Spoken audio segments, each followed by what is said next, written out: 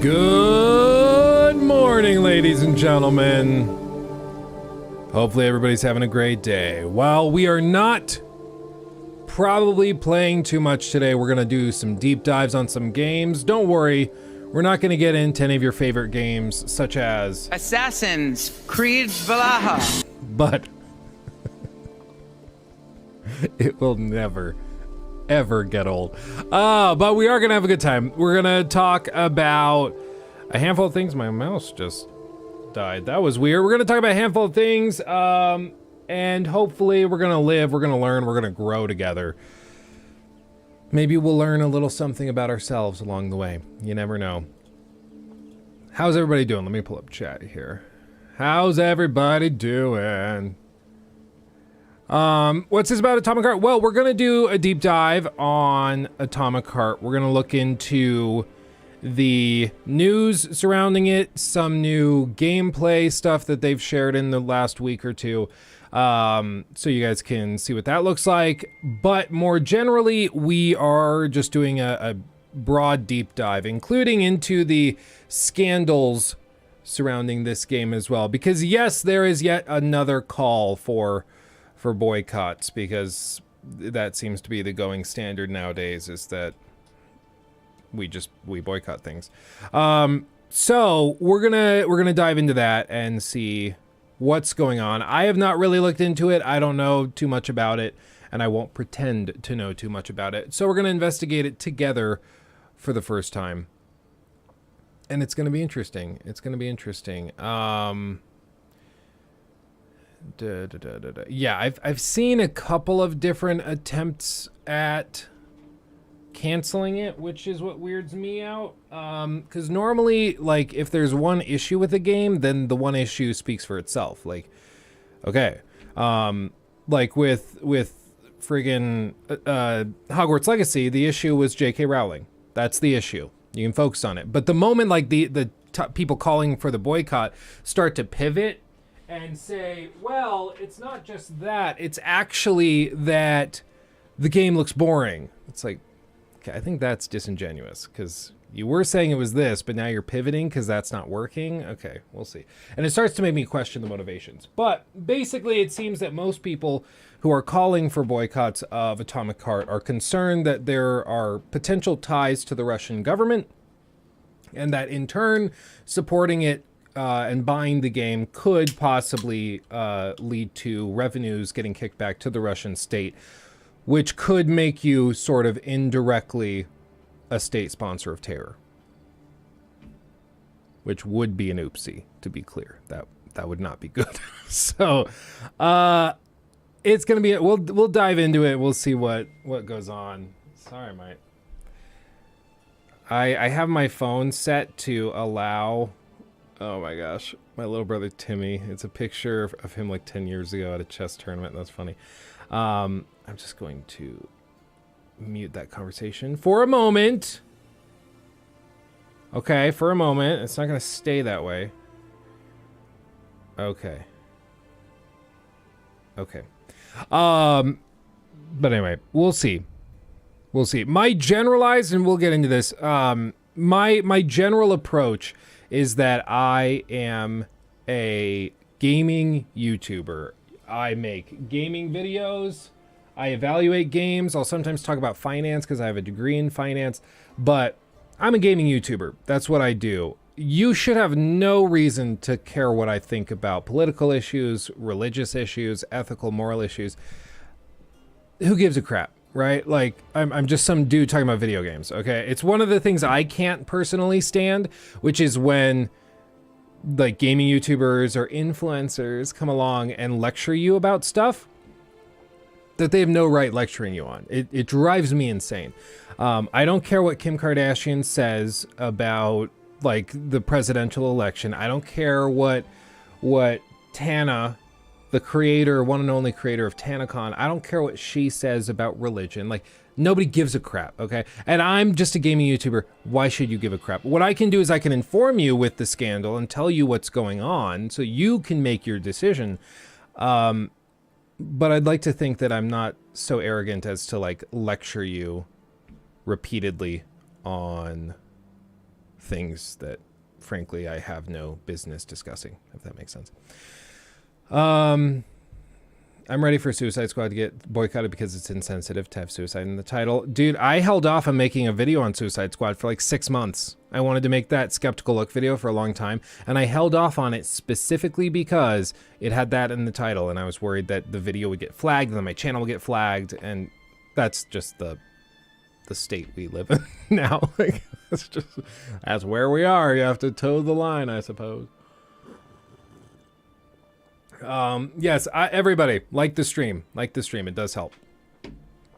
2023 has been the year of cancel movements. I think it's whenever we rev up into elections in the states, you start to see it become more prevalent. 2015 was a year that was full of cancellations and boycotts and things, and I think that we're just revving up to another major political season, so people are getting a taste of it. What's good to see is that it seems like most people are not just bowing to it. The thing is, like, I have no problem with you if you want to boycott something for ethical reasons. Props to you. If you're an ethical vegan and you don't want to eat at a restaurant that serves meat, props. You know, if I'm going out to dinner with you, I'll respect it. Let's go somewhere else. You know, I can respect you sticking to your guns. However, when you try to lecture people, especially Americans, on what they should and shouldn't do, it backfires. Like, it just does not work. I don't know, you guys could probably say internationally if it works for people in your countries, but in the US, if you try to tell people what to do, they will do the opposite just out of spite. I really do think that that's why we've had some of the political leaders that we've had in recent years, is it's just because this whole group over here is yelling at you not to vote for that person. So they go, screw you, I do what I want. I do what I want. Catch me outside, how about that? And that's it. Like, there's no nuance to the conversation. It's just like, you don't tell me what to do, screw you. That's the whole thing. And yeah, I told Americans not to share spoilers and it backfired. Yeah, but what of my freedom? Yeah, exactly. So, I don't know. It's just, like I said, I respect you if you choose to boycott something for ethical reasons, but just as a tactical thing, make your argument and leave it there. And you'll probably convince some people. But if you try to insinuate or push people into the position where you're saying they're unethical for not agreeing with you, or they're a bad person, immoral person for not agreeing with you, that's going to do a lot of damage to your movement. So that's my perspective, at least. And I think Hogwarts Legacy is a great example of that. I think it's a perfect example of when you call for boycotts and people just don't give a crap and the game ends up selling way better. I don't know what the numbers we're looking at, like the pre-orders we're looking at before this final push for boycotts, but my guess would be that all the boycotts and conversations about it probably led to higher sales. No such thing as bad press, right? Sony wants to rent NFTs to players and stream spectators. Oh, that sounds fun. What could possibly go wrong? Okay, I have that pulled up. That's pretty good. Okay. Do.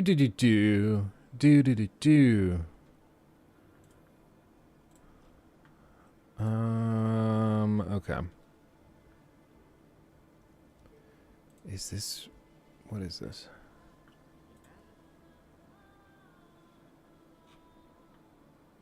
Okay, I don't know. We'll check this out. We'll discuss all of that. We'll tackle it one by one. Also, did you guys see that a bunch of reviews and stuff for friggin' Space Lady with pew pews on PC? What is it? Returnal. That's coming out. So Returnal is coming out, and apparently, like, there's a bunch of weird stuff with the PC port. Alex Battaglia, who does the Digital Foundry stuff, said, I'm finishing up my Returnal PC video as soon as I can. There's a lot to say. At launch, there are issues at the moment. I've notified devs of my findings that I will report in my video, but I will also report on a lot of good stuff in the PC version, like you can see below, where apparently, like, cold textures and stuff is just completely upgraded. So interesting. Interesting. I don't know. We'll see. I know ACG did something on it, but these types of releases, I think, are more about the tech. Like, we already know what the game is. We already know how it runs. So I'm more interested in how it runs on PC. Is it well optimized? You know, all of that. So it seems like something that's made for Digital Foundry. You should get Borat saying "my wife" on the soundboard and play it when Nikki walks in. Oh, I do have a Borat sound. I don't remember where it is. I might not get it. Nope. Naughty, naughty. Naughty, naughty. Oh, Borat. I love it. But I agree. We should do it. ACG said it is micro stutter. Dude, that is one way to trigger me. I cannot stand that micro stutter bullshit. This year, it will be the same gap since RDR2 released as the gap between it and GTA 5. Yeah, 5 years. How stupid is that? Yeah, because GTA 5 was 2013. Red Dead was 2018. It's been 5 years since Red Dead Redemption 2, which, by the way, do you feel super freaking old yet? I do. I sure do. I remember playing Red Dead on my little tiny TV I got on a Black Friday deal that has been sitting in one of the bedrooms upstairs collecting dust for months. I don't have the heart to throw it out. Like, it still works as a TV, but it's like, I don't know. It's like a cheap Black Friday TV. But it's like near and dear to me because that's what I played God of War on. That's what I played Red Dead on. So to me, it's special. So I don't want to just throw it out, you know? Do you guys have stuff like that? Weird tech-related stuff that really you should not be keeping. Like, it doesn't make sense to keep it, but you keep it because it has, like, a social value to you, a nostalgic value to you. That's me with most items in this studio. It's hard for me. I think I could become a hoarder if I were not very conscious of it. Because I like just collecting things. All my old phones. Yeah, like this thing. This is my old like Note something or other. I think Note 9 maybe? Note 7? No, Note 7s were the ones that exploded. So like Note 8 or 9, I think. And I dropped it, it cracked and shattered. And this thing I was going to use to just film like TikToks and stuff on, or rather to like prop up and then stream on TikTok while we do this. And we might still end up doing that. I haven't done that in a while. So maybe I'll try that again. But yeah, the thing doesn't hold a charge at all now. Like I unplugged it from that cable while I was rerouting stuff, and it was on the desk for maybe 45 minutes and it lost half of its charge. Pretty bad. Everybody, like the stream now, or I'll slap a watermelon. I have an old Zune sitting in my car. Dude. That's baller. Note 9 was exploded. I'm pretty sure it was the Note 7, because I had it. And I freaking loved that phone. I loved the Note 7. I wanted to keep it. But they wouldn't let me. Like, I don't know if you remember this, but they went and they like hard locked all of the phones that had whatever hardware identifiers tied to the Note 7. Was it the Note 8? Okay, we're Googling it. I could have sworn it was the Note 7. Note 7 exploding. Yeah, no, Note 7. I'm not crazy. What are you guys talking about? What are you talking about? I know my notes. I know my notes, okay? I will say, right as this happened, I did have another phone that was kind of similar to this. Oh, dude, look at that. It burned through his freaking shorts. And there's the phone. Dude, that's sketchy. But, dude, I loved this phone. It was just sexy. That's bad though. Like, dude, imagine you're just at work and then your pants light on fire and the phone burns its way out. Wow. He doesn't look too perturbed. He's just like, eh. He's like, finally, I got some time off. Oh, man, that's horrible, though. I did see one of them went off on a plane. I remember that was like when they started taking it really seriously. Because one went off in a plane and then like burned through part of the floor. And they're like, okay, if this happens at 30,000 feet, we're going to have a problem. So like, we got to figure this out. And I remember, so you got the phone and you would take it into Best Buy or wherever you bought it from. Verizon, I think is where I took mine to Best Buy. And I brought it in and I was like, I have a Note 7. I have to do the recall thing. And they're like, oh my God. Okay. And they got really scared.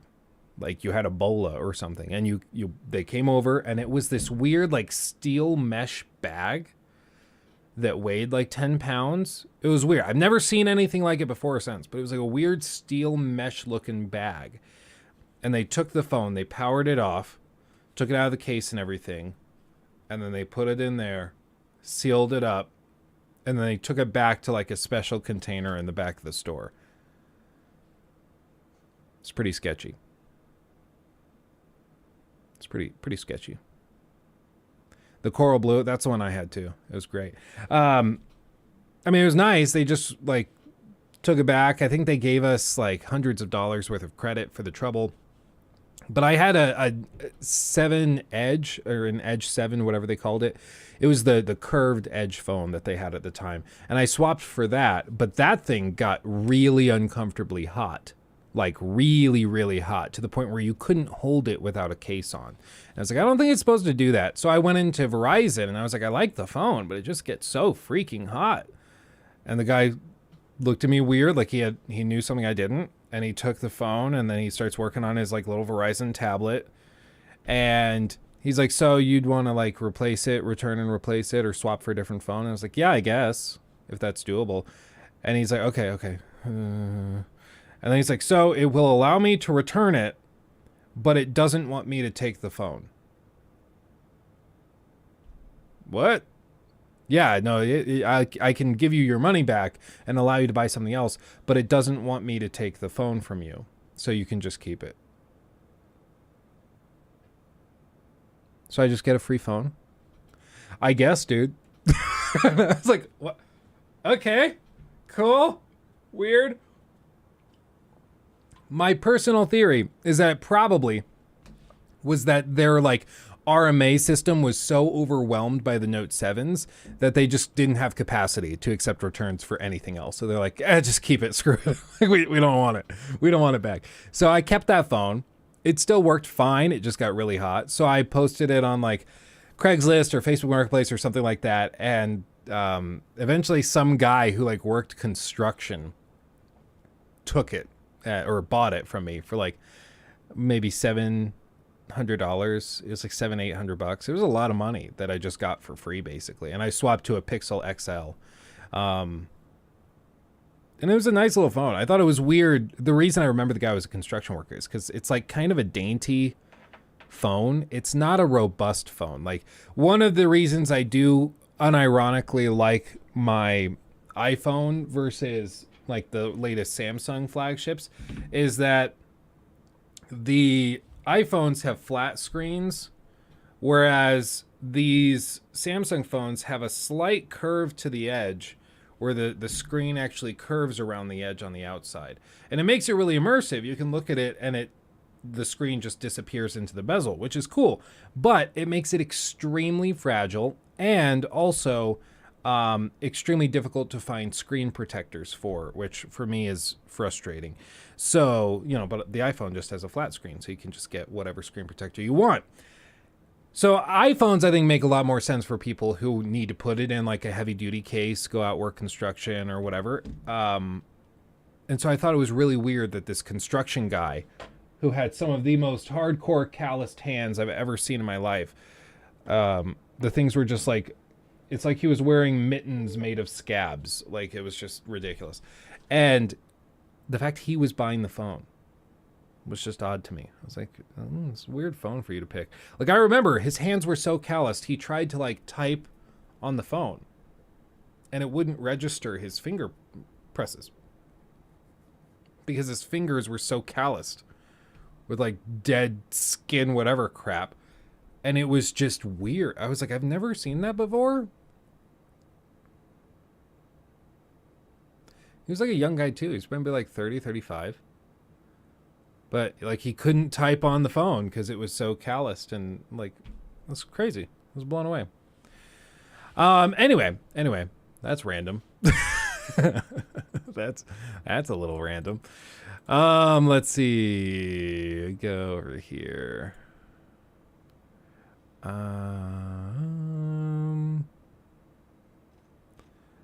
Let's see. Carrick, where are you? Carrick. Oh yeah, did you guys see the like scandalous thing over the weekend where people were saying that Xbox admitted that their games don't sell well? And when asked about it, they were like, "No, we didn't say our games don't sell well. We just said like when Game Pass is available for a title, players tend to choose Game Pass."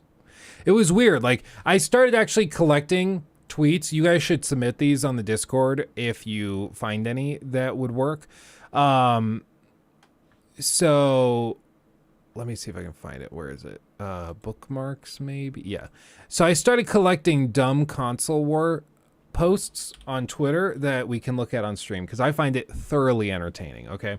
It's like actually kind of hilarious to me. So what this is I was told Hi-Fi Rush outsold Forspoken. I was told Forspoken was a flop. I was told Hi-Fi Rush was GOATY Game of the Year. I was told everyone thinks Forspoken is trash and Hi-Fi Rush killed it.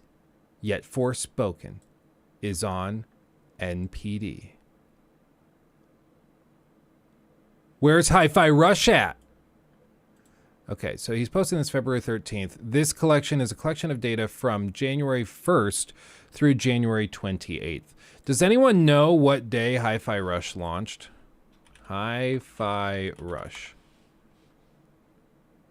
January 25th. So, for one, Hi-Fi Rush was out for 3 days. So not an even one-to-one comparison when you're looking at sales numbers. Secondly, does anyone think that Hi-Fi Rush was going to sell in terms of units similarly to games that don't release on subscription models? This is like complaining that, like, oh, Taylor Swift's career's over because her album on Spotify didn't, or her newest album didn't sell as many copies of the physical discs. Therefore, she's flopping. She's a failed artist. It's like, well, no, it's on Spotify, so people don't really need to buy the albums anymore. Yeah, that's irrelevant. It's relevant. But the point is she's not selling anything. Like, it just doesn't make any sense at all. Like, this whole thing is just dumb as hell. And people, like, went in the comments and started trying to explain, like, what are you talking about? Like, of course, it's not going to be on the list for video game sales, as reported by the NPD group. Nobody was ever claiming that it was going to be on there because it's available as part of the subscription service. Duh. Like, I can't believe we have to explain this, but the brain dead takes are strong. Yeah, Just Dance. Yep. This is why I always say, like, if people ever like sleep on Just Dance or think that these games are stupid, like, there's a reason Ubisoft spends 20 minutes going over them at their conference at E3 every year. There's a lot of people that play these weird niche games. But with this, I mean, one thing that's interesting, Elden Ring is still number 7. FIFA, Madden, Call of Duty, all at the top of the charts. No shocker there. But Forspoken, ranked 7 for a new major release from Sony. Yeah, in terms of sales, it did. That's true. I would love to see where the sales are for February, because I'm guessing it'll drop off pretty heavily. Whereas, I would guess peak player numbers, total player numbers for Hi-Fi Rush, significantly higher than Forspoken. And but they didn't have to pay $70 for Hi-Fi Rush. Yeah, exactly. Exactly. You're comparing apples and oranges. But if we want to care about like the metric that actually matters, the metric that actually matters is how many people are playing it and what they think of it. And what people think of it is pretty clear. People greatly prefer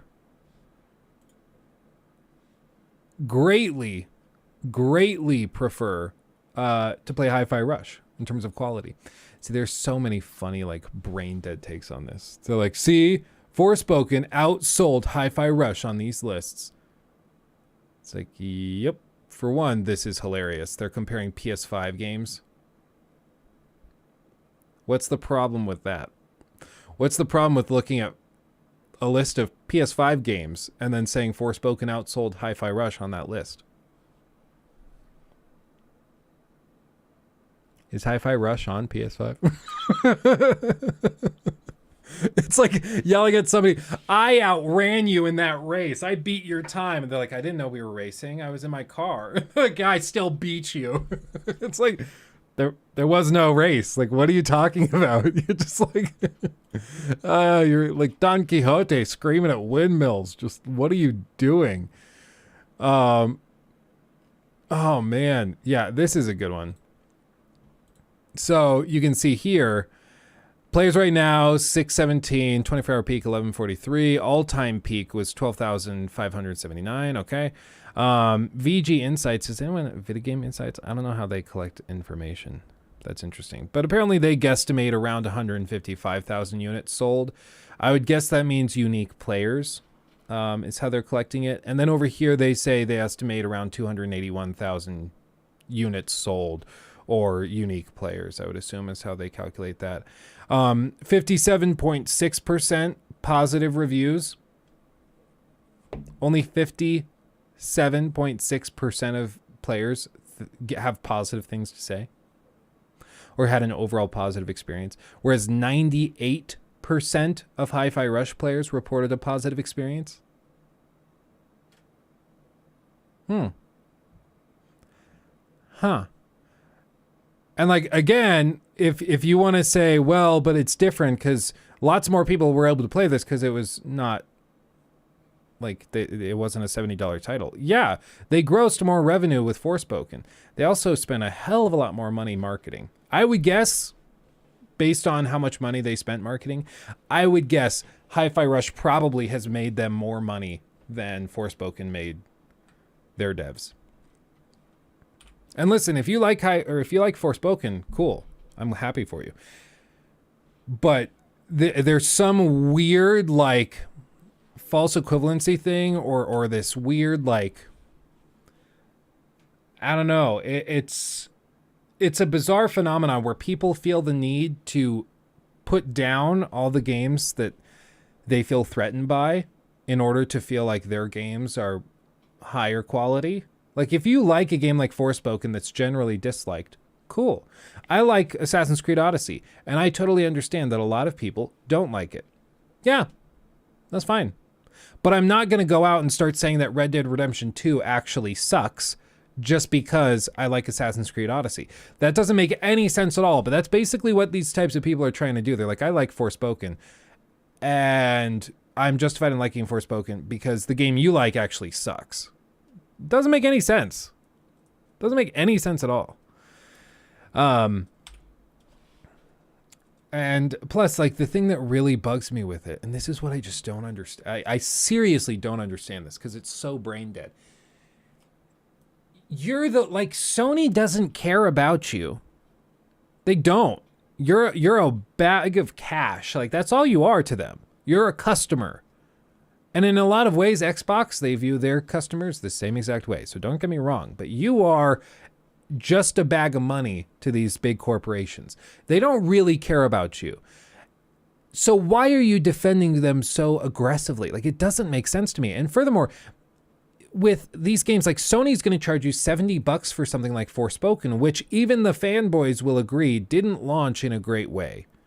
It just didn't. But they'll still defend it. And then they'll try to bash something like Game Pass Like that one video we saw of the guy saying it's not for real gamers. Game Pass is not for real gamers, whatever the hell that means.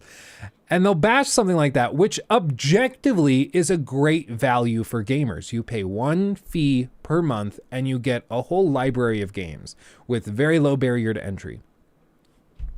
But they'll bash it, and it's like Stockholm Syndrome. It's like they start defending their abuser. It's like, no, you should not be going step by step defending the guys that are overcharging you for games, or, you know, comparatively and relatively overcharging you for games. Why are you doing that? Like, and when a game launches buggy and broken, why are you excusing it? When a game launches that's kind of crappy and bloated and uninteresting, why are you pretending as though it's great in order to save your feelings for your team? Like, it's bizarre. If you want a better industry, you have to call out the companies that screw up and praise the ones that do well. It's pretty simple. Oh man, does this guy have any other funny, like, really random takes that are cringe? Well, that's cool. That was a crazy episode, I'll give him that.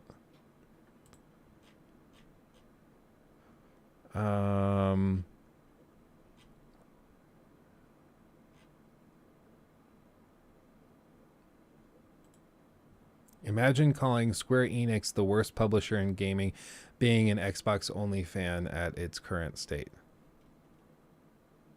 What? You're the worst account on here. Literally cap for the worst publisher in gaming.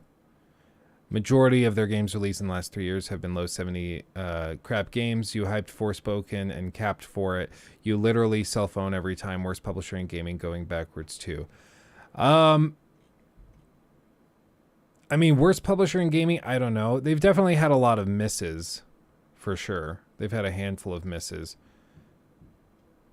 But, I don't know. They've also had games people have liked. 70... It's 11 reviews. I don't know if I'd count that as like a slam dunk. Triangle Strategy. Yeah, I like Triangle Strategy, I guess. But he's like, bro, shut the fuck up.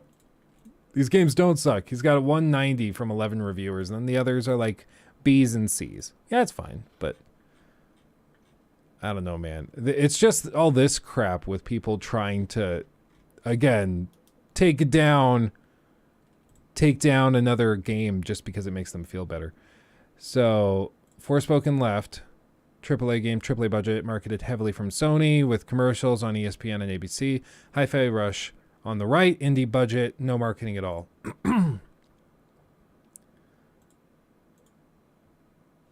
Yeah, I mean, pretty clearly. I don't know. It's just baffling. It's baffling. One of the frustrating things, though, is that now, like, these people are pushing me into a position where I have to regularly defend Xbox. And, like, Xbox is owned by Microsoft, who's, like, a giga corporation, who, again, are not your friends. They're trying to sell you products. And I want to hold their feet to the fire, too. But when you are pushing me into the position where you're just regularly coming out with the most dumbass takes you could possibly comprehend, you force me into a position where I have to defend that. Excuse me. I have to defend that and explain why you're being a dumbass.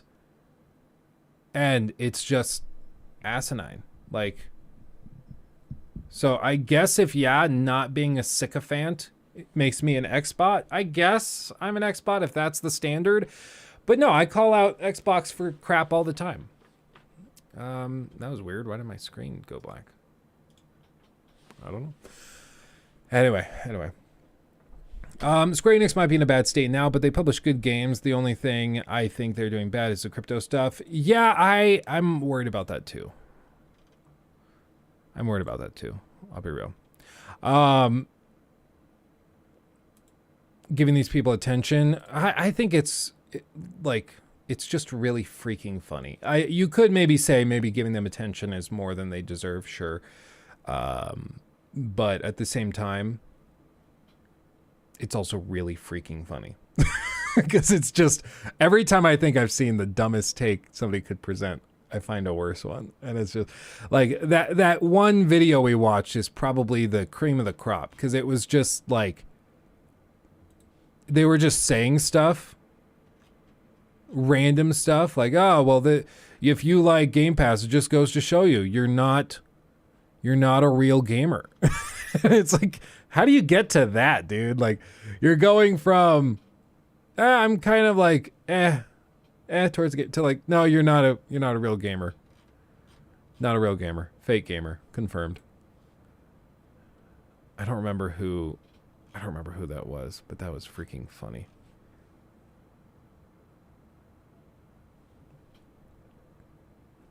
It was freaking funny. Anyway, where are we? Let's see. They do it on purpose. They farm the attention. Yeah, I'm sure a lot of them do. I think that there's a handful that are not acting in good faith and are like probably Xbox fans that are just hyping it up. It's probably why I enjoy the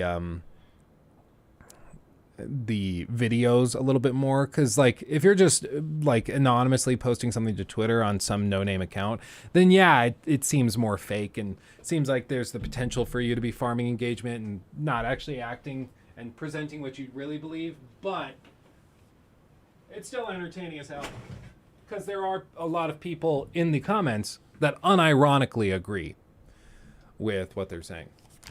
Oh crap. Come on. You gotta love all the cables. You gotta love the cables.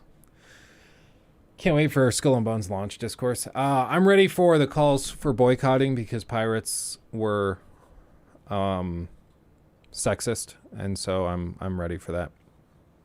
Did you guys know what pirates did on their boats? It's like really upsetting. We should boycott. It's extremely problematic. Renier, thank you for the 2 months, my friend. Luke, been a little busy, but live clips keep me updated. Keep up the great content as always. Did you see Forbidden West will be a PS Plus extra? Yes, I did see that. And I think it's about damn time. It's about damn time. So I'm very happy to see that. I wish they would also bring The Last of Us Part 2. But I think they will not be doing that until after season 2 of the HBO show comes out.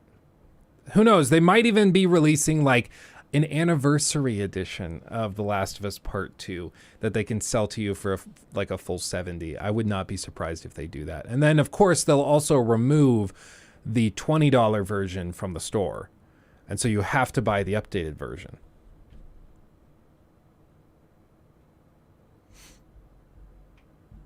Jonathan, thank you. When is The Last of Us Part 1 coming to PC? I want to say it's at the end of... I think the end of March, I want to say. It's in a bit, I think. Yeah, March 28th or 26th, something like that. Yeah. Jonathan, thank you. 5 memberships gifted is very, very generous. Thank you, my friend. And welcome, everybody, to the membership club that just joined.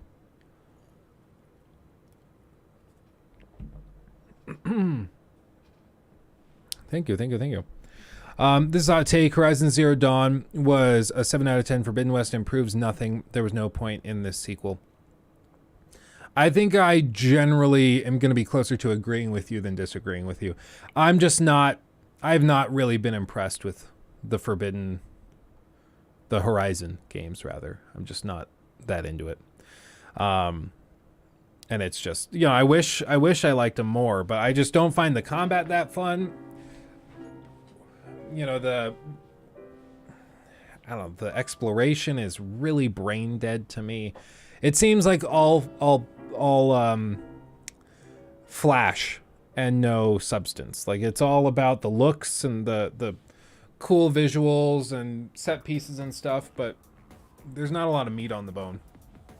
For me, at least. And I know that a lot of people will disagree with that, but... Crazy Thumbs donated $5 through Super Chat. I'm a Sony fanboy, but bought a gaming PC to have access to Game Pass and exclusives like Starfield. Best value in gaming for sure. Well, and that's why I think you're here. And I appreciate having you here, Crazy Thumbs. And this is like... It's funny, because every 6 months it'll swap. and I'll get a ton of comments being like, "Oh, you're a Sony pony," and then it'll swap and I'll be a Xbot, and so it just swings back and forth. But it's because like I really like Sony's exclusives. I love the narrative-driven third-person adventure RPGs. Like I love those kinds of games. So of course, like I love The Last of Us, I love Uncharted, I love God of War.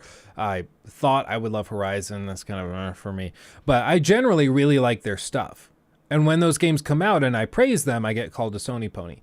But it's not lost to me just how toxic they are and how much they're riding on their coattails. Like they are very much comfortable with where they are and not necessarily in a good way. I think they're milking it pretty hard, which is why you're seeing price increases. You're seeing them come out with PSVR 2 that doesn't have hardly any content planned for it that we know of. There's just a lot of concerning stuff with it. Yeah, I'm an MS Paint fanboy. I did order a little tablet, though. I don't know if that works with MS Paint, but I did order a little tablet for those sections. Harish Pal, thank you for becoming a member as well. Appreciate you. The fact that you can pay for Xbox Game Pass and play all the xCloud games on your phone without owning a console or PC is wild. Yeah. No, it's like actually ridiculous. Psycho Janitor just finished Forbidden West, and I was greatly disappointed with what was done, but thought it was pretty cool when Carrie Ann Moss said sticks and stones against the lightning. 10 out of 10. 10 out of 10. 10 out of 10. MS Paint is truly the universe's gift to mankind. It truly is. Peace be upon Microsoft Paint. Let's see. xCloud isn't great, but yes, you can. I don't know. Maybe it depends on where you are. Where I am, like 2 years ago, xCloud, maybe a year and a half ago, xCloud was like basically unplayable. There was all sorts of weird artifacting, like green blocks all over the screen when you tried to play it in my neck of the woods. And I don't know why, but that's just what it was. It was really, really frustrating. But since then, they fixed something. And now I can just play games through xCloud. No problem. Zero issue. It's awesome. Like there's a little latency. I wouldn't play a shooter through it, but for like a third-person game, it works really, really well. You also don't try to play a Hi-Fi Rush on it because the delay messes with the timing of the rhythm and it just doesn't work. So it doesn't work with everything, but I've had a good time with it. Let's see.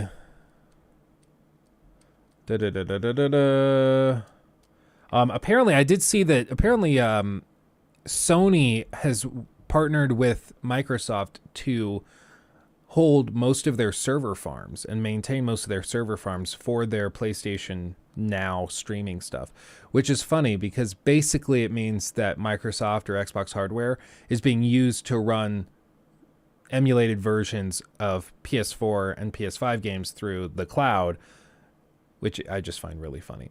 I find that really, really ironic. I appreciate Sony porting their games to PC, but swear the default pricing is 95 Australian dollars for each game. Yeah. Yeah. For real. Brandon Reyes, thank you for the 4 months, my friend. Luke, you have any plans on doing Sons of the Forest when it drops? So maybe not a main channel, but a live stream or something? Yeah, I reached out to the company that's publishing it. And as of right now, I have not heard anything back. I would love to cover it. I would love to tackle it, but it's like with the channel where we are now, it's kind of tricky because if I don't get the review code, it means that I either do like an overnight crunch, kind of like I did with Hogwarts Legacy, or I post the video like a week after launch. And with very few exceptions, most games, those videos are not going to do well a week after launch. They're just not. It's unfortunate, but that's just how it is. So, like Wild Hearts, I reached out for a review code of Wild Hearts and was trying to get like on the whole list and things to get the game early enough that I could do reviews and stuff. But basically the timelines that have emerged from all of that have made it so it just doesn't really make sense to cover the game day one. And I don't expect Wild Hearts to be a game that like probably has a lot of staying power. I don't think people are going to be talking about it in 2 weeks, so it gets knocked off the schedule. And, you know, maybe when the channel was smaller and the view expectations were lower, I could justify going in and still covering it or still making videos on it. But, you know, nowadays we can't do it. So it's their own damn fault. It's like, if you don't want me to cover it, fine. But don't be shocked when I don't cover it. I just tried downloading a torrent for Returnal on PC, and my PC just blue screened. Lol. Oops. Oops.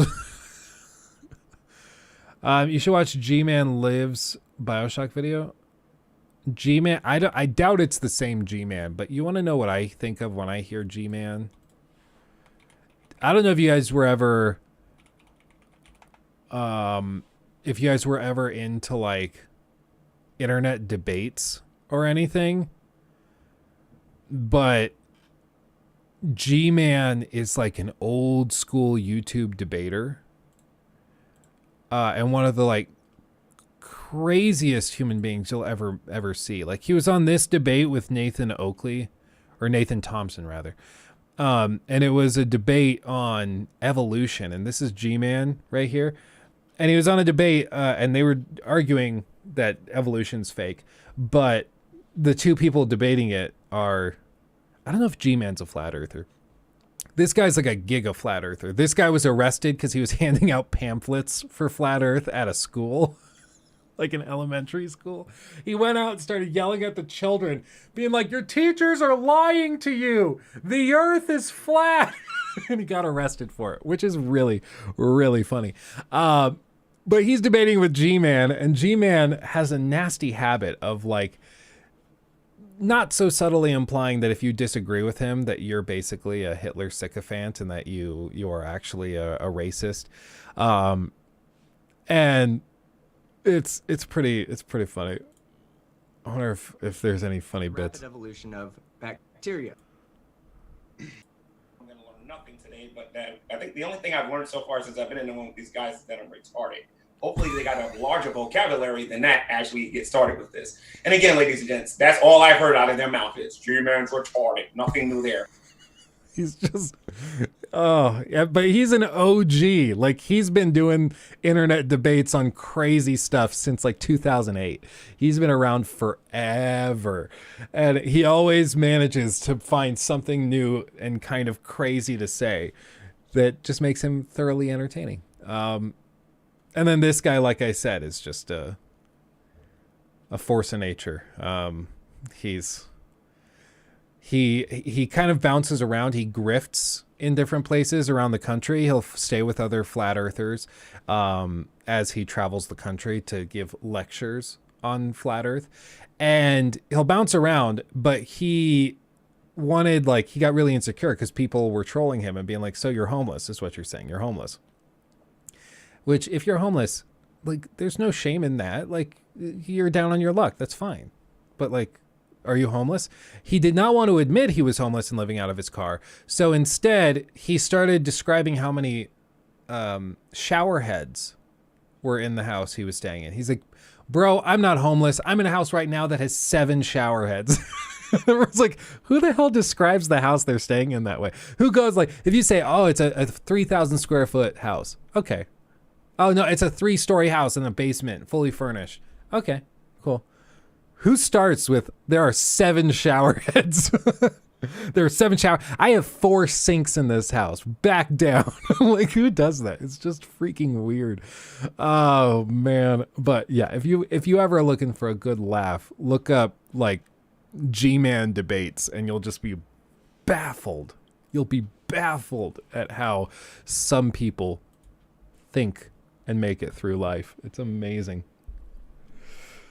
15 years ago in my astronomy lecture, the professor introduced us all to the Flat Earth Society. The entire class erupted in laughter and disbelief that it was a thing. Look at us now. Yeah, so I don't think I directly know anybody who's a flat earther, but I do know like some of my mom's friends who were in like religious groups with her, and like homeschool groups with her when we were younger.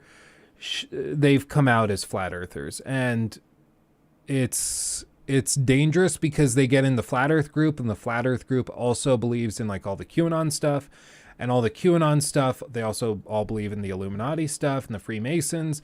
And then that also ties into like, well, the Jews actually control everything. And like pretty quickly, you end up being a raving lunatic when you started with something as silly as like the moon landing was faked. And then you end up, well, if the moon landing was fake, maybe the earth is flat. And if the earth is flat, then these people are controlling it and lying to you. And if these people are lying to you, then they have to be part of this global network. And like you start with one silly, stupid little thing. And before you know it, you're a raving lunatic. And it's honestly kind of sad, because what happens is when you, like, if you knew somebody that was that down the rabbit hole, like, you probably aren't going to ask them out to drinks. You're probably not going out and hanging out with them a lot, especially because they tend to think that they have this hidden privileged knowledge, right? So they want to share it with you. They have the knowledge of the truth of society, and they want to share it with you. And so they'll never freaking shut up about it. And that's probably something you've seen. If you know people who are conspiratorial, they don't shut up about the conspiracies. They just talk about it nonstop, 24/7. And so they end up isolating themselves because you don't want to hang out with them because they're insufferable. They never shut up about this crazy thing they think. And so it just keeps going and going and going and going and going and going. And pretty quickly, they're all alone. Nobody will really talk to them except for other crazy people who believe the same stuff. And that's not easy to get out of. You know, it's really, really unfortunate because they just end up isolated. And like I said, they drop further down the rabbit hole. We need an MS Paint demonstration.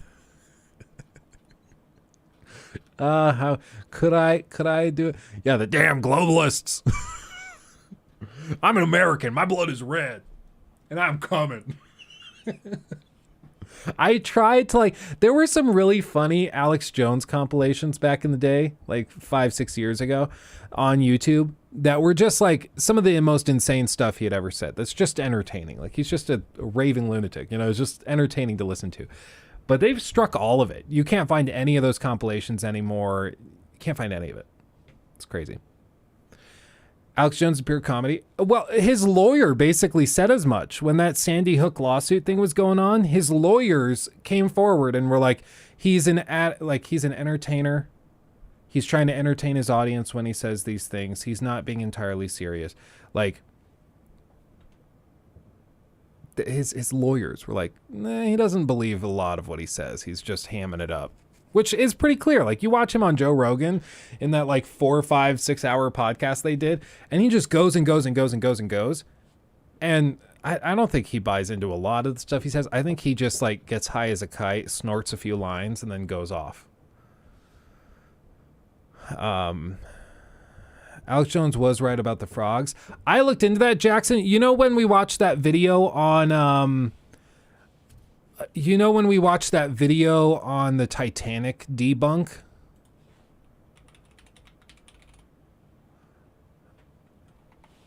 That guy, Miles Power, one of my favorite YouTubers. I love this guy's stuff.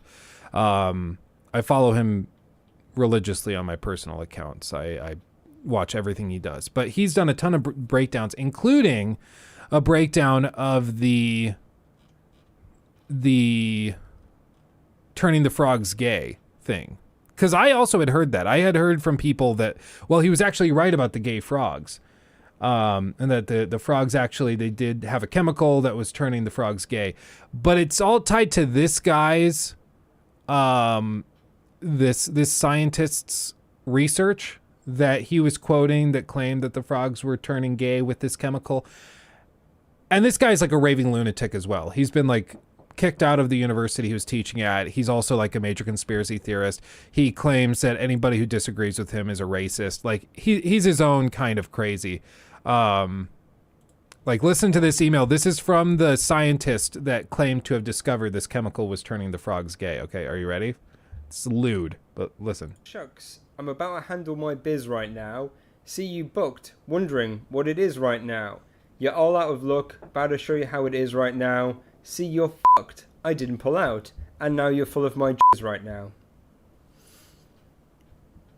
This video is going to be a weird one. Hi Internet, it's Miles here. Now, what do you do when you're called out on your bullshit? When someone asks to see the raw data that your dubious claims are based on?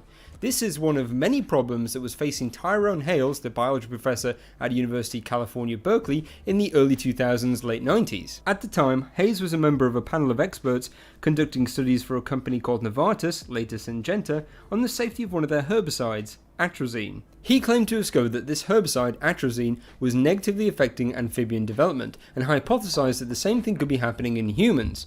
Now, atrazine is... In other words, the chemical atrazine is causing the frogs to turn gay and is also going to turn humans gay. Is the most widely used herbicide in Australia and the second most widely used herbicide in the US, so alarm bells started to ring and governments got involved. The EPA wanted to repeat his work and to see his raw data. Which is how science works, right? If you say that this chemical is turning frogs gay and it's going to turn humans gay, then these organizations are going to want to test that, right? Like, they're going to come in and be like, okay, we're going to repeat that experiment and make sure you're right. But Hayes was really hesitant.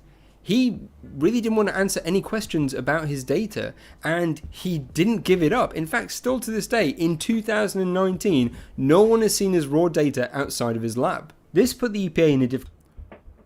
Which, if you are right, and you have knowledge, you have data to prove that a chemical is turning frogs gay and is affecting, like, development of sex organs in babies, why wouldn't you share that data?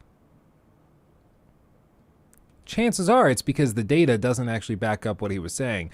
And the data actually probably shows that a lot of this is just made up. Difficult situation. They wanted to repeat his work, however they deemed his published research on the subject as, and get this, methodologically flawed, and stated that it did not meet the criteria for legitimate scientific work.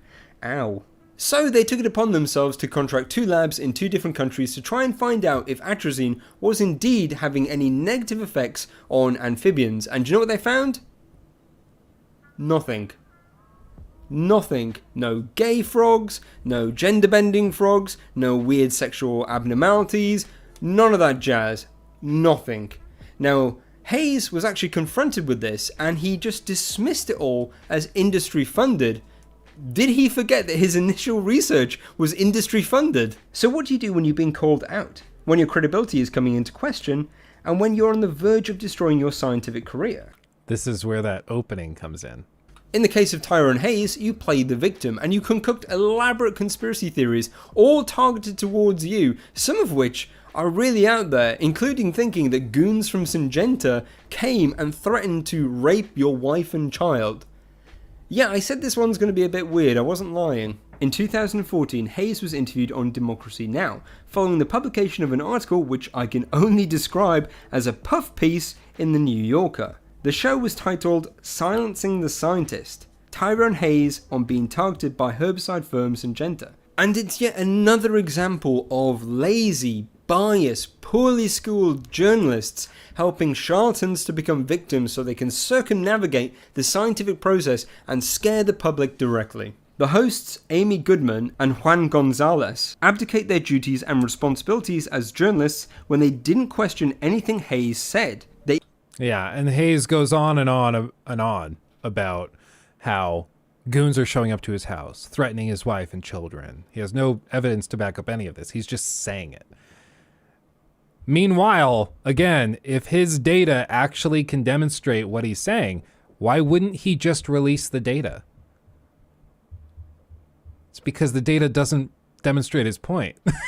And he hammed this up and exaggerated. It got away from him. It blew up into this national story. He loved the attention initially, but now he's being called on it and he can't back it up. That poem was fire. Yeah, sure. It even amplified his bizarre conspiracies, implying that everyone that disagrees with him is in the pocket of some multinational corporation. The interview starts off fairly terribly, really, when they ask him what happened after he published. I think this is it. Now that's where the quote ethical values and standards of ethics. Okay, over the past several years, Dr. Tyrone Hayes, faculty member at University of California, Berkeley, has subjected employees of Syngenta Crop Protection Inc., or Syngenta, to numerous harassing emails. So apparently he's the one that's been harassing the company. These emails have not only been aggressive, unprofessional, and insulting, but also salacious and lewd. We believe Dr. Hayes' behavior is in direct violation of University of California's Statement of Ethical Values and Standards of Ethical Conduct, especially the third point regarding respect for others. Guess what that poem was? Guess who he wrote that poem to? Ethical conduct, especially the third point regarding respect for others. Syngenta would later publish some of the more interesting emails, shall we say, sent from Hayes to its employees. Well, actually, not just to its employees, he also CC'd in other professors from all over the place and also some of Syngenta's clients. He thought that these poems made him look really good, so he CC'd a bunch of other professors. Now that's where the quote at the beginning came from. That actually was one of Professor Tyrone Hayes' emails sent to Syngenta. Let's read it again, shall we? Oh, shucks. You can't make this up. Like, the dude's insane. Like, the dude is out of his mind. Is this what, like, a serious... You're going to tell me that there's a global conspiracy of like, these mega corporations that are actually trying to turn you gay with all sorts of chemicals for reasons, I guess. And that this is the guy that's blowing the whole lid off the whole thing. This is the guy that's got it figured out. It's just like 95% of the time when there's some guy that comes along and claims to be a whistleblower for all this stuff, but then there's red flags, like he doesn't want to show his data, he doesn't want to come out and like present clearly what he's saying. And he starts making up stuff that doesn't make sense, like people coming to his house but he didn't call the police or anything. You always find stuff like this where they're just a little off their rocker. A well-balanced, normal human being doesn't write, for one, they don't write poems like this. Secondly, they certainly don't write these poems and then send them to who they view to be their, like, maybe industry opponents. Like, imagine if I was sending this email to, like, Kotaku or something, and I CC SkillUp and ACG and everybody on it. Like, they'd be like, Luke, you're out of your damn mind. I'm about to handle my biz right now. See you booked. Wondering what it is right now. You're out of luck. About to show you how it is right now. See, you're fucked. I didn't pull out. And you're full of my right now. University professor, ladies and gentlemen. Very, very balanced. And then he tried to say that it was a part of slam poetry. That's why he was doing it. But if you're interested, you should go check out all these videos. It's very, very interesting. It's very, very interesting. Argument ad hominem, you're not attacking the point. So the fallacy of argument from ad hominem would be if I were dismissing his claims on the basis of the ad hominem. So if I was saying he's wrong because he wrote this really lewd poem. That's not a valid counter to his argument. Absolutely. What we're saying is there's no reason to believe his claim because he won't provide the evidence of the claim. He's just saying that the chemical turns the frogs gay. And then when challenged, he refuses to back it up. That's the problem. Kyle Budzanowski donated $4.99 through Thank you. Super Chat. That poem is what comes out when I tell ChatGTP to write my papers. Yeah, exactly. Though you better believe there's going to be some high schoolers like this fall who are typing into ChatGPT to have it write their essays for them. And then they come and bring it to class and they don't check it before they submit it. And then everything that they submitted is just insane garbage. Oh, it's so funny. It's so funny. Yeah, it's going to happen. Yeah, for real. But yeah, anyway, so the point of that is just that we're not dismissing the claim because of a personal element or an ad hominem. We're saying, no, he's not justifying his claim. He's just asserting stuff. And according to Hitchens' razor, that which is asserted without evidence can be dismissed without evidence because it's just a claim. It's on him to demonstrate his point. And he is asking you to trust him with all of this, saying, well, my evidence is being stolen by the pharmaceutical companies and it's this big conspiracy. Meanwhile, if you're going to judge somebody's credibility, if they're asking you to just trust me, bro, then you have to look at these other elements, such as the fact that he seems to be kind of off his rocker. And that's where you can then go and say, okay, well, maybe I don't take you that seriously. So that's what we're saying. But yeah, it's thoroughly entertaining. But all of that, a big diatribe, basically based on, the one thing. But Alex was right about the gay frogs. I had heard that a lot too. And then something like that, I came in and I saw that breakdown where I was like, oh no, like at first glance, he was right. But the guy that he's quoting has zero credibility and, pretty quickly dismisses his own arguments and refuses to back anything up while claiming to be the victim and also doing stuff like that to people. It's freaking weird. WTF is Hitchens Razor. Hitchens Razor is something presented by Christopher Hitchens, which is pretty much universally accepted. It's not that scandalous. It's just Hume had discussed something very, very similar centuries ago. But basically, it's just the idea that if you assert something without any evidence backing the thing, then I can dismiss that without any evidence to counter it because you're just saying stuff. Like if I say the moon is made of cheese, and you're like, what's the evidence? And I'm like, I don't have any. You can just dismiss it. You don't have to be like, well, actually, we have these rocks and we can track the chain of custody of these rocks back to the moon landings. And then we know the moon landing happened because of this. You don't even need to do any of that. I have no evidence for my claim, so you can just dismiss it because there's no evidence, right?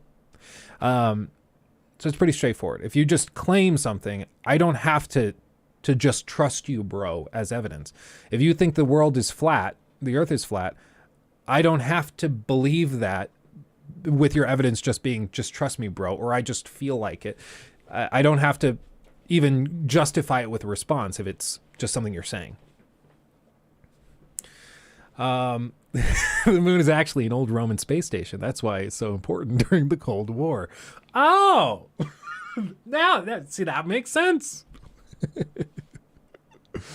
Common sense just isn't that common anymore. Well, common sense as a term, I get triggered with that because common sense also,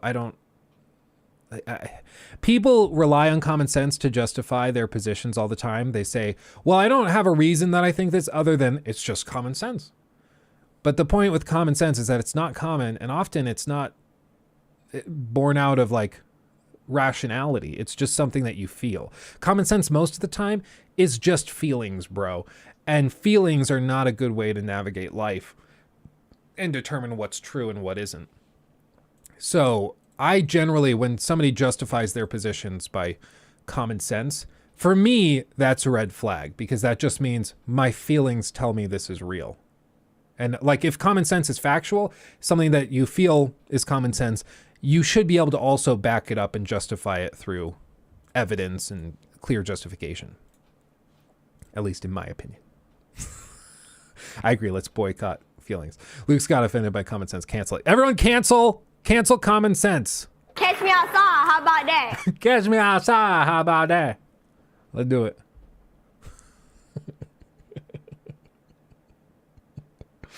Oh, God.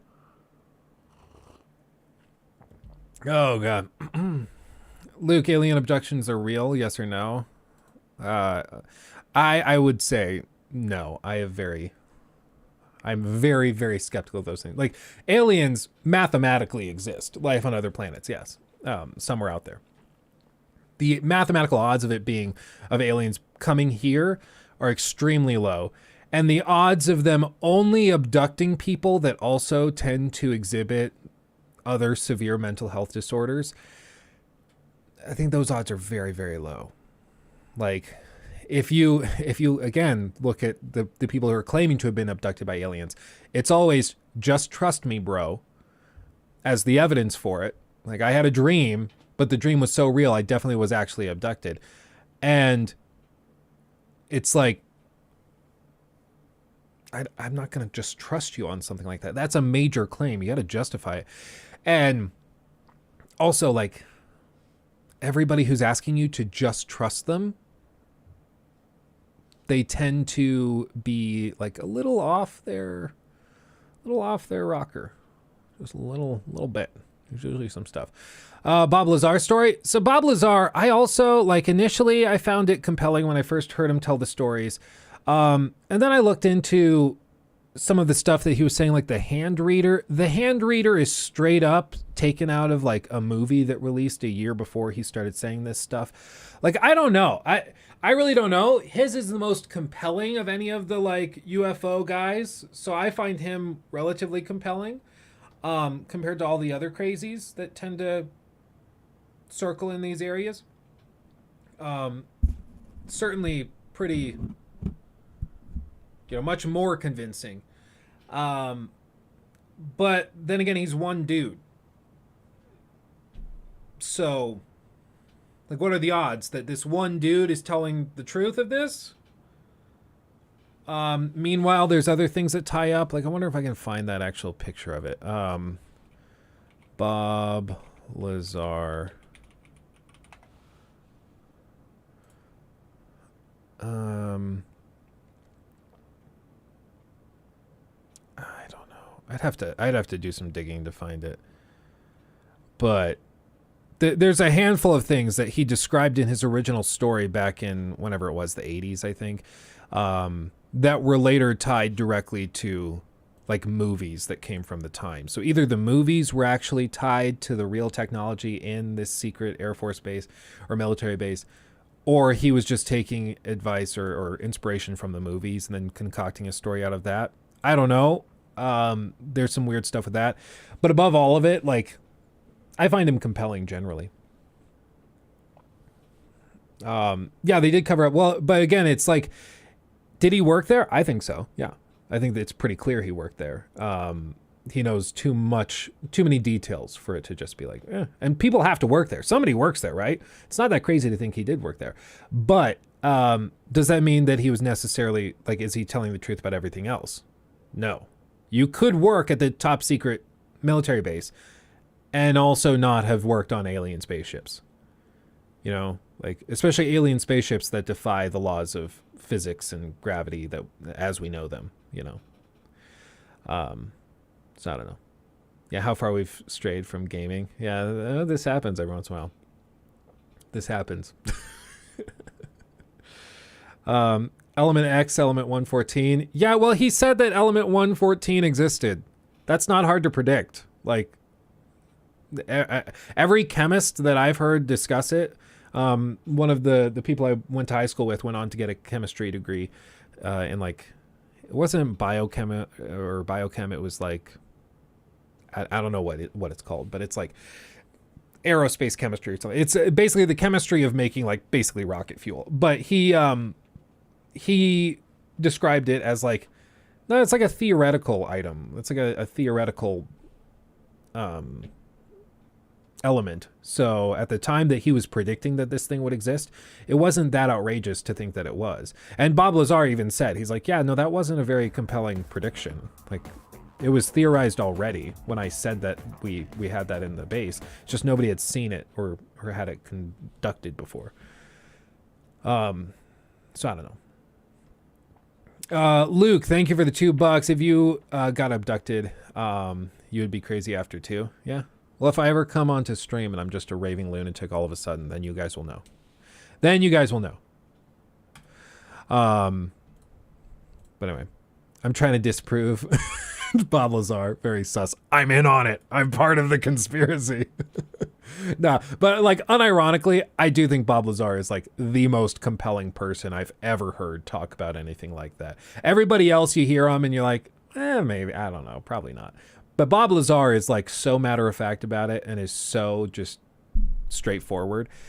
And it's not like that crazy what he's describing, at least in the way he's describing it. I find him much more compelling. Anyway, are you ready? Are you ready? I want to see what Returnal's like. I want to see what Returnal on PC is like, because you guys will ask me all the time that whether I have played Returnal, if I should go back to Returnal, if I could ever do a critique of Returnal. And I've said many times, I'm not opposed to Returnal. I'm not opposed to it. I think it's actually like a very, very well built roguelike, and I find it very interesting. But I suck at these games. I'm just not very good at them. And some people will play these games and, you know, you go on a run that's 20, 30 minutes long and then you die and you're like, I know what I have to do now. I'm gonna get motivated. I'm gonna go. I just get like, I start screaming and like I get mad. So I just don't respond too well. But maybe this PC port will take it up a notch. I don't know. Let's see. Carrick, explain it. Take it away. Returnal originally launched on the PS5 to the failure rally call of, but I was able to beat Dark Souls as if it was required to somehow play identically to those games, and it defeated quite a lot of gamers along the way. Returnal was a breath of fresh air, a recycling center for gameplay in the shape of Celine finding herself repeating the same event horizon exploration on a dying planet and dying again and again and again. The victim of some ancient, evil, cruel overlord who seemed to think that her dying a ton of times would bring them closer together like a sci-fi suicide pact. Let's see how Returnal has made the jump to the PC, and if it's done so, error-free. My brand is me, my sponsor's me. Subscribe if you like the videos. We're going to have a ton of stuff, including PlayStation VR items to review, more podcasts, more games coming up for review. It's going to be a busy time. Hit the notify all button. Am I the only one that gets like an actual like headache in those bullet storm segments, or bullet hell? Is that what they call it? Bullet hell? Like it actually starts to fry my brain a little when it's just an ocean of glowing dots floating towards you. Like it starts to break my brain. You, as Celine, an astronaut in charge of a high-tech space shuttle, crash lands on a transforming... What was that? Did you see that? As Celine, an astronaut in charge of a high... Huh. It's just like a quick shot of just right between her eyes. That's weird. Tech space shuttle crash lands on a transforming alien world, and she's cut off from all help and must now struggle to stay alive. She keeps dying and retrying and has to begin her quest over each time. That is the perfect definition of this game. You struggle to stay alive for like 30, 40 hours. How long is Returnal though? Anybody in chat finish it? How long is it? Because I probably played it for like 25. I don't know how long. I haven't checked in a long time. But I would guess off the dome, probably like 20 hours, and I suck. 15 hours? 15 hours my ass, Crimson. No way. No way. Maybe if you're a god. I played it a lot. And dear God Almighty, it was not 15 hours. Maybe, I mean, I do suck at these, so maybe. But that's probably most of it. But 15 hours? You said that so confidently. Like 15 hours. It's like if somebody tells me, yeah, get good. Yeah, it's a me problem. Like, no joke, it's a me problem. But it's like when people say, oh yeah, Bloodborne. It's an awesome, like, 80-hour game. It's like, it really... Probably shouldn't take you 80 hours, but I'm not going to say that. Yeah, whatever. It's like 80 hours if you're really struggling with it, but it should take you maybe 20 hours if you're accustomed to those things.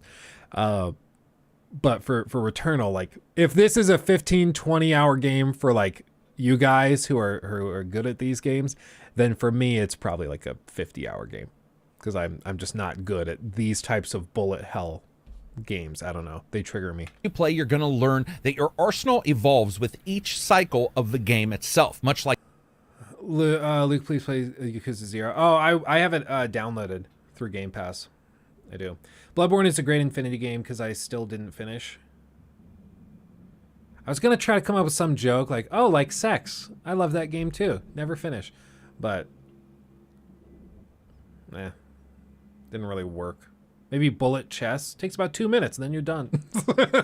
Like the planet. Each iteration of the loop introduces fresh permutations, giving you the freedom to experiment with alternate tactics as you continue to battle. Returnal is, at its most basic, a third-person shooter with roguelike elements, which sees you consistently retrying as you work your way through the levels that also change subtly each time you play, finding story snippets and crashing static cutscenes and dreams. I will say, if you're going to play this on PC, no joke, you should get a DualSense and use the DualSense. Because this game actually does a really cool thing with how they use the triggers, the adaptive triggers, where like a halfway press is one fire mode, and then a full press, where you actually feel the trigger give way, is a different fire mode. It's super, super cool. it's still probably one of the coolest implementations of the DualSense like adaptive trigger haptic thing that I've ever seen. So I would really, really recommend you do that. I don't know how it plays on mouse and keyboard. Maybe it's way better. Maybe it's easier with mouse and keyboard.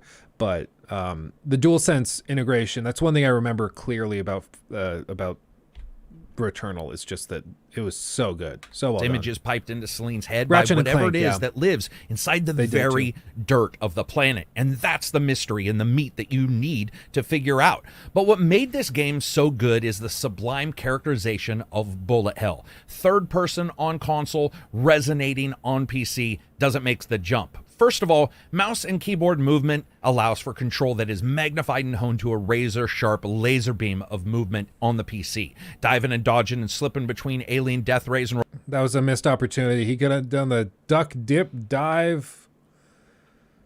What is it? Duck, dip, dive, dodge, and dodge. He says dodge twice. Dodge, dip, duck, dive, and dodge. Something like that from Dodgeball. Robotic attacks. Nobody makes me bleed my own blood. Celine's control for every single input, though you can still play on the console controller if you want. I love the control on the PS5 originally, though you could tell that some adjustments had to be made for a controller-based system. Here, the jump in fidelity is larger than the light scale Celine supposedly traveled to arrive at the planet in the first place. Shooting and moving and switching to specials feels perfect. The game's infernal loop of positives and negatives for almost everything that you can and do see might bother some people, but it adds that complexity. It does look hella crisp. Drinner D donated $10 through Super Chat. Thank you, my friend. Returnal was a good game, but the repetitive nature of the story combined with the torture of playing this ish over and over made me narcoleptic. Also, your bullet hell sex joke was clever. Was clever. Yeah, I mean, I understand if you want to unsubscribe, but like, I get it. I understand. It's been fun, you know. I understand. Yeah, dodge, duck, dip, dive, and dodge. That's what it is. If you can dodge a wrench, you can dodge a ball. Or the other way around. I don't know. Oh man, those Ben Stiller comedies from the mid 2000s were just, they were 1,000 of them. But my goodness, they had some bangers in there. Very quotable too.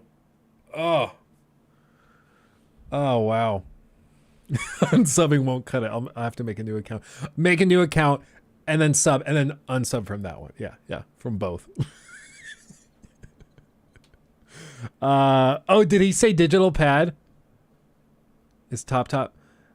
Is that what he said? I don't know. He keeps saying that. And helps the game. Luke, thank you, by the way. Yes. Duck. Dodge, duck, dip, dive, and dodge. Immensely, and the control merged with that means that some of the choices that you make might be slightly different than the PlayStation 5 version. Adding a parasite with positive shield power and letting it reside in your suit might also destroy its ability to build up weapons power as quickly.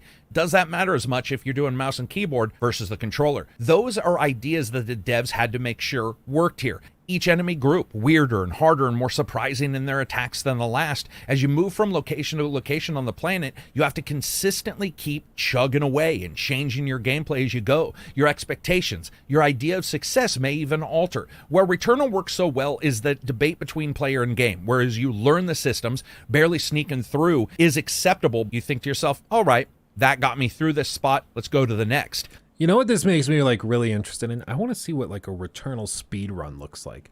Because speed runs of these kinds of games are always fascinating because they don't know what they're going to get for each run.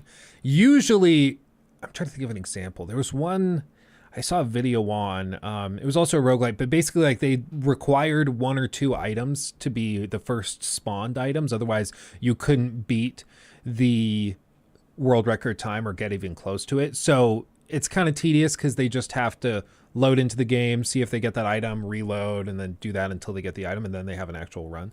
But yeah, this would be an interesting one. Does anyone know? We can check that out after this, but do you know, Blackjack, what the rough time was? Because you guys are saying 15 hours, and that to me seems extremely quick based on my experience with the game. But if you're going to tell me that it's like 20 minutes long. We did that. Let's move on. But unfortunately, you'll face a death. And then the next run, you expect just a bit more from yourself, a bit more on the next run. Joke's on you, Carrick. I never expect more from myself. What? Building each time. Seeing a new enemy causes you Who to does reset that? that idea, but persistently causes you to experiment with what you've learned in a prior location. And that means that each moment of success carries a bit more weight 46 as you minutes? move forward, Jesus. not only in the current cycle, but honed to a fine edge here. It's Returnal's level design that does continue to resonate even after you're done exploring it. Some kind of ancient Elder Gods mason seems to have built everything. Ever-changing, with the only design plan that sticks through each iteration is to kill you. One of the few games where every single change still feels fresh, where you can tell it's from the same procedural well, though some later levels have a bit of a familiar look to them upon multiple replays, but you're consistently getting something of substance every time you dig. The only thing better than the creepy, overwrought, tangled worlds of Returnal was the gameplay itself. It's a tight exploration of that bullet hell feel, mixed with the science fiction, and it creates its own nomenclature the more you play it. Even the upgrades that could be downgrades attach questionable creatures onto your body for improvements, and it becomes this consistent diplomatic endeavor with you thinking, oh, you know what? I need to do this. I need to strap this onto myself, even if it changes or alters me in some other way. And the gameplay has rock solid weaponry. It's dropped slowly throughout the game based on one of your stats. More and more types with different bonuses and special moves, all built somewhat into an overdrive and timed reload system that rewards players who care to use it, but it doesn't unduly impact those who don't. Any weapon type that you've obtained in previous levels are then accessible as loot in lower levels on another cycle, and battles that were difficult at first change their pace, with later weaponry available sooner. Graphically, Returnal looks outstanding. It already did, with its creepy mixture of otherworldly planet-side romps and mysterious haunted house segments interspersed to consistently give you a moody, creepy vibe. Returnal has a ton of options, from various settings for the accuracy of ray tracing, shadows, textures, particles, and otherwise. It also has a large number of settings for resolution scaling, from the very basics to an in-engine version. That's kind of cool that they actually show you the likely impact of each setting. I like that. That's super cool. And I also, props, I freaking love when developers do this. They give you the screen that you've paused on, and then as you make graphical changes, you see it reflected. That's so great. I love that. It's always so annoying when you are making like changes in a game like Red Dead, and you're like not really sure how it's going to change the look of the game. You just kind of have to guesstimate. But I love this. Like, this is awesome. Dead Space, yeah. I hope it becomes a standard, because I think this is way, way better than, like, you pull up a menu. Certainly better than, like, Callisto Protocol. Callisto Protocol, like, you have to back out to the main menu to make any small changes. It's super weird. Come on. Ugh. It's a snowy day outside. It, like, stormed last night.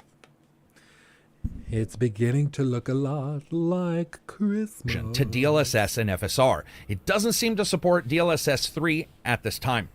But that means you can also dial this in. The evil... I did see a TikTok. I think somebody was trolling me, though, because they were describing the graphical settings of Hogwarts Legacy, and they described it as Delus and Fusser, which was triggering to me. I don't think they were being... Like, no way they were being serious, right? No way they were being serious. But like they unironically, seemingly, just casually described it as Delus. DLSS, Delus. Like they thought it was like a word. Like, I don't know why they would call it Delus, but they did. Oh, that's weird. I don't know. There's some weird like TikTok gaming creators who are built different, dude. They're just built different. No, he was like a blonde, like 20-something from the States. Like, he didn't have an accent or anything, but he called it Delus and Fusser. Like, it was weird.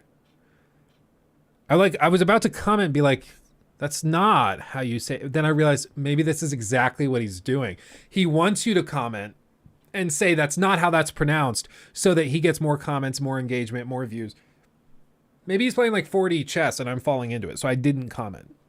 All I did is I thought to myself, what a dumbass. That's what I thought. Haunted house alien vibes of the game, even in the late... Under 4 minutes for New Game Plus speedrun. Oh, because you get to start with all of your equipment? Dude, that's freaking insane. I'll look up that one. New Game Plus, Returnal Speedrun.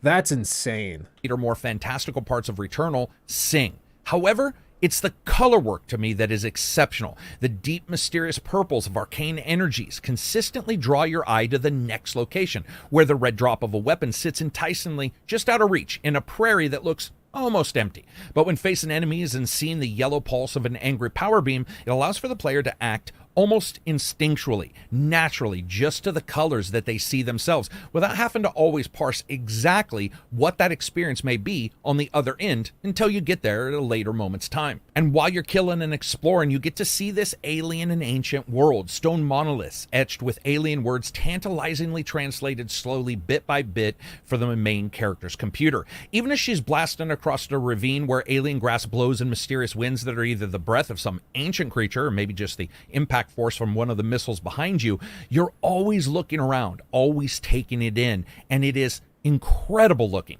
Unfortunately, Returnal on the PC is not without its issues. While the game's requirements for 32 gigs of memory have been dropped, so does the game's apparent requirement for perfectly smooth gameplay.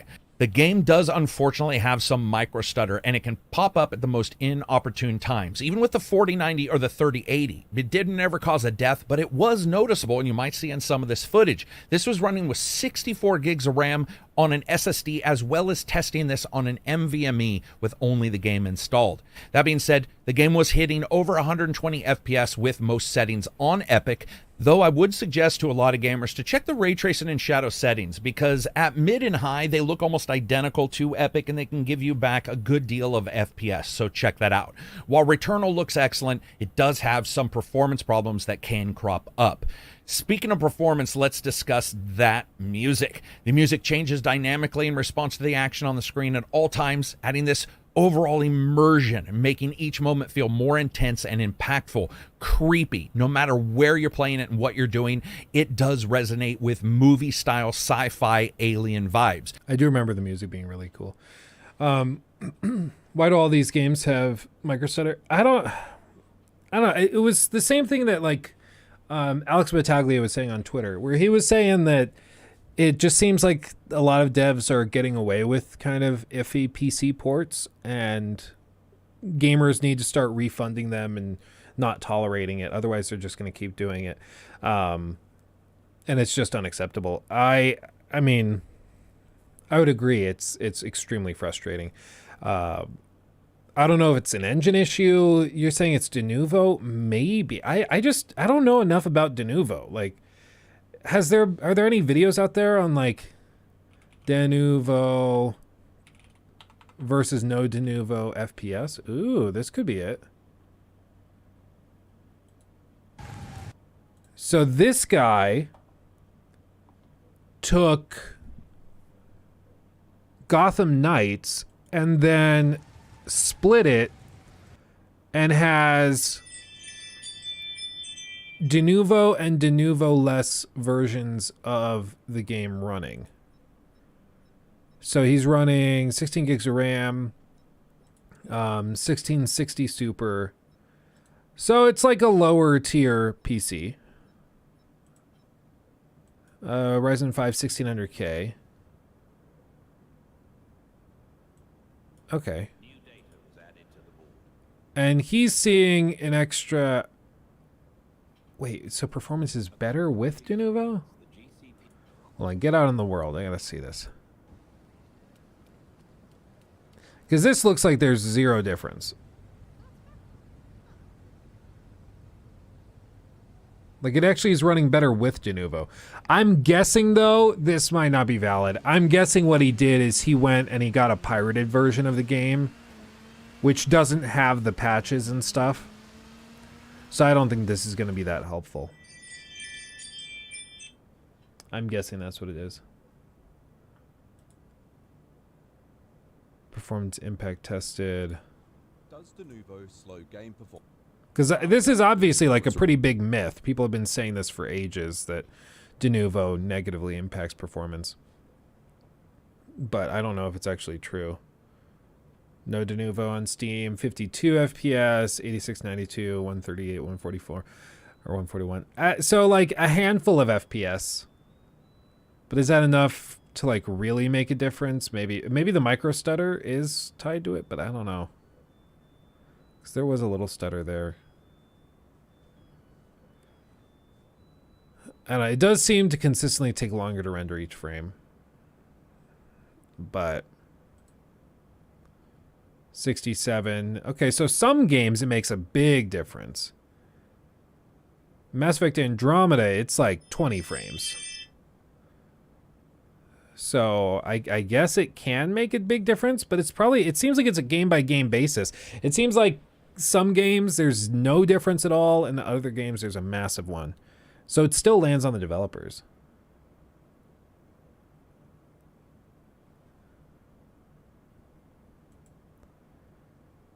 Um, 19 frames, love that. 75, 71, okay. De novo causes low CPU utilization.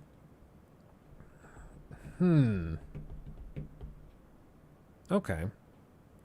So, I mean, I don't know. And there's other types of it than just de novo. There's other types of anti-cheat, but I don't know. Maybe it might be tied to anti-cheat. It might also just be that there's some weird issue with drivers. It might be that there's a handful of other issues that are affecting it. I don't know. Game stutter because we all pre-order them? Yeah, probably. Lesson learned. Boycott pre-orders. Do that. Let's do... Hold on. You guys have been saying to check out the Video Game Donkey video on Hogwarts. It's only 2 minutes long, so let's see it. Oh, did I say anti-cheat? I meant anti-tamper. That's what I meant. Anti-tamper, not anti-cheat. Okay, let's see Donkey's thing, and then we'll go. You're right, I did say that. Okay, we'll do this, then we'll do the Returnal speedrun thing. I want to see that, and then we'll go from there. Here I am with the new game Harry Potter Legacy. Sorry about that, everybody. I did not know about the whole situation behind that game, so instead we're going to be playing the new Rick and Morty game. I feel like I need to apologize again. I did not know that the dude who makes that game was a sexual weirdo, so instead we're going to be playing Overwatch 2. Okay, apparently the team behind Overwatch was doing some really messed up stuff behind the scenes, so... Okay, apparently the team behind Assassin's Creed was doing some really messed up stuff. Okay, apparently the director on that game was fired for unspeakable acts, so we're doing Dead Space. I did not know that EA was funding a blood diamond mining operation. I am now trending on Twitter. People are calling me more evil than Voldemort, so instead we're going to be playing. Sonic fans are now attempting to sue me for defamation. I don't think that's how it works, but just to be safe, we're going to be playing Last of Us Part 2 instead. Gamers, I made a big mistake. I'm getting in a lot of trouble today. I did not realize Last of Us 2 was a woke type game, so instead we're playing the most unwoken game, Sleeping Dogs. I did not know that Square Enix had retroactively added NFTs to that game, so instead we're playing WWE 2K22. That was a fucking disaster. Apparently Hulk Hogan has been saying crazy shit. I don't want any kind of evil energy on this video, so we're going back to the classic SmackDown vs. Raw 2004. This is a different, non-controversial game with no... Oh. So today we're going to be playing Fortnite. If you don't know, Chris Benoit is the wrestler that killed his entire family and then killed himself. So, not a great guy. Where I'm going to be using the Will Smith skin. I just now found out about the Will Smith situation, so instead we're going to be playing... I just don't like Valorant, so instead I'm playing Bad Boys 2. I'm sorry to all my fans that were upset about the previous game. I forgot that Bad Boys 2 also had Will Smith in it, so instead we're going to be playing the Shark Tale. Even though it wasn't Will Smith who voiced him in the video game, I feel like just out of respect to the families, I shouldn't play that game. That was a bad call. We're playing Gex. This game is rated E. It's a classic game. Everybody here loves Gex. This is the only game I trust. Ah, ancient Chinese level. I'm Tom Wu. You can be a millionaire. Dr. Jones, you will never get all 3 chakra stones. With a level 6, you get aggro. Today we're going to be playing Spider-Man 2. Well played, Donkey. Well played. That was... Made the point.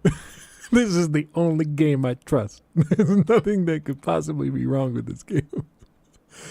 Oh, man. That's pretty good. That's pretty good. I just don't like Valorant. Yeah, that's pretty good. I'll give him Salutations, that. Hold on, Maddie. Hold on. Returnal, new game plus speed run. You said 4 minutes. They were able to get 4 minutes. Jesus God.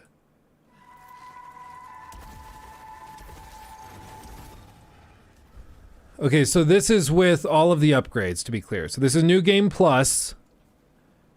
This is new game plus. 351 is the newest one. Okay, I'll go back. I don't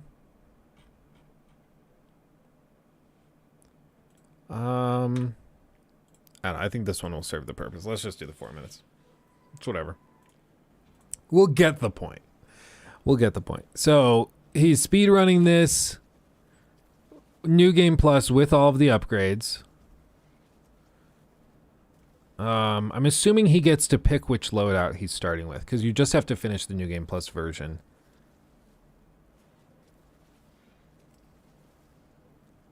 I'm sending you links, silly.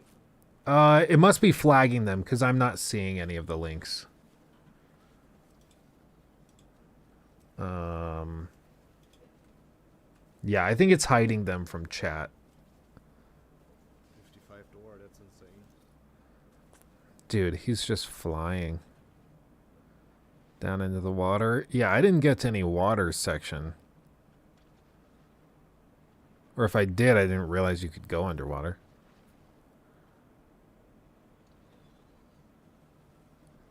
Just leaping along.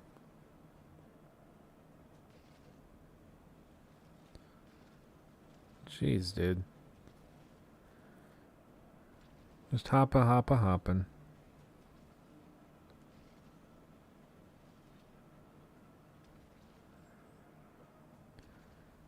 Goodness. I have no idea where he's going, but he's...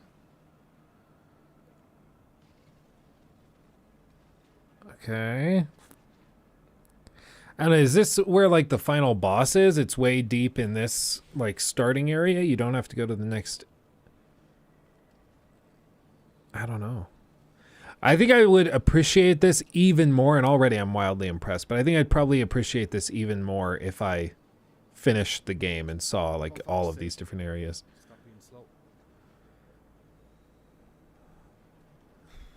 Just casually leaping around. Very good time. That is a very good time. And we got 3 shots per mag. And then just slowly fall down. Okay.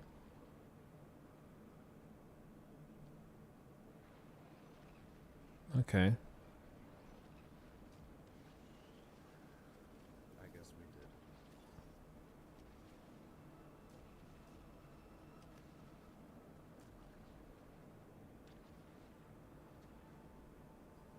I have no idea where he's going, but this is weird. All right. 255, 252. Think we got retarget and 3 shots per mag. This could be insane. Speedrunning is dumb. And I find it kind of interesting because people get to know these games so well. Is this like what? Go, phase 1 done. You gotta love it.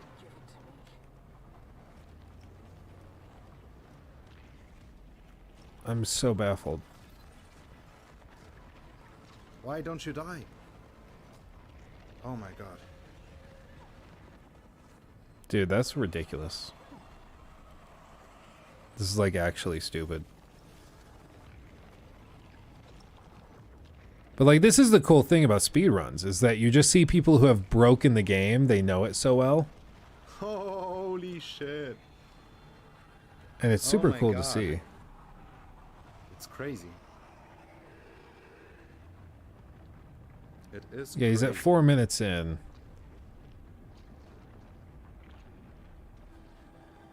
and then you flush the boss down the toilet.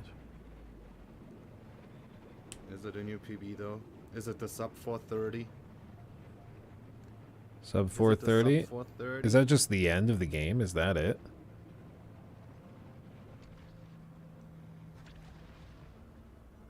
$426.1, dude. Let's fucking go, dude. I guess, yeah. Go. Oh God. That just blew my mind. 426.1. That's yeah, that's pretty stupid. That's a little ridiculous. Wow. I don't know. That's crazy, dude. That's ridiculous. I'm like actually kind of. It's New Game Plus, and I will say, like, if you've played any games that have like a ton of plus versions in New Game, you will see that the damage numbers can be just totally broken. Especially if it's not balanced quite right, it can start to really fall apart. But that's ridiculous. that's ridiculous. He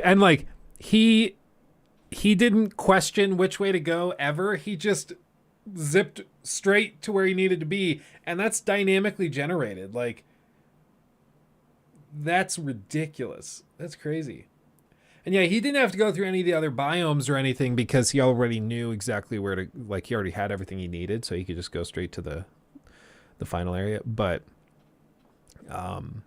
that's still insane. And fresh saves is still like 41 minutes, 56 seconds, still insane. Yeah, that's ridiculous. That's ridiculous. Yeah, on a fresh save, 41 minutes, 56 seconds. For me, that's like maybe one run that will end in death and misery. So that's like actually insane. Love you, Luke, by the way. I love you too, Gatto. Thanks for coming by. Appreciate you. I got my first lens, 25mm f1.8. Now I just need a camera to put it on. You're on your way, strongest guy. You're on your way. Baby steps. Baby steps. That's going to be a good one. Nice wide angle. Well, I guess it depends. If it's a crop sensor camera, then crop sensor, that's going to be, depending on which type of sensor, that could be the equivalent of like a 50mm lens for a full frame camera. Like, the tricky thing is with these lenses, like this one, this is a 35mm on a full frame camera, but on a crop sensor, this would be like 70. If it's like an ASPC crop sensor, this would feel and look like a 70mm lens. So very, very zoomed in because it'll crop it down. But on a full frame camera, it's going to appear wider at 35. And so like this lens I have on the camera right now, on this one, is a 24mm, nice and wide. But on a crop sensor, it would look like 50. So it'd crop in and you'd only see like this range. It'd crop out all of this other stuff out. So it just kind of depends, but that's going to be a nice camera. That's going to be a nice lens. Let's see. 1.6 crop. Yes, it'll still be nice and wide. That'll be perfect. That'll be perfect. Let's see. Thank you for the $2, by the way, Gatto. Appreciate you. Should I buy Hogwarts Legacy or wait for Atomic Heart? We're going to deep dive into Atomic Heart here in just a minute. Hogwarts Legacy is good. There's a lot of stuff that's done pretty impressively in it that I'll give them credit for. But hold on, the doorbell's going off.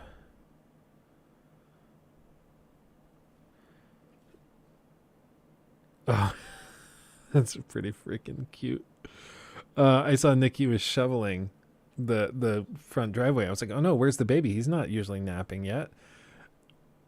And if I zoom in, I can see that he's out there too. He's all bundled up. He's out there helping. He's out there helping Mama shovel the snow. He's just walking around in his little jacket, snow pants, his hat. He's having a great time. It's pretty flippin' cute. I was like, where is he? He's not usually down for a nap until like 12:30 or 1. No, he's out there helping. He's doing his work. He's a team player. I mean, he's not a slacker. That's what you need to understand. He's no slacker. He's a very hard worker. Okay, real quick, let's touch on 2 more little news stories, and then we'll get into this Atomic Heart stuff. We're going to talk about the game. We're going to talk about the controversy surrounding it, the calls for boycotts and everything, because there's always going to be those. And we're going to delve into it. Yeah, Atomic Heart is going to be on Game Pass, which is a really good point. Yeah, it's like, I think they're charging $70 for it on Steam, but on Game Pass it'll just be included. So if you're talking about like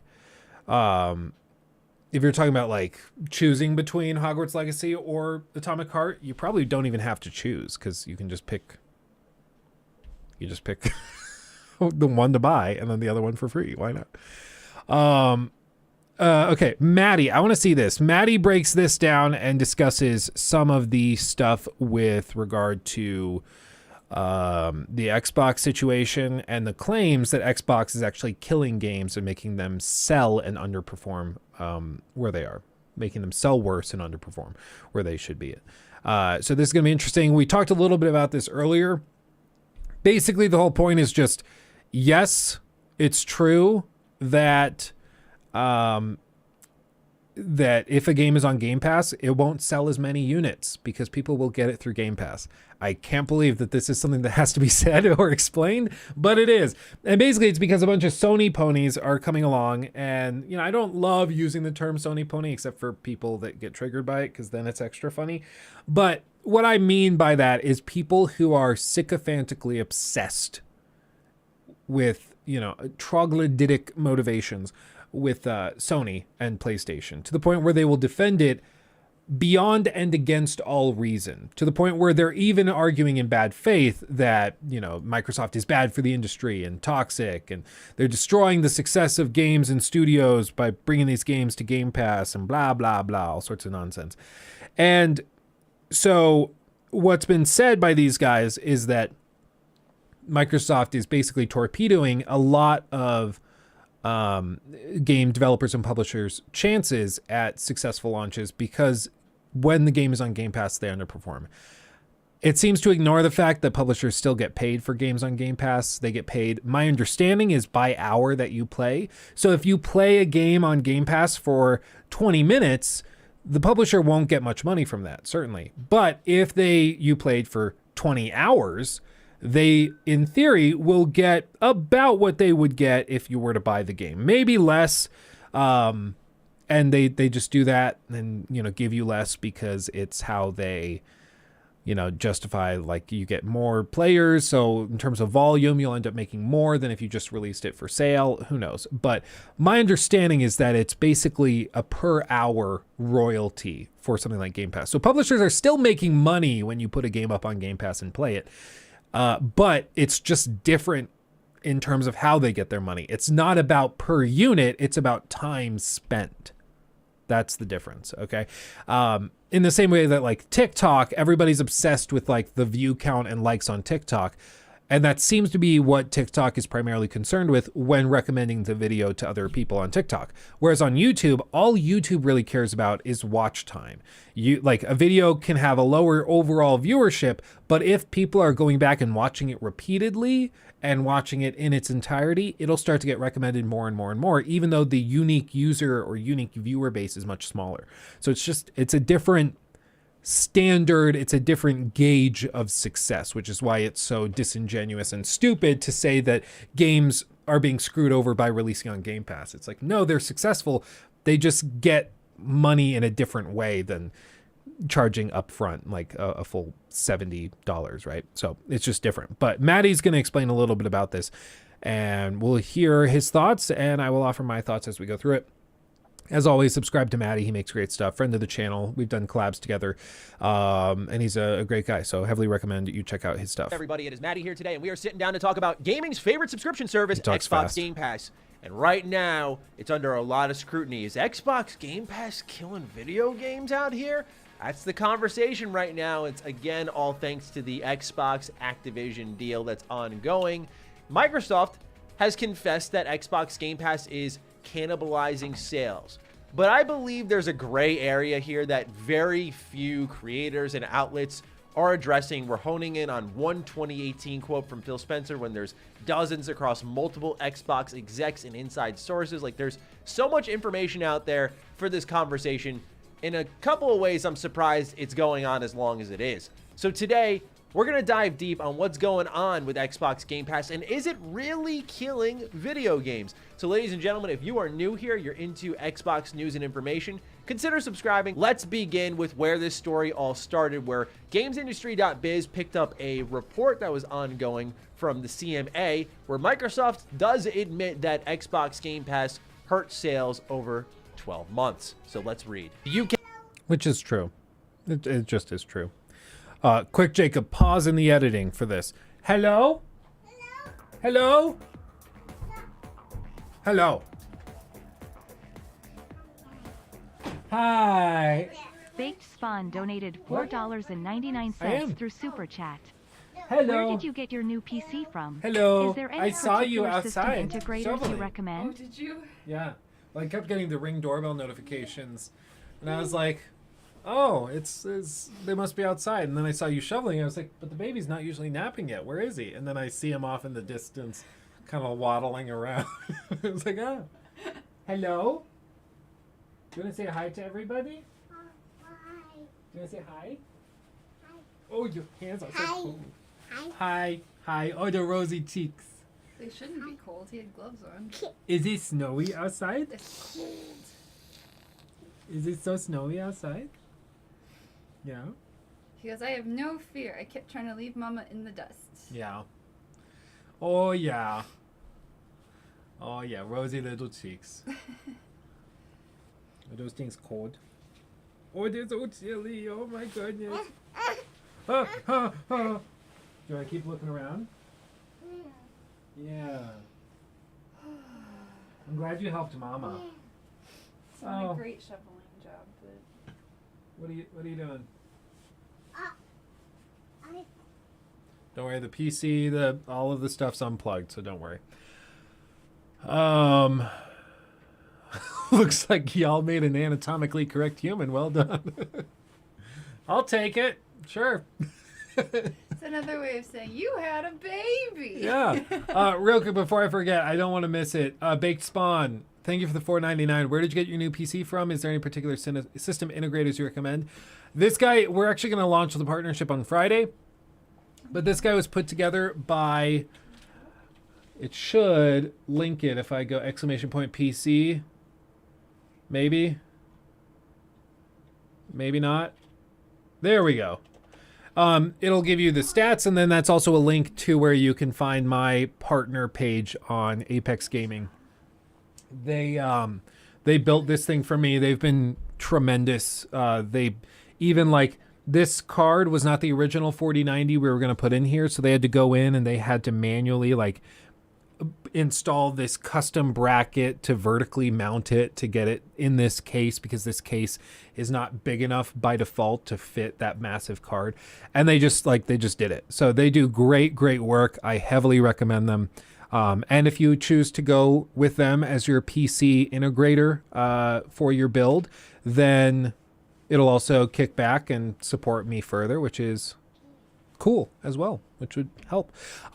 They do really good work. They ship it very carefully and delicately, and the costs are all just included and built into the price. So it's not like they're going to come to you a week after you submit your order and make you charge another $200. Like, they don't do that. It's just, it is what it is. So I heavily recommend it.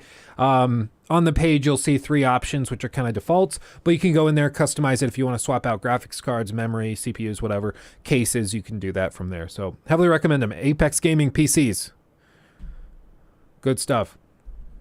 Alex, Luke, I just watched the Hogwarts 15-second video. So good. Well done. It's great. I appreciate you, my friend.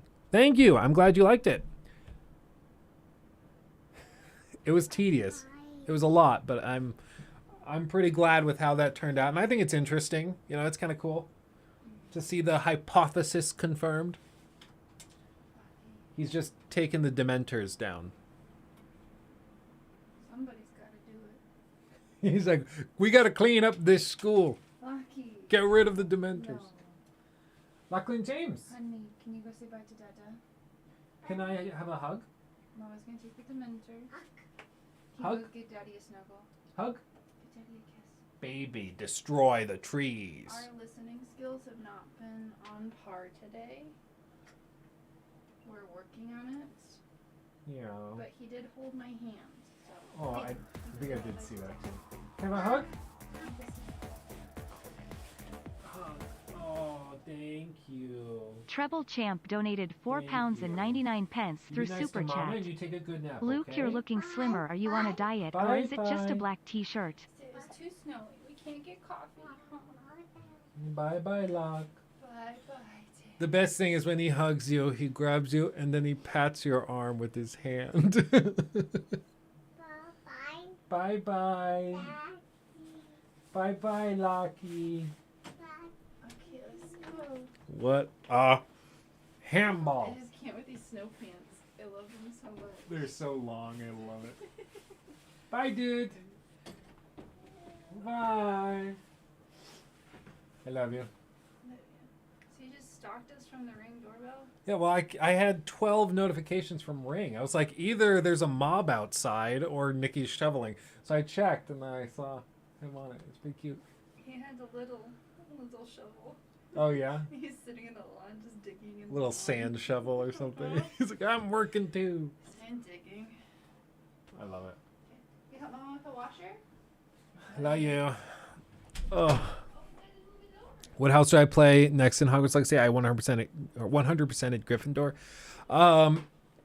I didn't feel like Slytherin was that different. I think if you're gonna do like a different role play, you should do Slytherin and play like chaotic evil. You know, everything is like do everything crazy. It's actually kind of fun. There's not a huge impact from it, but it's entertaining as hell. To just be a terrible person. Like you help a little girl find her gobstones. She's like, thank you so much, sir. That's so generous of you to spend this time finding them. And you're like, yes, I know. I'm keeping them for myself. And you don't give them back. It's super fun.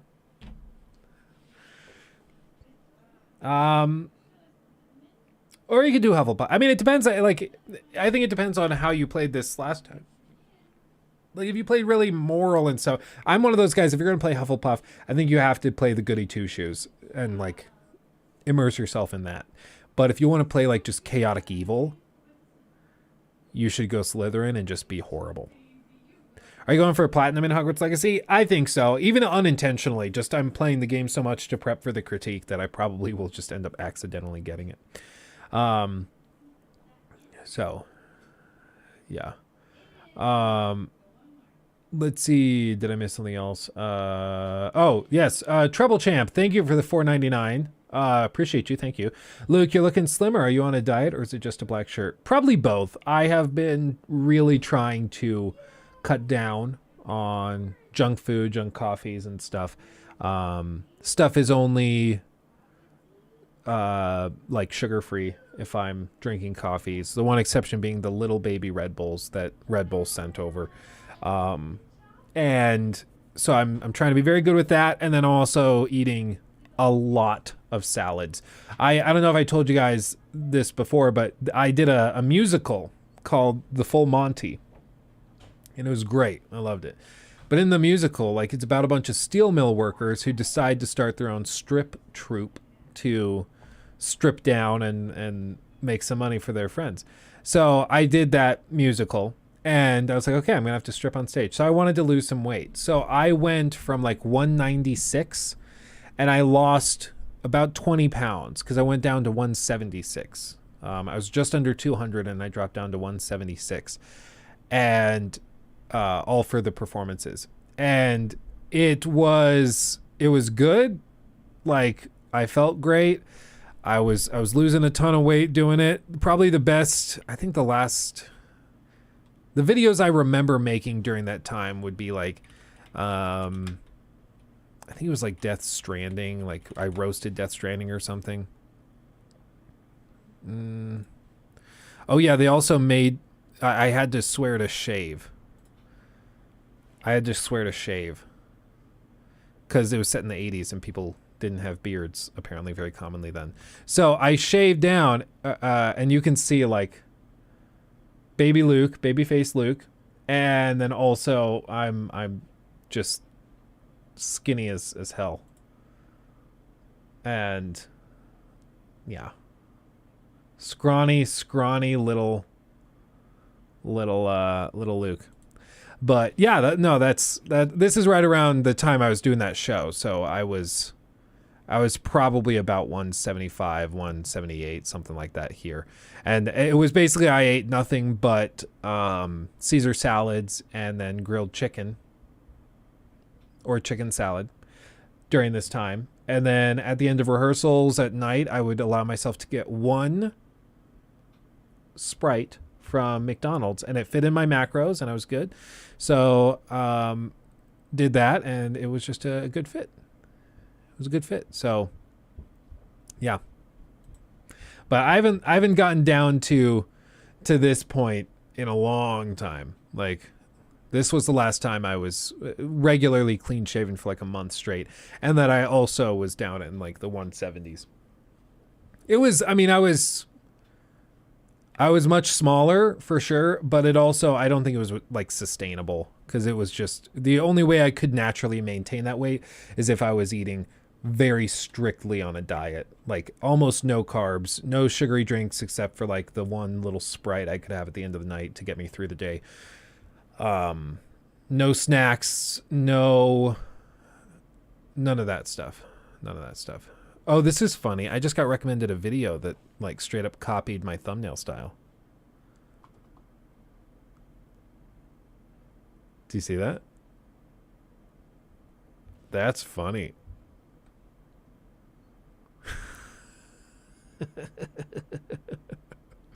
That's funny. Yeah, that's a Luke Stevens thumbnail right there. That's funny. I see what you're doing, dude.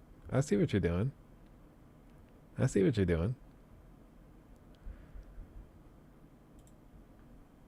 Release date of Death Stranding. I finally decided to try it. I mean, I'm flattered. Imitation's the greatest form of flattery. I will say he's very active in his comment section. Very active. Like painfully active. Jesus. Okay. And I don't think anybody probably called him out on it. Yeah, no. Yeah, it's whatever. But I know what you're doing. How much is too active? I've learned that like you go in there, you give 3 or 4 comments, and then you call it good. I think that's how you do it. If any more than that, and it starts to get weird. Shouldn't my... Okay. If he's new starter, is it not good to be more active? I don't know, it's tricky because there's like a balancing act you have to strike. You need to toe the line because you want to be active and engaged with your fan base, but you also need to be like, I don't know, there has to be a little separation, and it has to feel like kind of special when the creator talks to you and comments on your comment. Otherwise it's not special, right? Like if you're commenting and replying to everybody's comment, it won't feel as special when you comment and get yours replied to. Whereas if you know that they only go in there and reply to 1 or 2 comments and then you're the one that's chosen, that's extra special. So I think there's stuff like that you have to do.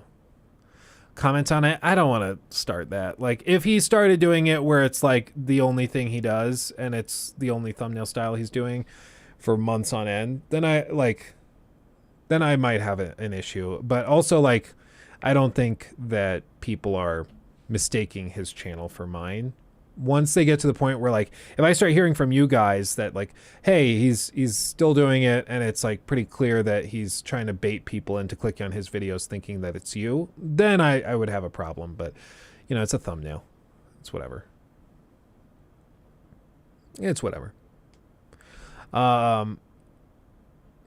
But we're not schoolgirls. We don't want to feel special. We want answers. Yeah, that's a fair point. Let's see. You got inspiration on your thumbnails too, right? Not ripping, but still. No, I like, well, that's kind of where I'm at. I'm like, it's a thumbnail. Like, it's pretty clear. I think that's even the same, like, wallpaper, screenshot, whatever, of Death Stranding I used in mine, but he flipped it horizontally. He just inverted it. So, like, it's clear to me. that he saw my video on Death Stranding and then like kind of took the thumbnail. It's like, but it's whatever. If his video is good, it's still worth watching. Who cares if the thumbnail's similar? The only potential thing and the only reason it might eventually become a problem is if my viewers are clicking on his videos thinking it's me impulsively. And, you know, if that day came, then I'd probably reach out to him privately and just tell him, hey, dude, can you at least change the font or something so people don't mistake it? And go from there. Like, I don't think it needs to be a public pissing match. You know? Like, there's no need for that. Especially because in the past, if you just tell somebody directly and privately, like, hey, can you just do this? That'd be cool. Then we're good. But usually fans will start to call it out. Like if my fans go over there and click on that accidentally thinking it's one of my videos and then they see it's not, and the thumbnail clearly was meant to insinuate it was a me video, a Luke Stevens video, then I could see like they probably go in the comment section and they probably let him know. I would guess because he's so active in his comment section, if people are calling him out for it, he probably is deleting or hiding those comments. So who knows? They might have already called him out on it, and I don't know. I already closed the page, but maybe he's backing out of it. Maybe he's not doing it anymore. I don't know. But we'll see. But let's finish out this Maddie video and then let's roll into the other stuff.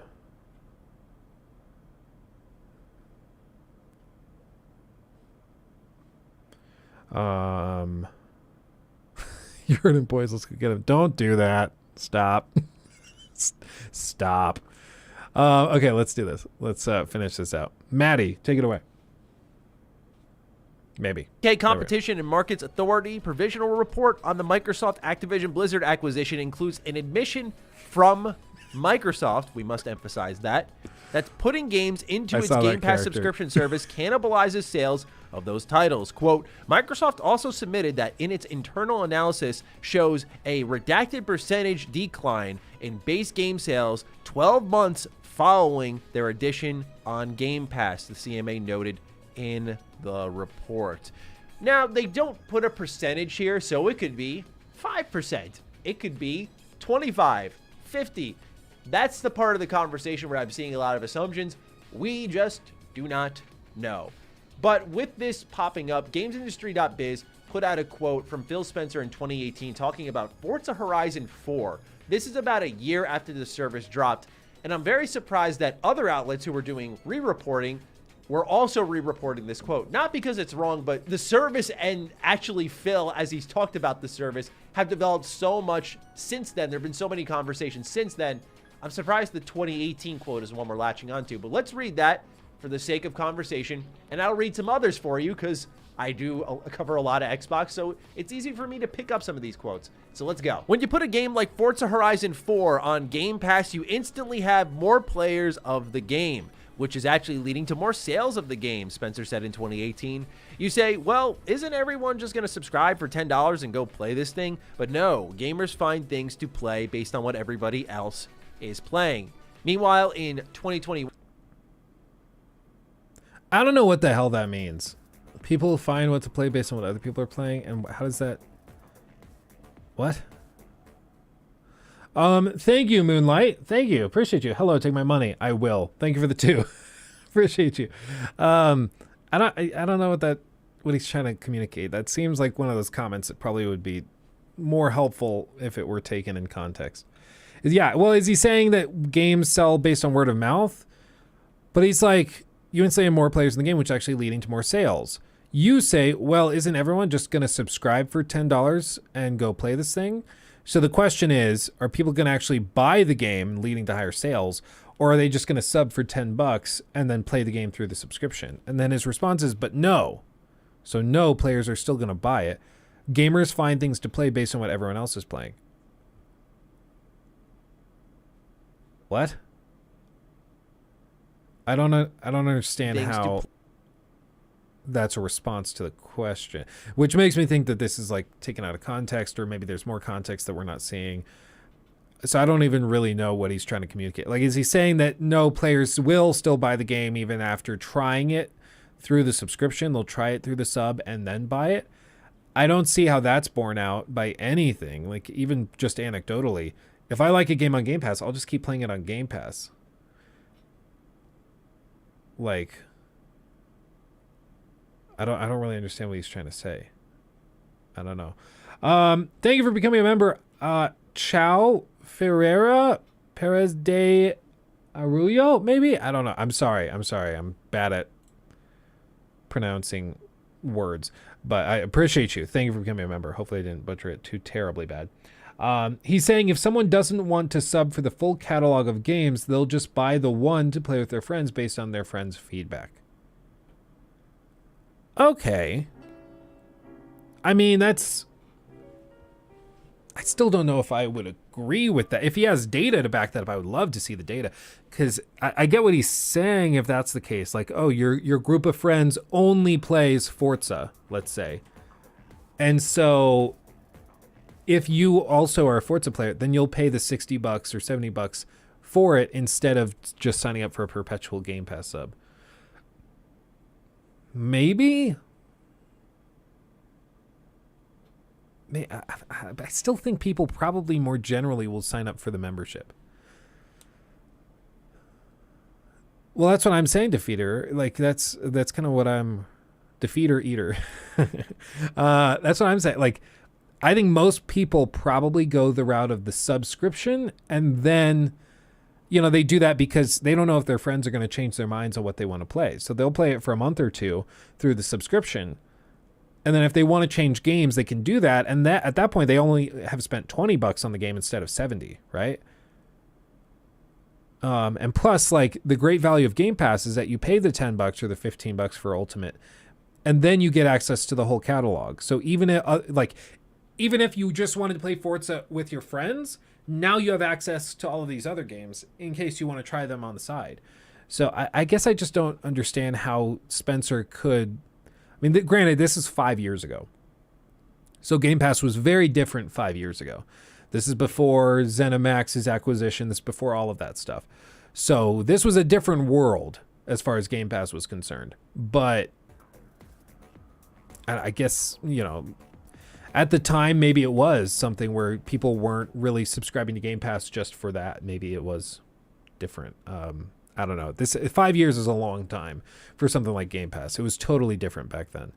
Thank you for the $2. By the way, Strongish Guy is a company complaining about a pro-consumer product. Kind of seems like it. And then Luke, thank you for the $2 as well. Got Forza Horizon 5 on Game Pass, then bought all the DLC.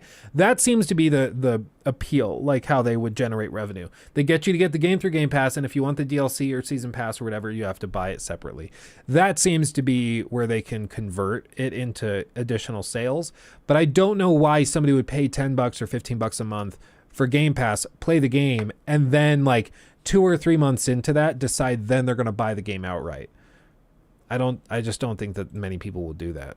Play based on what everybody else is playing. Meanwhile, in 2021 of November, Phil Spencer said that Game Pass is sustainable and not burning cash. This was after multiple other claims from Xbox execs, and even Jez Corden has stepped out in a recent article saying, according to sources at events, that they have asserted him that Xbox Game Pass is profitable, without offering details on how that's exactly measured. Now, the measurement that we do have here is that Xbox Game Pass, since at least the Activision acquisition announcement of January of last year, has 25 million subscribers. Meanwhile, Sony revealed in November that Game Pass has 29 million subscribers and admits that their PS Plus subscription service is behind. Because for those who don't know how and why that happened, pretty much both these companies are trying to play the weak one here. PlayStation saying, oh, they're killing us with their subscription service. We can't even compete with that. It's just too good. It's not fair. We can't let them have Activision. Meanwhile, Xbox is like, oh, man, they're like so far ahead of us. We can't compete with them. We need these games from Activision. It's just that type of energy from both sides. So that's how the 29 million number popped up. We're not going to run with that because that hasn't been officially announced, but I think you could trust it pretty heavily. We're going to stick with 25 million. So right now we have... He's right. It is super annoying that right now it's like Xbox and Sony are both doing the like high school, attention-seeking loser thing of like, oh my god, I'm so much of a disaster. Oh, nobody look at me right now. I am such a victim. Oh my god. My life is so hard. You don't understand. My life is so hard. My Uggs, the sole separated from the boot, and now I have to go to the mall and get a new pair. My dad's gonna be so mad because he just bought me another pair of Versace boots like last week. I am such a victim. Like, they're all just playing victims, meanwhile making ridiculous amounts of money from both of it. Like, they're both like, our business models suck and nobody likes us and we need you to knock the other person down because we suck so bad. And then the other person's like, no, I suck. You don't suck. I really suck. I need the help. They need to dismiss this because I'm the loser. And it's just leaves a bad taste in everybody's mouth. Everybody is like, nah, Xbox is like, they're doing well, but clearly in the gaming space, they're not the kings right now. Sony is the dominating force. And then Sony's over here like, no, we suck. We actually suck. We haven't made money in ages. We're miserable. I mean, look at Forspoken. We put that out and it was a disaster. Like, they're coming out and they're just like actively like dissing themselves in order to try to win this over. It's just stupid. It's so stupid. None of this matters because the acquisition is going through. A lot of big investors think it is. I believe it was Warren Buffett opened a position in Activision Blizzard. He bought a handful of billions of dollars worth of shares. He's pretty convinced it's going through. But, I mean, the only thing you have to do to see what the general sentiment is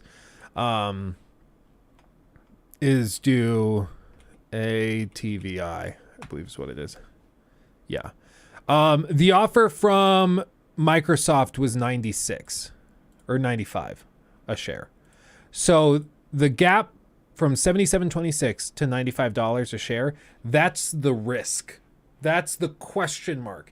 If the deal were certainly going through, if they announced today, the deal is going through at $95 a share, this would immediately jump up. Now, this is interesting. I just said Warren Buffett. Look at this. Berkshire Hathaway cuts Activision's stake as Microsoft deal flounders. They cut its bet. They sold 7.4 million shares, or 12% of its position in Activision in the fourth quarter. The sales by sprawling industrials to insurance conglomerate reduced its stake by roughly $435 million to $4 billion. So Warren, who, no, whatever you think of billionaires, whatever, he knows business acquisitions and mergers better than you or I ever will. He knows better than we do whether or not this is likely to go through. He's made billions based on understanding this stuff. And he is shrinking his position down, but he still has a $4 billion position, which is interesting. Now, what that might tell me, I mean, selling only 12% of your position, maybe he just needed the cash, the $435 million, to reposition into something else, another opportunity he saw that he thought was more potentially profitable. I don't know. But he's at least becoming less confident. If he were getting more confident, he would have put more money into it. But he's taking money out. He's taking money off the table. You know. Yeah, I've got that spy on my PC for real, dude. 25 million subscribers, and the question being, based off these quotes from Xbox and also in the CMA's report, are they killing games with Game Pass? Are they cannibalizing sales, thus hurting them in the potential of sequels, the potential of money being made off of them? There is a neutral ground here that people need to be aware of with this. It depends a lot on the game, and sometimes there are special cases. Let's take, for example, something like Hi-Fi Rush. This really exciting shadow drop. As you'll see here, it did top the charts on Steam briefly. That was exciting. It has over 8,000 reviews on Steam, and the game did pretty well on Game Pass on the Xbox consoles, where it was one of the top played games there for some time when it first released. So there was a burst of players for this game, and it did do very well for the type of maybe AA style game, I would imagine people call it, that it is. Meanwhile, something like High on Life pops up at the end of 2022, typically when gaming is enjoying a bit of a lull, and in fact was the biggest third-party game launch for Game Pass. This is extremely... Which, by the way, they apparently fired Justin Roiland, the studio, this game studio. So he will not be involved in the sequel, but they are making a sequel. So they're going to recast the voices and everything. Which, who knows? Maybe that'll make it even better. I don't know. Who knows? Who knows? Really exciting for them because these are 2 single-player games that have done monstrous numbers. But notice here the conversation for Hi-Fi Rush has been, well, it sold really well, despite the fact that it was on Game Pass from what we can tell. It's big because of Rick and Morty. I think that's the easy word of mouth thing. Oh, you like Rick and Morty? Try this game. It's by the same guy. But now, High on Life, I think people are going to try the sequel because they just like the first game. And I think most people are united in being like, yeah, screw Justin Roiland. If you've looked up, I'm not going to go through it here, but if you've looked up the texts, the alleged texts that he was sending to underage girls or who he thought were underage girls, it's bad. It's bad. Like, I looked through and I was like,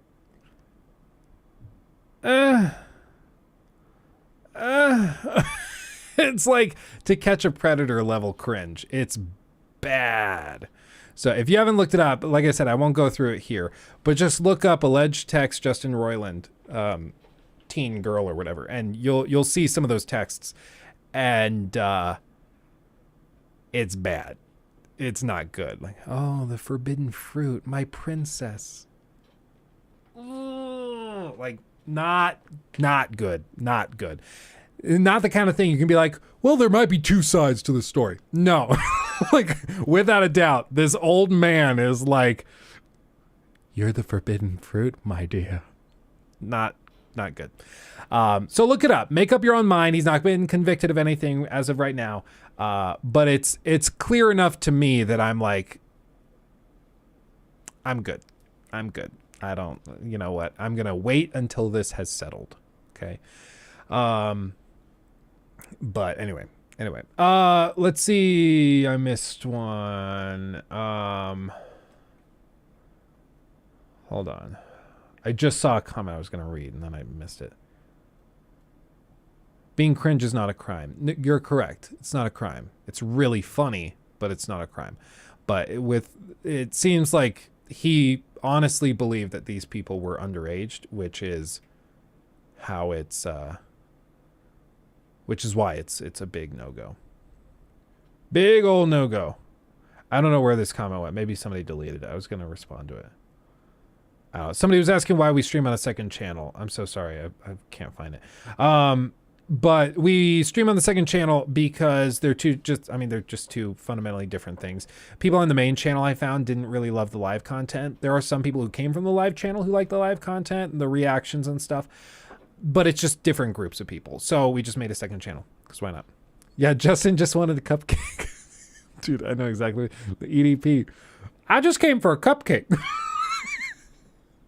Again, if you don't know EDP, look up EDP after the stream. It's, oh man, another creep who like is trying to flirt with who he thinks is an underage girl, but he just sends like, at one point EDP sent a picture of a massive turd he took and dumped in a toilet, and he like sent it to this girl he's flirting with, an underage girl he thinks is an underage girl who's trying to flirt with, and he takes a picture of like a massive crap in his toilet. He's like, Daddy just laid this down for you. What? No way this guy's a virgin, right? Like, no way. He's so smooth. Like, just when you think you figured it out, just when you think, no, it couldn't get worse. He couldn't say anything more outrageous than this. He finds a way. He finds a way. If you're interested, then check it out. Sorry, Lizzie, you came in right as we're talking about EDP. Is it 445, 495, 4 something 5? It's something like that. But yeah, EDP, man. Oh, what a weird human being. What a weird human being. Ghost, I came from the official channel. Luke, I love this one. Even more, I'm always lurking in the chat when you live. Awesome. I love that.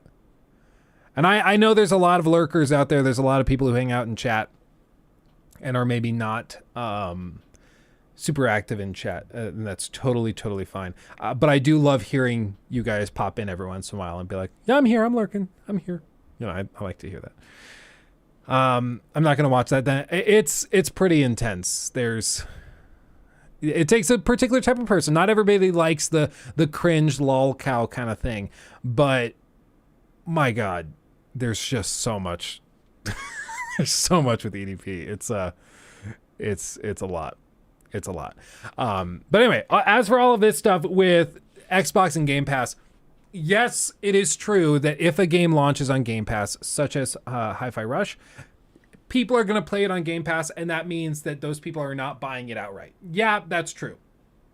But does that mean the game is less successful than if it launched off Game Pass or without Game Pass? Not at all. The game can be way more successful because the one factor that like companies like PlayStation are intentionally not discussing is that a lot of people won't try games because there's a barrier to entry, which is a big price tag. Like with Hogwarts Legacy, a lot of people are like, I don't know if I want to pay the $70 for it. I'm kind of iffy on it. So I'm going to wait till it's on sale. With Game Pass, that whole like wait for a sale rating that people like, you know, Skill Up or ACG give to games, that whole section pretty much goes away because you can just try it. If it's like, yeah, it's good, but it's not worth this price. If it's included in a subscription that you already have, that goes away. You can just try the game. And that's what like High on Life was for me. I probably would not have paid 20, 30, 40 bucks for that game just because it doesn't look like something I would typically be into. But because it's on Game Pass, I said, screw it, I'll try it. And I tried it and I had a really, really good time with it. And I think that was true of a lot of other people. And that's the big thing that is just not being considered is that sure, you're not making as many big $70 paydays and sales from copies of the game, but you are seeing probably 2, 3, 4, 5 times the number of total players come in, and then you're getting paid based off of the gameplay time that they're engaging with the game. So I would assume that probably they are ending up ahead of even the big releases. So plus it's pro-consumer. It's pro-consumer. Lurking on Luke merch. Lurking on Luke. That's sounds pervy. I think for most people, Hogwarts is worth the price. Yeah. I think maybe the better example would be something like, what's something else that released last year? I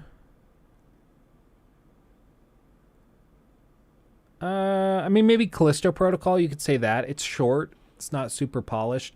So like that game for a full $70, probably not worth it. But for like on sale, definitely pretty solid. Could probably recommend that pretty comfortably at that point. But on Game Pass, if it were on Game Pass, then it would just be like, yeah, try it.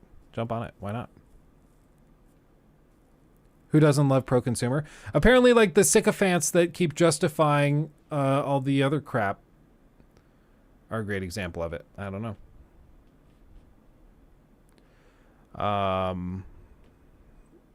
Let's see.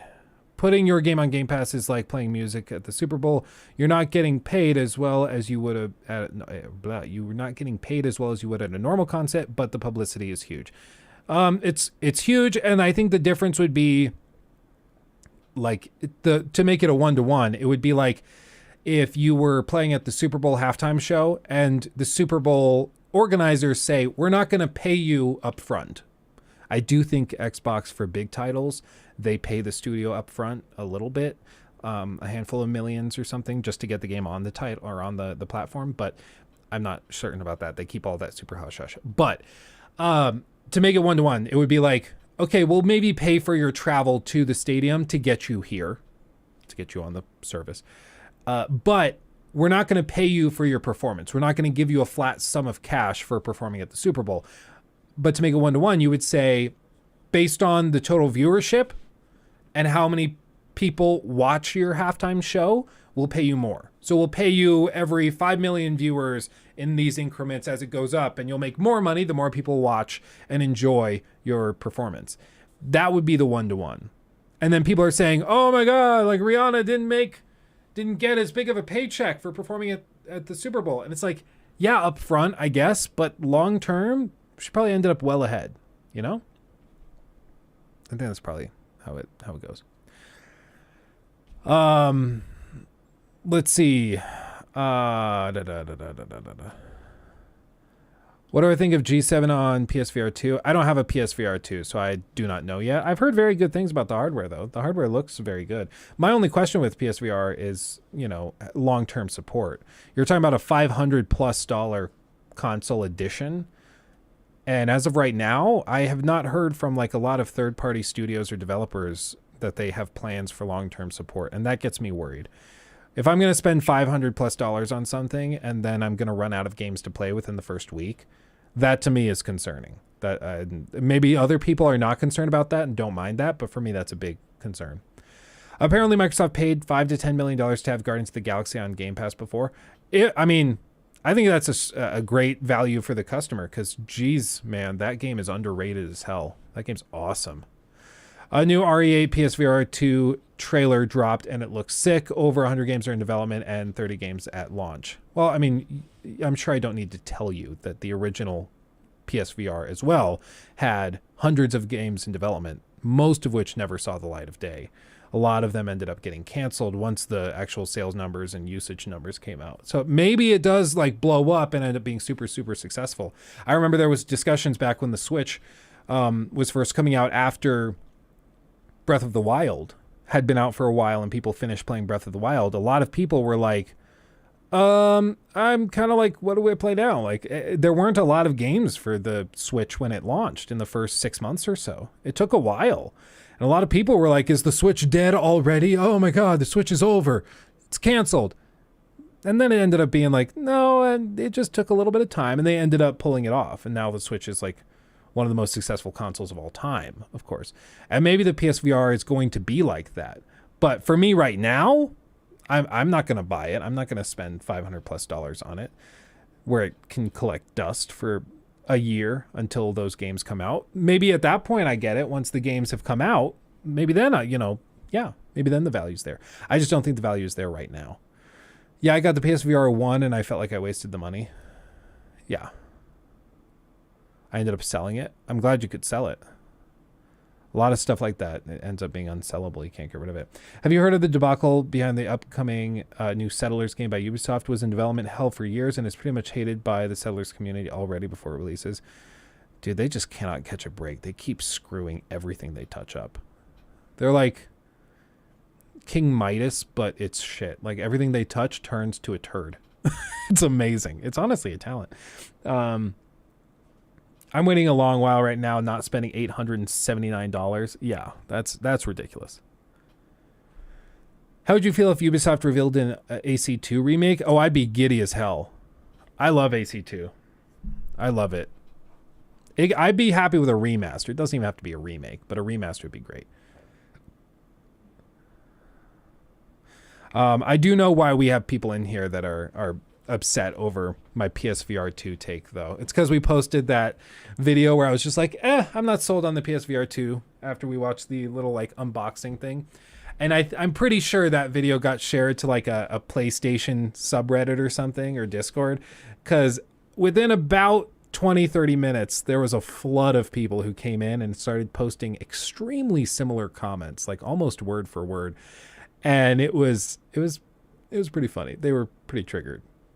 It's like, this guy is just not informed. I'm like, yeah, no, I'm not pretending to be the most informed on PSVR 2 stuff. I'm just saying, as an outside consumer, which I am in this case, as of right now, I don't see the value. I don't see how you could justify spending $500+, or in the case of somebody in Australia, $800+, almost $1,000 for the bundle. I don't know how you justify spending that much money when there's, 30 launch games are saying, probably 2 that you could name. And they're all going to be like an hour and a half long. And I just don't see how you can justify it. I just don't. I'm sure the tech is going to be amazing. The eye tracking, I'm sure it's going to be great. The OLED display is going to be phenomenal. It's going to be an awesome piece of hardware. The question is just whether or not right now it's worth buying. And as of right now, I don't think it's worth spending that much money on it. In the future, maybe. once they have more titles. But as of right now, I'm not sure if it's worth it. Thank you, my babe. Appreciate you. He's eating everything I put in front of him. Oh, a hungry He's asking guy. for more, and I'm like, He's been working in the snow. He's been shoveling all a whole morning. bunch of mango. What's funny is when we're outside in the snow, he's just talking to me the whole time. He's sitting in the snow and he goes, Yeah. and I'm like, okay. And he did that for the whole time. He likes being in the snow. He's a hard worker, really. That's the thing. Yeah, thank you. He does a hard working dude. Let's see. What good is all the awesome hardware when you're limited to PS5 titles? I have no desire to buy that thing. Imagine an official PC driver for PSVR 2. That'd be awesome. Well, and if that came out, Bep, then the conversation changes. Then I think you can actually start to say, oh, maybe this is worth it. But the question is whether or not, well, what Sony has said is that it can't be backwards compatible because the hardware and tech involved with the PSVR 2 is just fundamentally different. So you can't just swap it out with another headset. And that's what a lot of people are saying is this is better than any other headset because it's better. It's just different. You know, it's new tech, which it could be a value proposition in and of itself. But if, like, it might even be the case that bringing it to PC is not really doable. I don't know. So we'll see. What do you think of State of Decay 2? I think it's incredible for an indie game. The gunplay is close to perfection. The game is really fun, but the developers don't get much praise. I actually was just playing State of Decay 2 like last week, like last Friday or Saturday or something. I played it with Caleb for a little bit because I loved the original State of Decay. I played the ever-living crap out of it, and I will say I'm a fan. Like it's got its quirks. It's got its own little hiccups and problems, certainly, but I mean, I think that it's good fun. As far as like a zombie multiplayer game is concerned, that's one of my favorites. It just hits the spot for me. I love me some State of Decay. Yep, straight up, Mr. Cow. Mr. Cow knows what's up. He knows what's up, dude. Okay, let's finally talk about Atomic Heart. Are you ready? Let's finally do this. So, for those of you who missed the initial discussion, Atomic Heart, we're going to go through like the game itself. We're going to go through the scandal associated with it. But basically, Atomic Heart is the first game from a new studio that is comprised of a bunch of developers from Ubisoft, from I think they have people from CDPR who have worked there before. They've got a bunch of people from all over the world working on this, a bunch of industry veterans. And the inspiration is pretty clearly BioShock. They're taking a ton of inspiration from that, with you having this glove that you can perform all sorts of weird actions with. I don't even know what to call them. They're not magic. It's like telekinesis, stuff like that. And then it's a first-person shooter that's visually very, very interesting. It's got extremely high fidelity across the board, and it seems to be pretty interesting. This is like a slow-mo, ultra resolution, whatever. Do we have other gameplay? Is this actual gameplay of it, or is this... Hold on, please hold. Atomic Heart. Let's just look up actual gameplay. Can we just do that? Can we just keep it simple? Official trailer 1, official announcement trailer 5 years ago. Gameplay 2 years ago. Is this not the official channel? No, it is. Mundfish. That's the publisher or developer. Oh god, it's me. Oh god, it's me. I don't know, the search results and search engine optimization for this game is really, really weird. But you can see all in here, the gameplay looks solid. It's graphically really interesting. All sorts of different puzzles. The game is allegedly around 20 hours long for the main story. Probably another maybe 10 for side content from what I've heard rumored. And it seems pretty high fidelity. It seems like a pretty looking game. YouTube trying to cheap out and play at 480p. Unacceptable. Unacceptable. But it seems like a compelling game, right? It seems pretty interesting. What I will say is, like I said, there's been a handful of scandals tied up into this thing. which I guess is just common now. Every major release is probably going to be, called to be canceled for you to boycott and all of this. And my overarching position, let me say, I've not looked into any of the scandal yet. We're going to do that together here in just a minute. So I'm going to be seeing this for the first time with you guys. But my general policy recently, I'm not talking to you, Siri. My general policy has been that I am a game reviewer. I'm a game YouTuber, right? I will not pretend as though I am like qualified to discuss religion or moral topics, ethics, or anything. I might throw out like, hey, when this company scammed their customers out of this stuff when they released this game in a broken state, I'll mention that. Say, yeah, that's an ethical problem I have with them. But it's directly tied to the game itself. Like, the game is broken. That's unethical to sell that to people. And I feel comfortable describing that stuff. But I generally feel uncomfortable describing and discussing ethical concerns and moral concerns. I'll give you the information on a scandal, but I will try not to speak out of my place, right? Like, it's not my role. Ninja Lantern donated if that makes sense. £5 through Super Chat. I can't wait for this game. Really hoping it releases without performance issues or game-breaking bugs. Also, Robo Ballerinas. Need I say more smiling face? Well, thank you for the $5 or £5 Ninja Lantern. Appreciate you. And yeah, we'll see. I haven't heard anything about that, but we shall find out how it runs soon enough. But yeah, I mean, all of it's just to say, I have generally been very frustrated when various YouTubers and influencers try to lecture you on what you should and shouldn't do for ethical reasons. Meanwhile, like, they're taking gambling sponsorships and all sorts of stuff. So I just feel like it's not my place to lecture you on what's right or wrong. I can give you the information tied to a given scandal, like with Hogwarts Legacy. I can, in this case, I don't think there was any need to tell you about the J.K. Rowling stuff. Everybody knew about it. So your mind was going to be made up whether I lectured you on my opinion on it or not, right?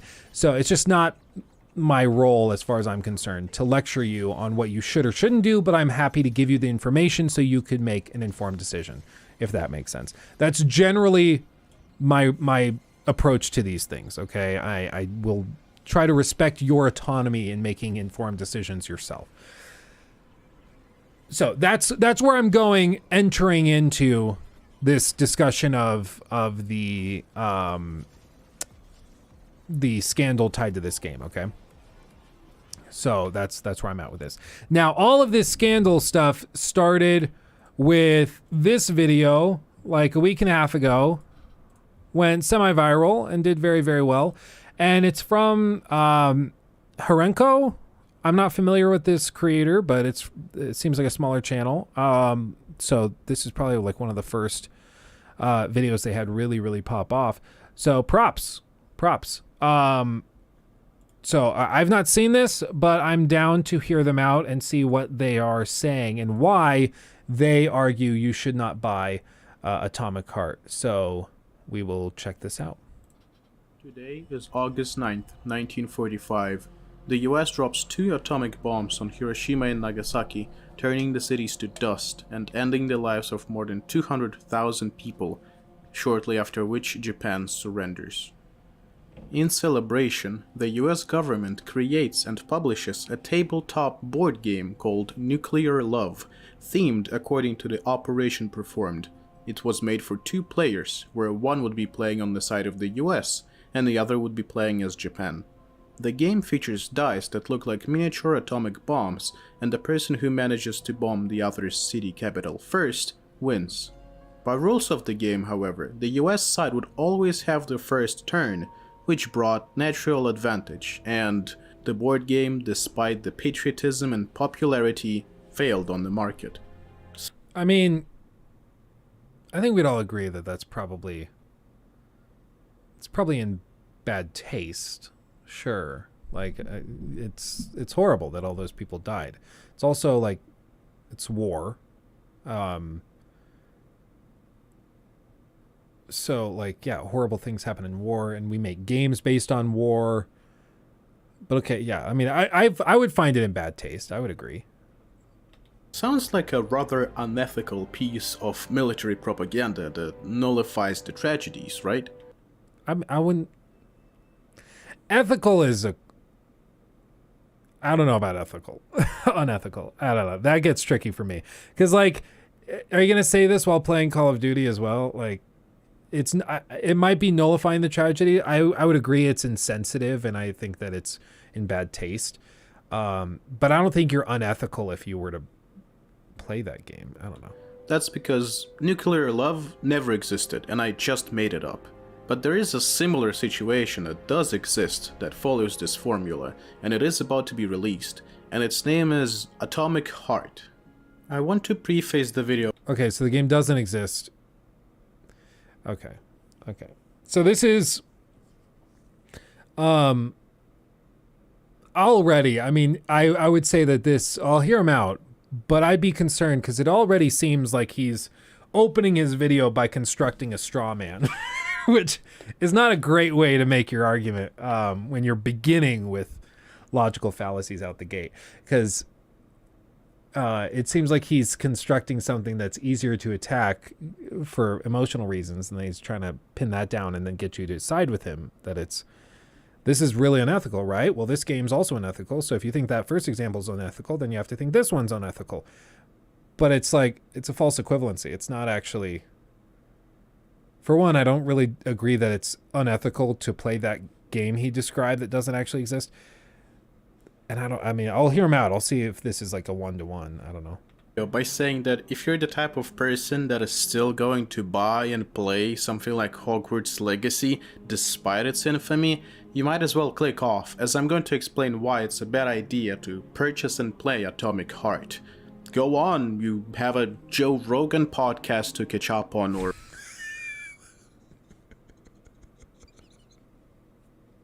Okay, I'm sorry. This, you know what? It's kind of funny to be like, let's be real. It's kind of funny to be like, if you're going to play this game, whether you think it's unethical or not, then go watch that Joe Rogan episode you have queued up and listen. Maybe you catch up on reading your Jordan Peterson book. Like, I get it. Like, it's kind of funny. I'll give him that. It's a little funny, but also... Like, you aren't going to win people over by opening and openly criticizing and, like, making fun of people who you're trying to convince. Like, people, if you just want to preach to the choir, then what's the point of the video, right? Like, if you're starting your video with, if you disagree with my thesis, get out. That's not how you win people over. The way you win people over is like, you might disagree with my thesis here, which is that you shouldn't buy Atomic Heart for ethical reasons. But if you disagree with that premise or thesis, let me convince you. Stay, hear me out. And if you still disagree, I'll respect it. But hear me out. But to open it with, so, you don't agree with me at the start. Get out of here. It's not gonna win anybody over. Or play Call of Duty or something, I don't know. Off you go. Off you go. Oh, dude, I don't like the tone. Man.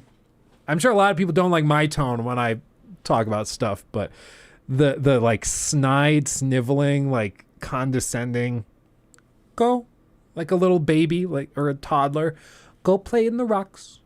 Go ahead, get out of here. This is, the adults are talking. Ukrainian myself, I'm making this video to spread awareness, so even if 100 people see this, I'm satisfied. Even if one person cancels their pre-order because of this video, I'm satisfied. I will be turning monetization on for this video if possible, and all revenue from this video will be going straight to local Ukrainian charities. I think that's awesome. I think that's great. This video probably... What was it, 1.7? Yeah, 1.7. In my experience, about every, depends on the time of year, but roughly every million views is probably around $4,000 to $5,000.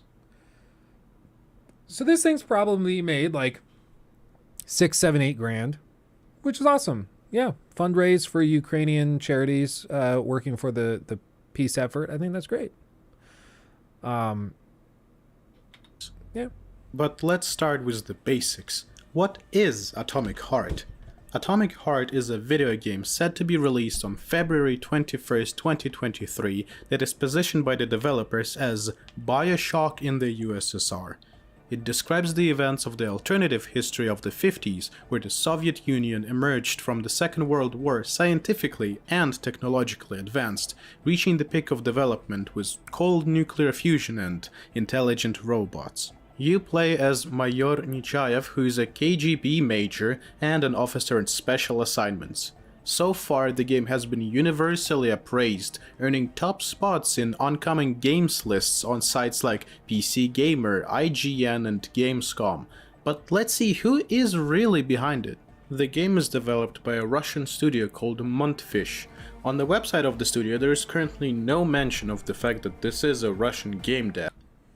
The first thing I want to be clear with, I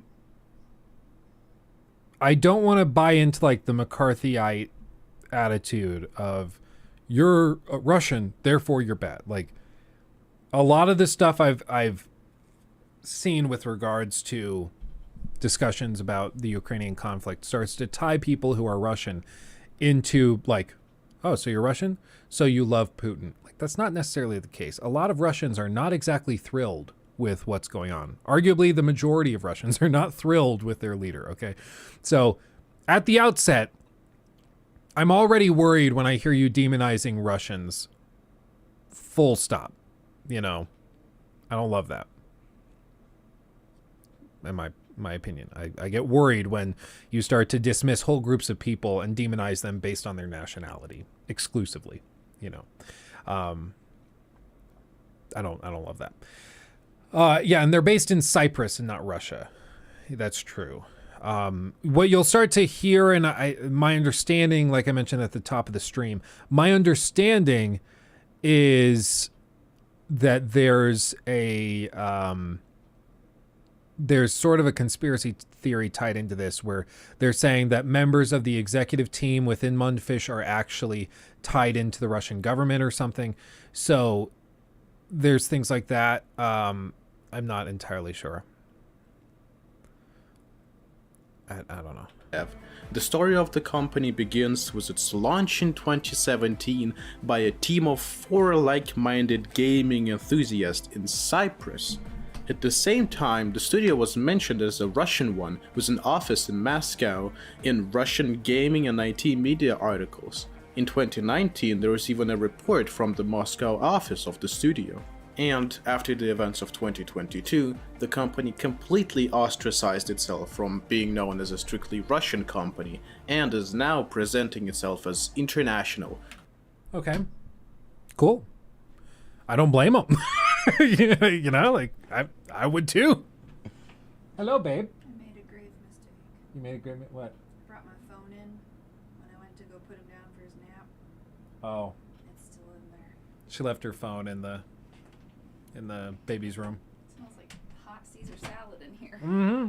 Yuck. we're reacting to this video that's I'm keeping an open mind with, but I'm not so sure. Yes, everybody like the stream. Like the stream now or I'll start screaming. Do it.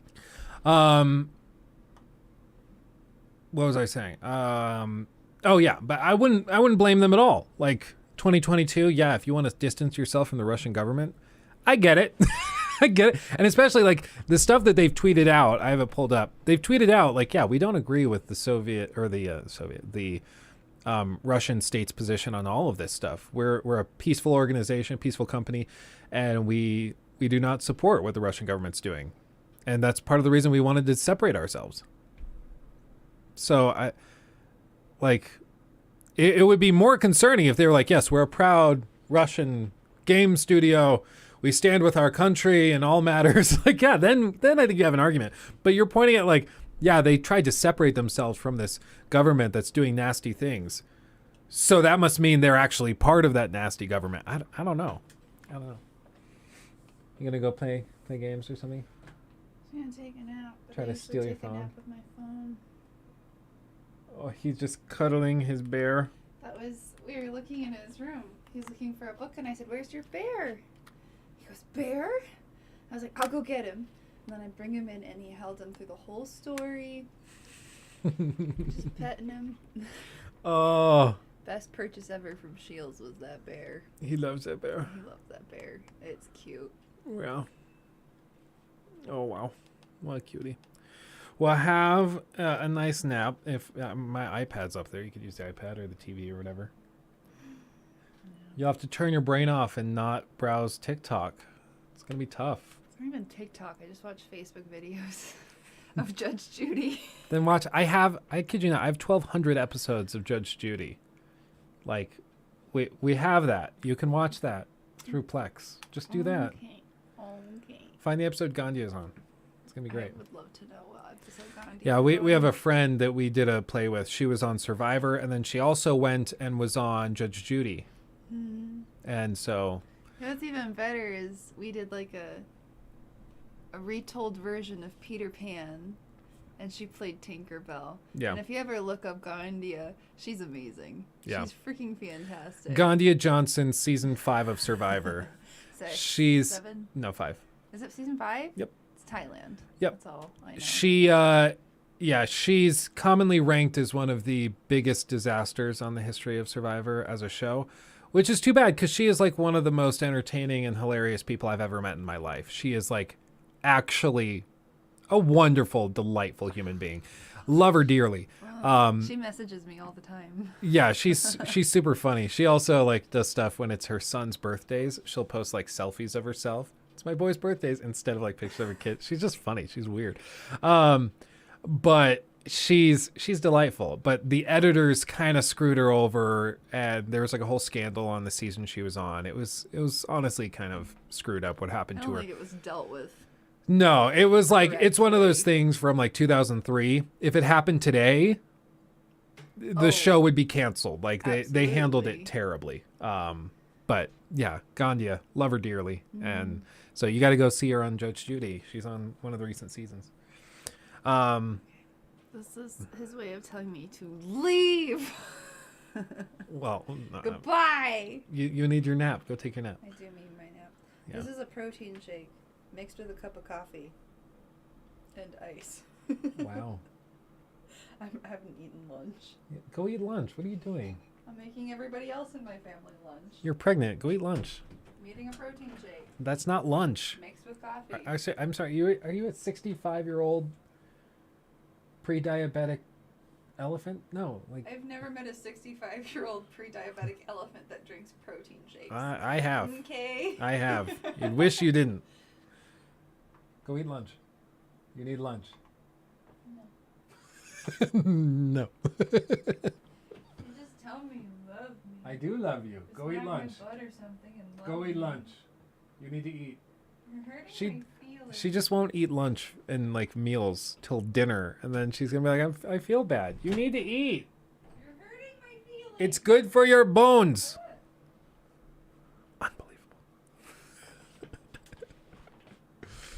Unbelievable. Yeah. Anyway, she Gandhi is again delightful, but she definitely was screwed over in that portrayal, as she was portrayed there. But okay. Anyway, let's see this. Keep going. But anyway, I guess, Jacob, we can cut back in right here. But yeah, I totally understand why they would want to distance themselves from the Russian government after 2022. Can't say I'm shocked. Which in terms of their history of office installments and offshores means half Cyprus, half Armenian, half Singapore, and whatever the hell else, just to avoid sanctions and negative spotlight. So, now that we've established that this is actually a Russian studio, what is their opinion on the war going? What? Okay, hold on. I know this might be like shocking, but like this is what happens when you start with a conclusion and then you build your argument around it. He's starting from the conclusion that this is a Russian game, and it seems like he's not willing to consider any other explanations of the things that he's coming across. So yeah, they describe themselves as having a Moscow studio. Once the events of 2022 took place, they quickly pivoted and opened offices elsewhere in the world and tried to diversify internationally and separate out. So what's more likely, that it's like a psyop from the Russian government and Putin's actually like, hold on, you guys need to make sure that you are spread out internationally so that we can make the money? Is he doing that? Or maybe do the devs honestly not support what like Putin's been doing and they want to get out of there and they don't want their game associated with it and they're just moving on?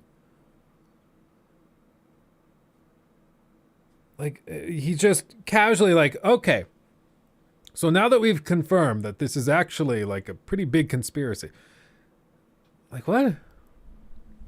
Going on. What could be their stance on this tragic matter that could save and keep their public image and also not tank the sales? Let's read out loud together. Guys, we have noted the questions surrounding where we at Montfish stand. We want to assure you that Montfish is a developer and studio with a global team focused on an innovative game and is undeniably a pro-peace organization against violence against people. We do not comment on politics or religion. Rest assured, we're a global team focused... Hold on, stop. We do not comment on politics? You're making a game that's sole idea is USSR renewal and communism. You classified your game as inspired by Bioshock and Prey, yet you go the no politics in my video game route? No, they're saying as a studio they don't comment on modern, like, current political issues. You realize the USSR collapsed in the 90s, right? Or I guess 80s? Yeah, well, whatever it was. Mr. Gorbachev, tear down your wall. Like, this, if I make a video game about, like, World War II, am I being political? I guess by some definitions you could say so, but I don't think I would say you're being political because it's kind of past that. Like, politics, well, let's see. Alexa, what's the definition of politics? Politics is usually defined as the science or art of political government. For more, ask Alexa, stop. more definitions for politics. Alexa, define political. The adjective political is usually defined as of, relating to, or concerned with the science or art of political government. Oh my God. For more, ask me. Alexa, stop. You can't define something by using the word. How on earth is this a thing? Okay. Politics definition. Okay. Let's see. Governance of the state, activities within an organization that are aimed at improving someone's status or position and are typically considered to be devious or divisive. That's how I would probably say that most people are using it in this case. They're not necessarily saying it's just related to governmental bodies, but it's specifically related to activities within organizations that are considered to be devious or divisive. For them, like, once you get outside and it becomes a matter of history, I don't consider it to be a political issue. If people are trying to, like, rewrite history for political reasons so that they can, like, hey, we don't want to talk about, let's say, our political party doesn't want to discuss our party's history with the slave trade. Like, we used to, our party back 200 years ago was the party of slavery, and now it's not, but we just don't want to talk about that. We want to erase it, clearly for political issues, because it'll help them get ahead in their position, within this organization of the government and blah, blah, blah. But just as a matter, like the discussion of that political party's tie to slavery, that isn't political. That's a matter of history and settled fact. How it's being used and twisted is a political issue. So I don't think making your game like heavily inspired by the Soviet Union is a political thing at this point. Maybe you could say that, but I don't think that that's necessarily political. And I don't blame them for not wanting to talk politics. And they also said they're pro-peace. Everybody on Earth knows that if you're asking them with regards to the Russian-Ukrainian conflict, are you pro-peace or against peace? Everybody knows what that means. If you're against peace, you're siding with Russia. If you're pro-peace, you're siding with Ukraine. Everybody understands that that's how it's distinguished. And so they're towing the line and saying it as clearly as they reasonably can, I'm sure according to their lawyers, by saying we're a pro-peace organization. So I don't know. This is one step away from the types of gamers who say, I don't like politics in my video game, and then immediately open up Fallout. What absolute nonsense! After that, their response to criticism regarding that tweet was simply to ban people, so it's a short end there. Now, let's look at the CEO of Montfish, whose name is Robert Pagratuni. Except that it isn't. His actual name is Maxim Zatsepin. Max previously had a position of a creative director / top manager in Mail.ru, which is now presented as VK, the biggest social media platform in Russia. It doesn't take much to figure out that a platform that is based in Russia, directed and controlled by Russia, and is used only by Russians will have a strict pro-Russian stance. But it doesn't end there. Well, yeah, because they have to. Like, they have to. Meet Yevgenia Sidova. As the founder of Montfish, she's a former model and an owner of a modeling agency. God forbid. She worked at New Media Stars, where she was in charge of the computer graphics department. That company is now in charge of various pro-Russian mass media, such as Vzglyad.ru and Dni.ru. According to the former employees of the company, all Montfish transactions and checks are on her behalf. Let's roll back the time a little bit. Oh man, this is starting to get very like, again, it's very McCarthyite. It's, these people are Russian, therefore this thing is bad. And I just don't see, like, again, if they were coming out and they were saying, we do support Putin, we support that, then I think you have a compelling argument. Like, do you want to support pro-Russian or pro-Putin individuals? Then, you know, you can conclude from that what you want. But to just say that people are Russian, therefore it's bad, like this starts to get pretty toxic pretty quickly. The game has been in development for quite a while, and by quite a while I mean at least 7 years, with its earliest trailers dating back to 2017. And the scene in 2017 and 2018 wasn't as smooth for them. Many people got interested and excited, but a lot of people were skeptical, the reason being a shady system of pre-orders.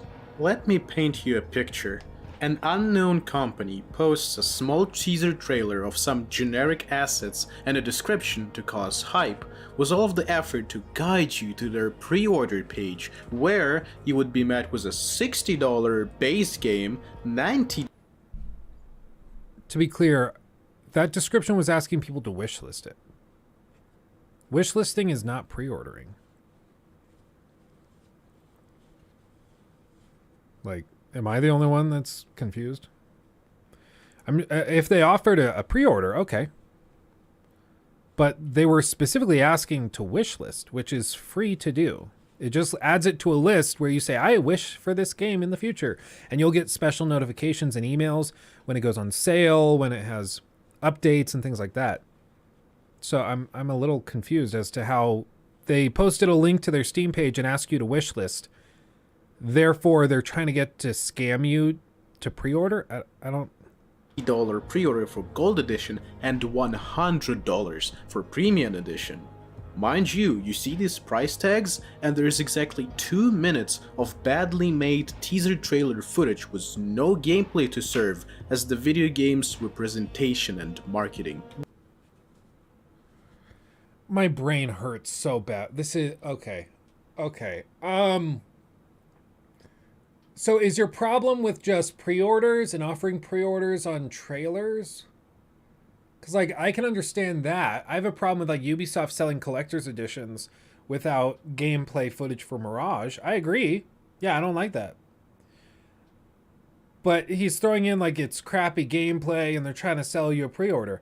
Ultimately, it's up to the individual agents. Like, if the customer wants to pre-order the game, I can think it's not the best move to pre-order AC Mirage right now.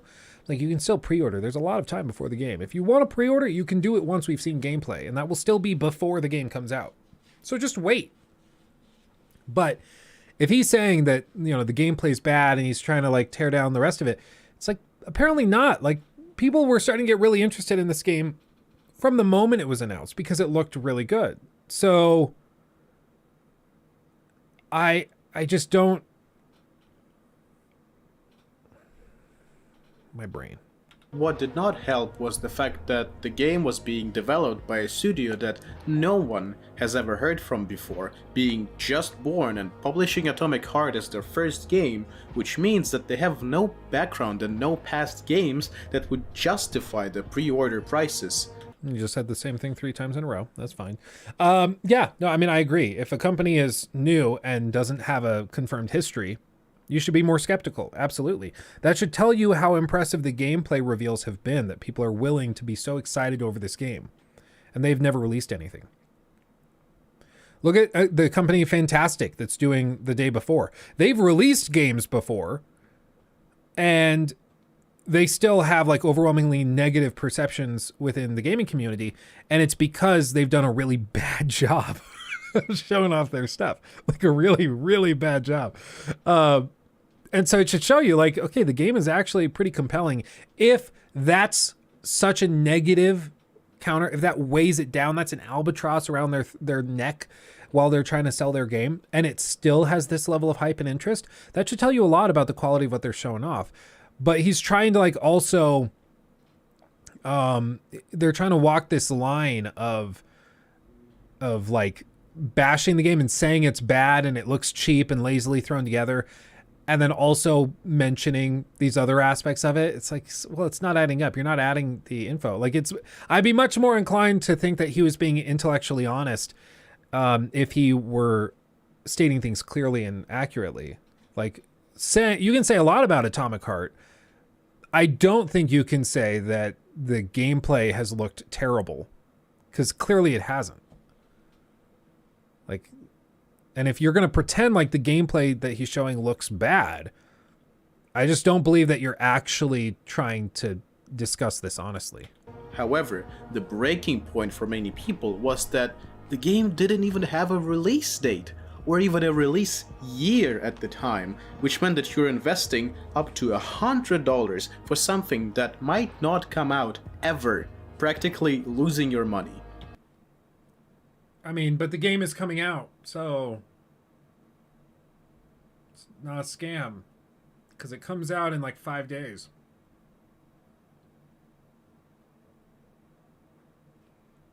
So like, is his problem just with freaking pre-orders? Okay, I agree. But if you have a problem with that, what is this specifically about Atomic Heart? Like, this has nothing to do with Atomic Heart. Your problem is just with pre-order. Like, your problem is with gaming as an industry. Your problem isn't with these guys. What? You know what else is $60 for the same price as the base game? Dead ass. No, okay. Well, similar. Elden Ring. Elden Ring. Doubts started to rise as many... Yeah, okay. He's like, you know what else is $60? Another game.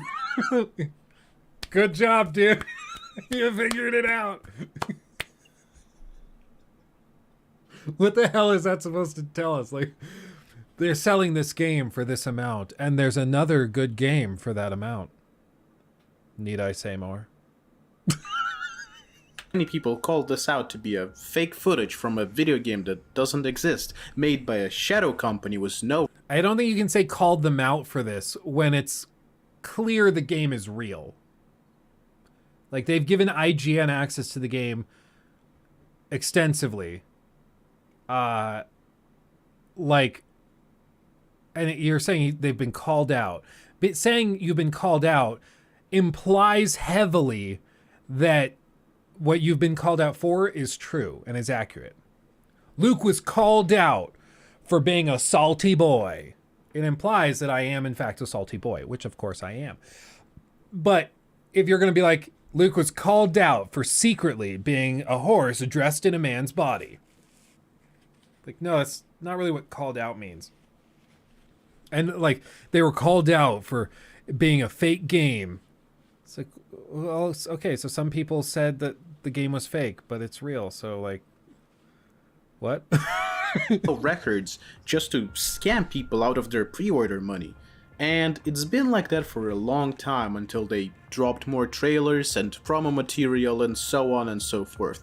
Yeah, okay, so a bunch of like cynical and psychotic mongrels thought this was a scam, which, you know, they were very, very skeptical. I get it. I don't think you can jump to everything's a scam until there's adequate evidence to believe that as well. You know, at this point, like the day before, I think there's a lot of evidence that the day before is not a real game. I think there's a lot of evidence they're throwing this thing together in real time to make trailers, buying themselves time until they can figure out what they're going to do next. I think there's justification for that position now.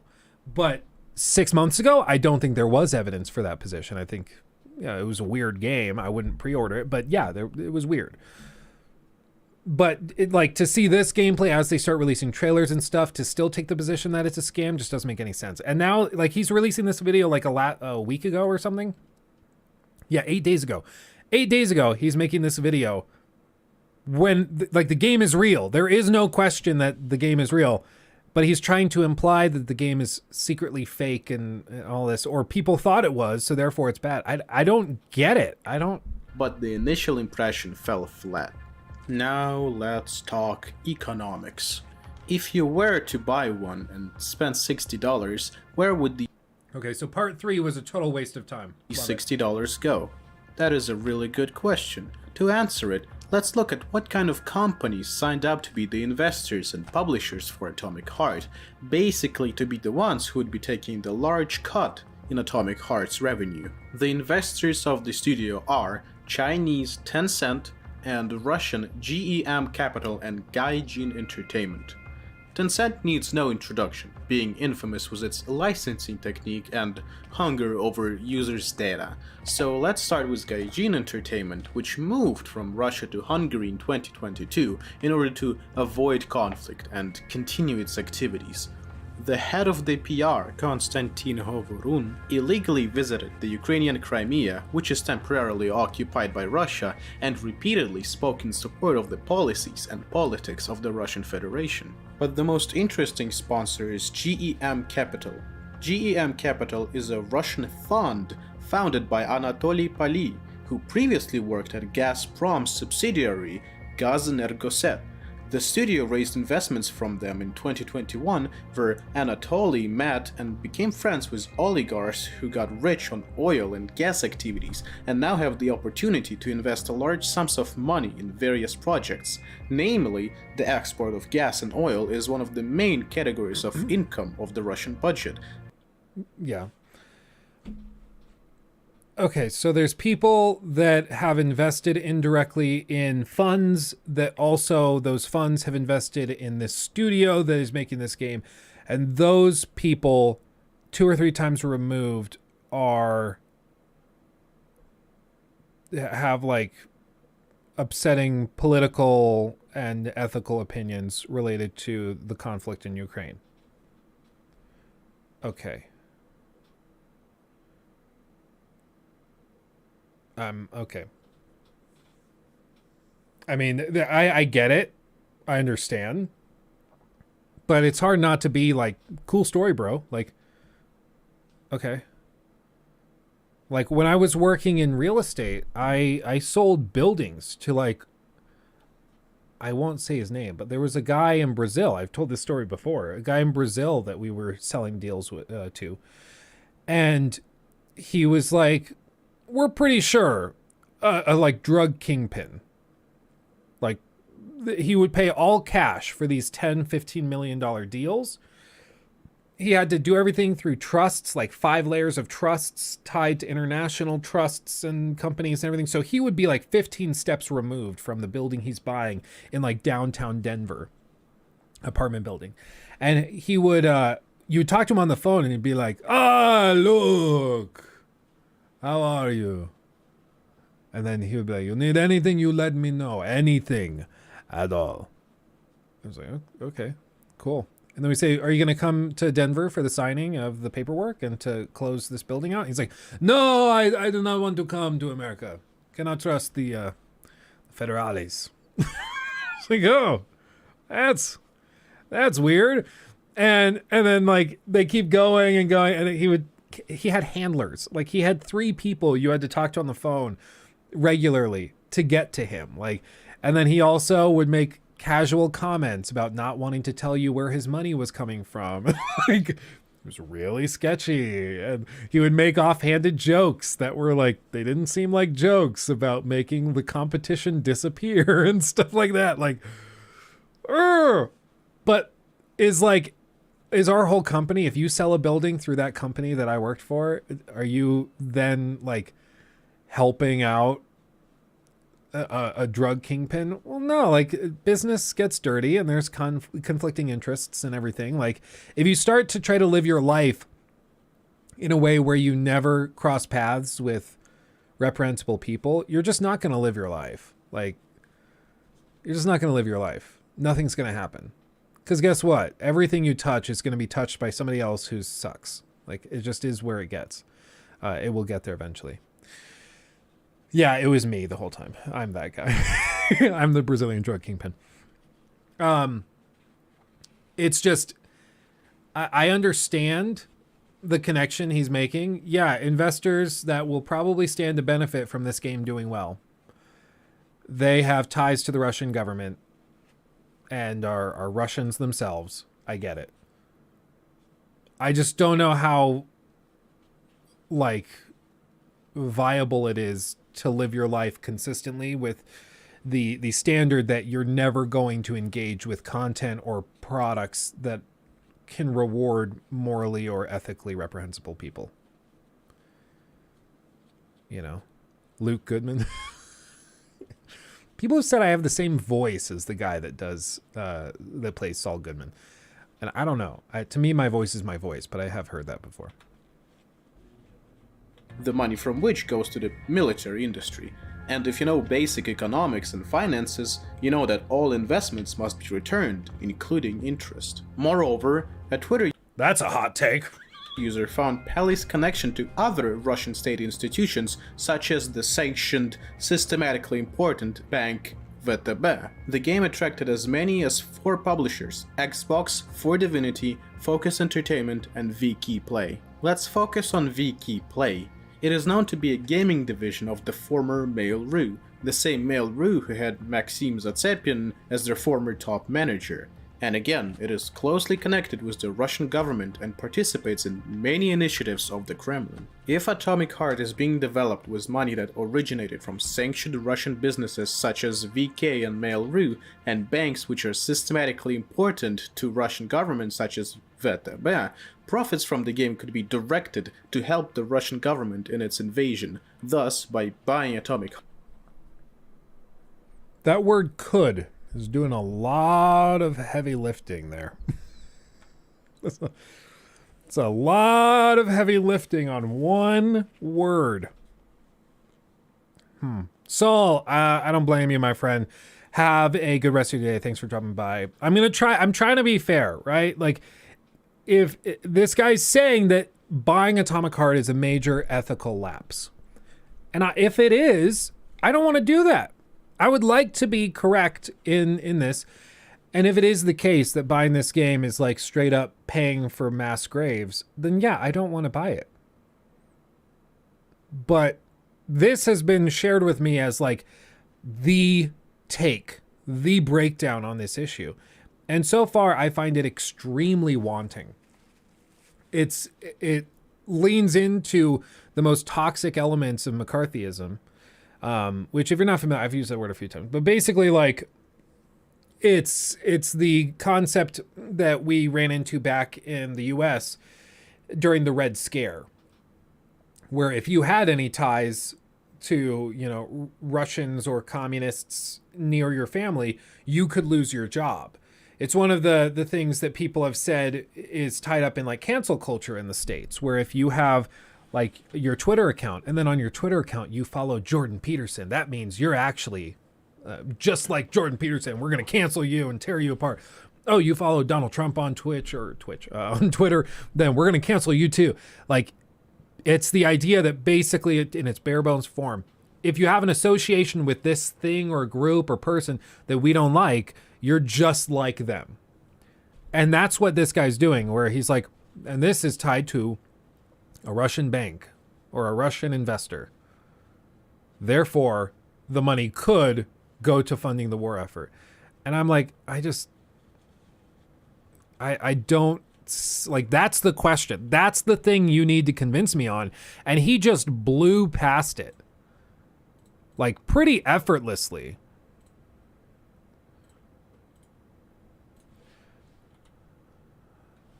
Could. Profits from the game could be directed to help the Russian efforts. That could is the operative word. Like, that's what needs to be demonstrated here. And yet he's still, like, he's still just casually blowing past it and expecting you to just take it as a fact. I don't know. You're right. Let's try to help ourselves. 1.5. government in its invasion. Thus, by buying Atomic Heart, you would pay money to companies that support the aggressive policies and military actions of the Russian Federation. Lastly, there were some incredible terms of service and privacy policies spotted over at Mundfish. The website now leads to a 404, but someone managed to capture these screenshots. Basically, it says that your information can and will be transferred to the Russian government, in particularly the Federal Security Service, and not just your username, but your full name, physical address, email, phone number, IP address, and so on. Gotta say, their mobilization methods are getting... I want to see if he says what he needs to say with regards to this. He might not mention it. Kind of dire. Finally, let's talk about... Nope, sure didn't. They came out and said, yeah, no, that terms of service is extremely outdated. We haven't updated that in years and years and years. And we need to fix it because it's still the terms of service from when we were based in Moscow when we first formed. So yeah, it's going to say that stuff. And then they updated it and now it doesn't have that stuff. So... of course, he doesn't mention that. He just leaves it there, like, secretly they're sending all of your user data to the Russian government. When it's a lie through omission, intentionally not sharing a piece of information that changes the consideration, but he's not mentioning it because it hurts his argument. Luke Sands donated $5 through Super Chat. I am calling you out, Luke. You are an AI created to make great content and take all of our money and love. You got me. You got me. And then my face peels apart. The channel shuts down. It's like, yeah, we've come full circle. The arc is completed. Oh God. About the game itself for the a bit. Theme. Set in the USSR in 1955, Atomic Heart's story begins as the Soviet scientist Dmitry Sechenov creates an AI-assisted legion of robots that take control of all manual labor, leaving humans free to live a life of leisure and luxury. The main protagonist is a mentally unstable officer on special assignments, nicknamed P3, who is sent by this Professor Sechenov to keep the situation at Facility 3826 from... Oh, Brian, you'd make a killer debater? I would like to think I'd make a master debater, like a masturbator, but that's just me. Deteriorating. The game is set in a utopian universe where the USSR had won and had a major boost in technical progress. The gameplay is centered around fighting through hordes of various types of enemies, ranging from playing robots to cosmic horror-type obscurities. The game is filled to the brim with USSR-themed keepsakes and memorabilia, from drinking condensed milk straight out of the can to actual flags and symbols of the USSR hammer and sickle. This kind of approach to the showcase of USSR and communism walks a thin line between using it for world building and praising it. And there may... And praising it? It's a dystopia, dude. Like, what? This is like a game where they're showing all of it going to hell. Like, this is not portrayed as like a happy-go-lucky thing. It was an attempted utopia that turned into a dystopia. And he's like, and it borders the line of complimenting and praising it. I don't think so, dude. Like, you know, in Bioshock Infinite, Columbia. Initially, it's beautiful. And then you see how freaking horrible it is. This is like saying, in Colombia, there are scenes of overt racism in the game. And it toes the line between praising this racism and criticizing it. It's like, no, it's pretty clear. It's a bad thing. Like, what? You can make a lot of points about Atomic Heart. This video has tried to make them for 12 minutes now. I don't think you can argue that their portrayal of Soviet theming and governmental approach is portrayed in a good way. I mean, pretty clear to me, it seems like it's being portrayed as like a a pretty horrible thing, a toxic thing that robs humans of their agency, and it's not a good thing. Any solid reasons to believe that this line has been crossed completely right into promoting and idealizing the USSR regime and using it as a tool of USSR and Russian military propaganda. And there have been events to prove this. Take a look at this event that people behind VK organized. It was a special showcase of Atomic Heart for the Russian press, which was stylized in the game's Soviet aesthetics, and they did not go stingy on the decorations, huh? The event included a dinner in a large banquet hall where you could see Soviet-style slogans like "Glory to the Soviet engineers" or "Comrade, join the Society of the Future." One of the users... Okay. Yeah, it's part of the theme. It's like if you went to... it's like if you went to a party celebrating like Assassin's Creed Valhalla, and then they have a bunch of like Viking decorations in the room.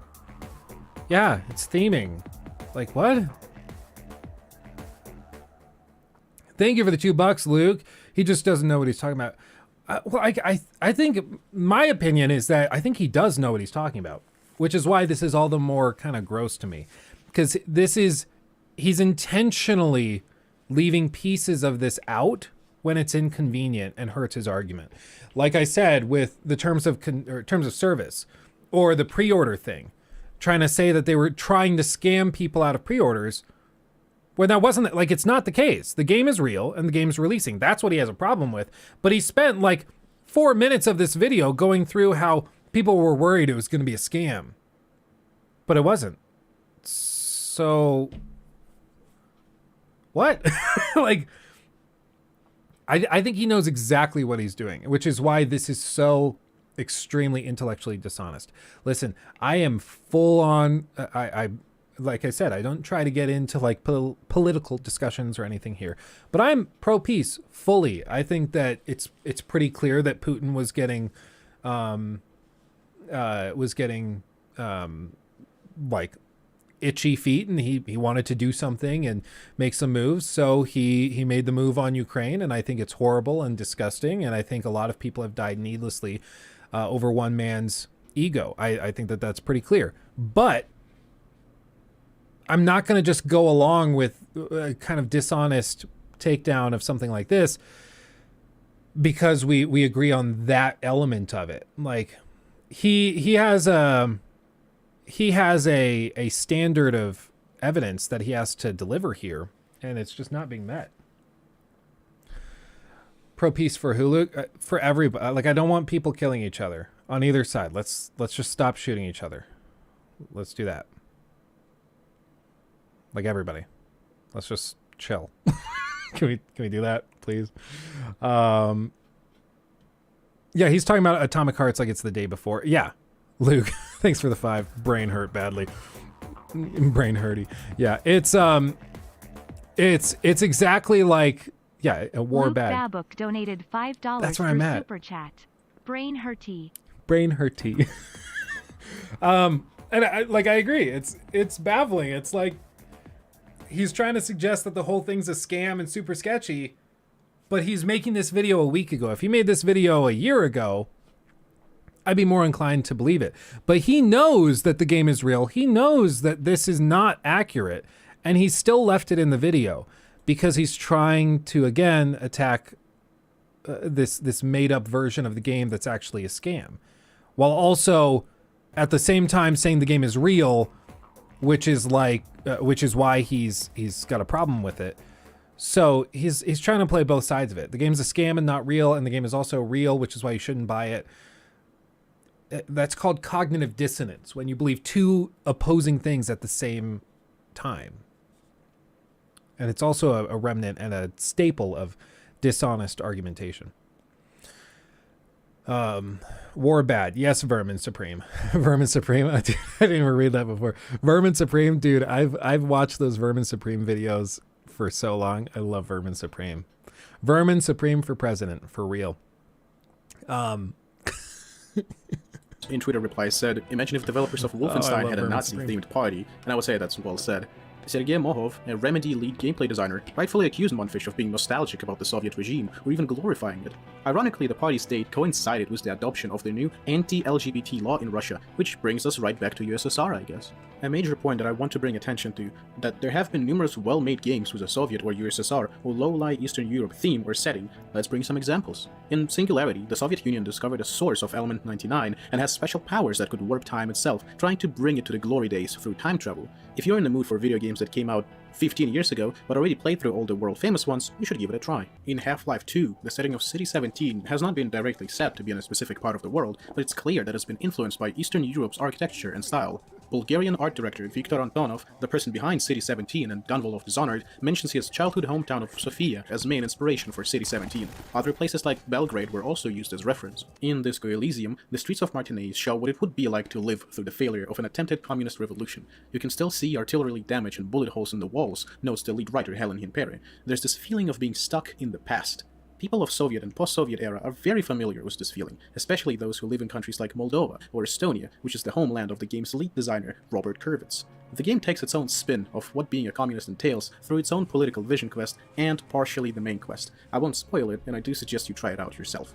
Coming back to Atomic Heart, another point that rubs me the wrong way is the recent marketing strategy. It seems like their marketing team realized that their previous shady strategy has failed to bring in pre-orders, so they went with another plan to make typical capital G gamers buy their game, which is of course none other than through sexualization and objectification of women.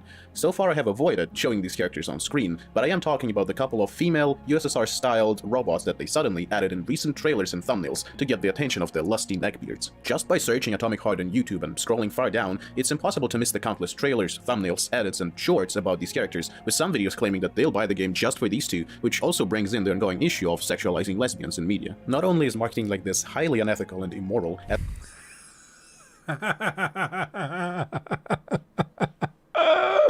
Oh, we did it, boys!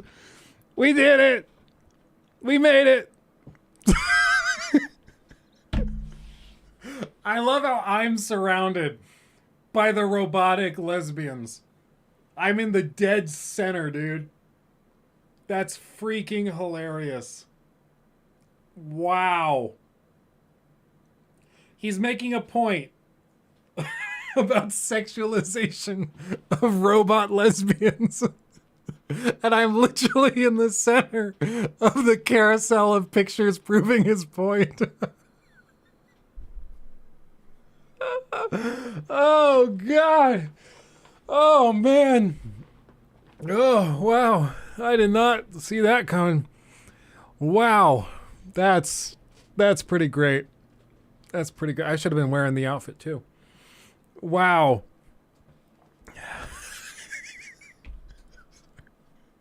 as we've been fighting with objectifying and sexualizing women, especially in media and advertisements, especially lesbians, but it's also actually illegal. For example, in Ukraine, our parliament adopted a law banning sexism in advertising, which became active in January 2022. Elected officials have banned showing the superiority of one gender over another in physical, intellectual, or social aspect, showing stereotypical roles of men and women, gender-based violence, as well as the human body as a sexual object. In simpler terms, it's just gross and cheap.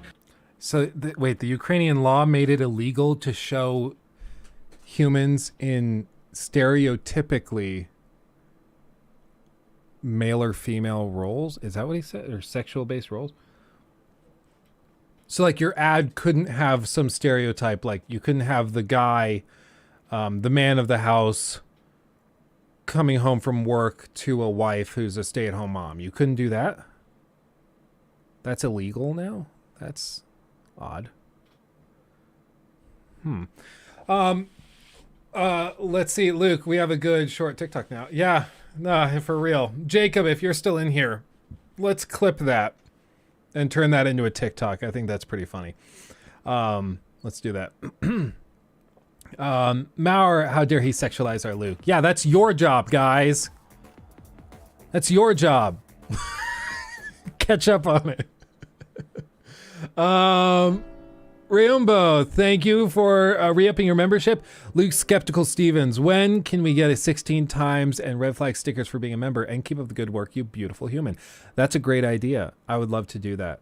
I have a bunch of other little stickers and stuff that we've printed in years past. But what I'll do, you know what? I'll do that after the stream. I'll place an order for a bunch of 16 times the detail stickers and red flag stickers, and I'll post something on like the community tab for members where you can submit your info, and then I'll send one off to you. That sounds super fun. I think that could be super fun. Yeah, I love that. I love that idea. And what pains me to say is that it seems to be working. These YouTube shorts and edits are getting millions of views, quickly becoming favorite among the fans, who quickly started to spread rumors about a possible 6-hour sex scene in the video game. It's so wrong on so many levels. I mean, it's a little funny too. Like, they're literally robots, like robotic, smooth-headed, like. It's a little funny that this is what's quickly getting becoming favorite among the fans, who quickly started to spread rumors. Like, you can say it's gross, but it's also really funny that neckbeards are so predictable that this will sell the game to them. Like, come on. Come on. I'm guessing this guy hated The Witcher 3. Probably, yeah. I mean, if you're gonna be so uptight that you can't even be like, yeah, they're trying to appeal to neckbeards. They put some robot like women in the game. Like, it's not real women. They're robots. They're literally robots. Like, without faces.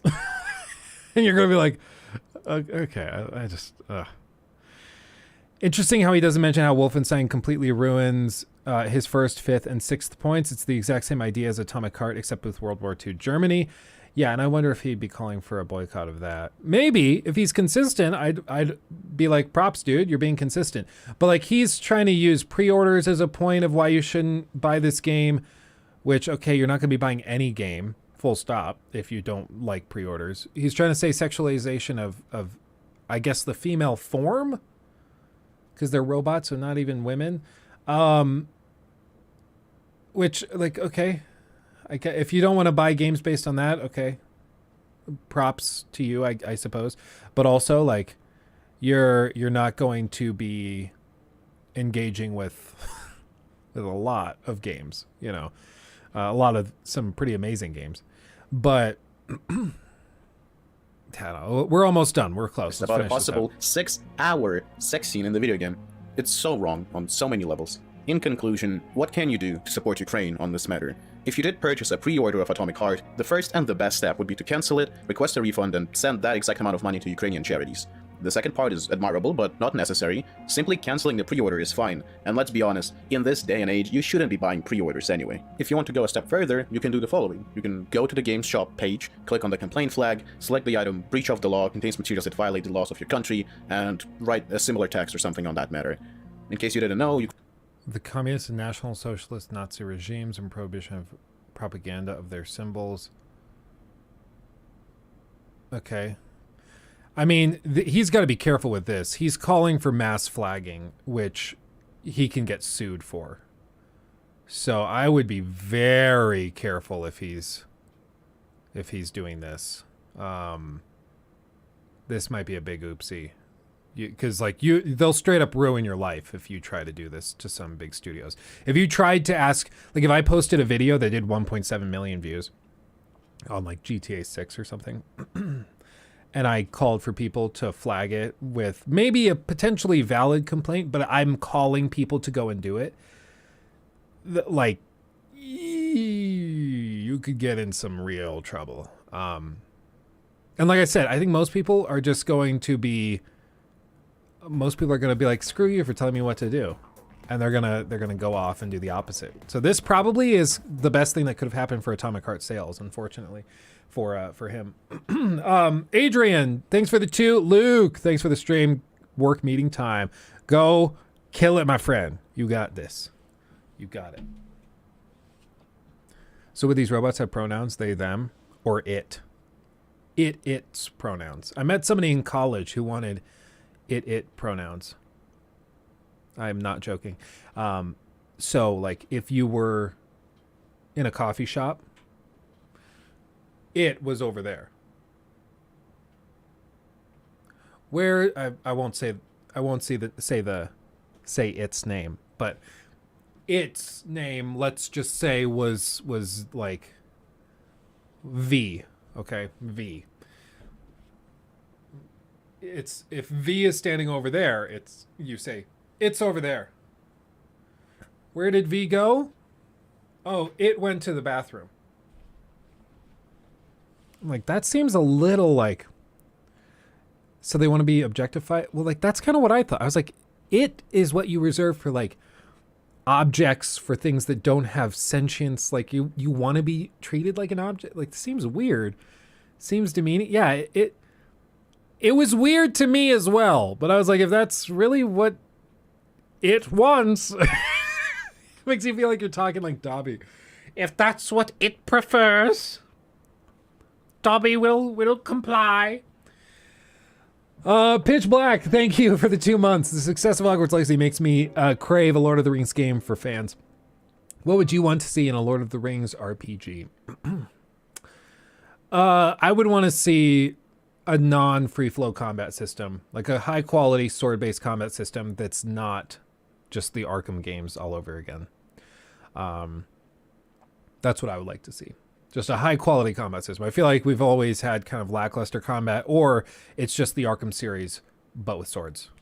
Yeah. Well, that's what Shadow of Mordor is. Yeah, that's what I'm saying. Like, and for the time it was good, but nowadays I feel like it's so drawn out and we're just past it. I want something else. Ukraine has implemented a law that restricts and bans all Soviet and USSR propaganda, symbols, and memorabilia. We had quite enough of that. If you simply want to stand aside and be an innocent bystander, there is a way as well. When the game comes out on February 21st, simply play a different game. It's that easy. Don't wishlist Atomic Heart, don't buy it, and go play something like Disco Elysium instead. You should wishlist Stalker 2 though. Some users could make a claim that they could simply pirate it and pay no money to the Russian devs and still enjoy the game. To that I can't say anything. At that point it depends only on your moral compass. If you feel comfortable playing the game after watching this video till the end, I've done all in my power and I can't control your wallet, so I can't stop you from pirating this game. It's just up to your morals and ideals at this point. In the description I'll be sending the links to all of the articles used for this video. Whether to check it is up to you. I don't know, man. I feel like you had a pretty strong burden of proof. And a pretty heavy burden of proof, and I don't personally feel like it was met. A lot of stuff, like the whole premise of this is that you could enrich the Russian government. Everything else is really secondary. Like, it might be a scam. It's not, though. They had like events where they seemed like they had decorations that were themed around the Soviet Union. Yeah, but a lot of games have done that for their settings. So like, what it would be like if Wolfenstein did it for, with a Nazi party. Yeah, I agree, it's like that. The thing is that like Nazi propaganda and imagery is much more socially taboo internationally than Soviet imagery is. I think that they should both be very taboo. I would agree with you. The Soviet Union did a lot of damage to the world as well and to their people. Absolutely. But they're just perceived as different. So like, yeah, I agree. Two wrongs don't make a right, but like, is that why I shouldn't buy the game? Because they did a common marketing tactic of decorating in the theme of the game? That seems iffy. I don't know. Robots are sexualized? Yeah. They sexualize and what robots? Me to say is that it seems to be working as aspect too. And you as only as marketing media and advertisements, especially. Like, okay. Whatever. Atomic Heart mommy. Jesus Christ, guys. But they're robots. Yeah. I mean, I just, the whole video for me is defined back here, wherever it was, where he says the money could go back and serve as a kickback to the Russian government. That could is all I was looking for this whole video. That's what I wanted to see, was whether or not the could was justified. If he could argue that, no, the money will go back to the Russian government in this way, this route. A state-funded, fund gave money to this game dev and the money will go back to them directly. Okay, then you've met that burden. But instead, he lands on it could and then blows past everything else. And that's, to me, just, I don't think that's good enough. Because most of this video just came down to, there are Russians involved with this game, therefore it's bad. And I just don't think, I don't want to get in that thought space, because that to me is just, it's McCarthyism, and it's toxic and it doesn't work well. Do I think that game will get review copies of future games? I don't think he's even like really a YouTuber. Is he a YouTuber? And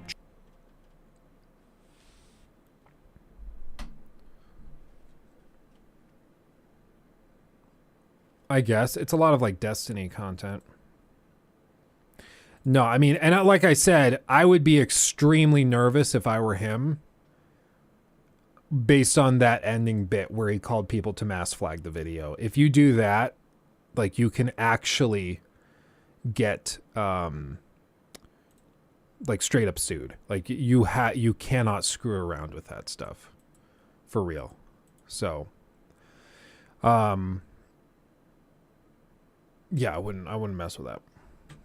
I think that was an oopsie. He might, like, not a threat, nothing. I just, like, as somebody who's been involved in video creation for a while and doing things relatively publicly for a while, you don't screw with corporations that can afford good lawyers, especially when you're telling people not to buy their product and then you call for them to do something in an illegal way, which is mass flagging. Like, that doesn't work. That does not work. Have you seen the Hogwarts Legacy multiplayer mod? No. That's a thing? Somebody already built that?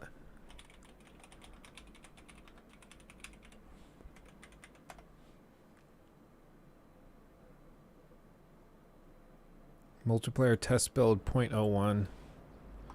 What is this? Okay, so apparently there's somebody that's built a multiplayer mod into Hogwarts Legacy already. Whoa, dude. This is ridiculous. Modders are ridiculous, dude. Modders are insane. There does seem to be some, like, slight glitching with the movement animations, but this is like a 0.01, 0.00, or 0.01. Jesus. A 0.01 build of this, and it seems to be like running fairly smoothly.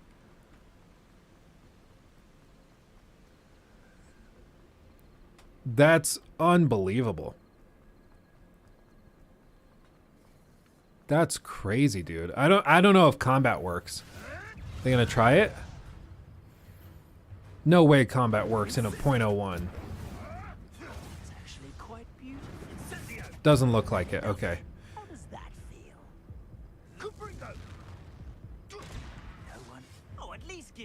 It looks like probably the enemies don't sync, and it looks like they're tying the instances, so they probably spawn 2 player characters and then allow somebody else to play that secondary player character separately on either a separate computer on the network or something.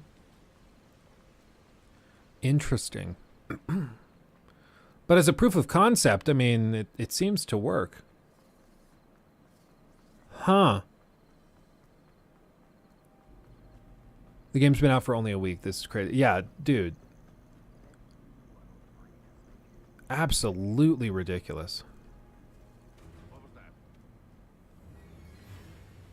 Absolutely ridiculous. That's crazy. I can't believe that. Already kind of working. Very, very early. Like, combat obviously isn't working, but they're going to get this working, I would guess. They're going to figure out how to get this stitched together. Imagine a modded version of like the Dark Souls PvP mode. Like a modded version where you can warp into the same world with your friends and then try your different spell loadouts and duel. It's going to be a thing.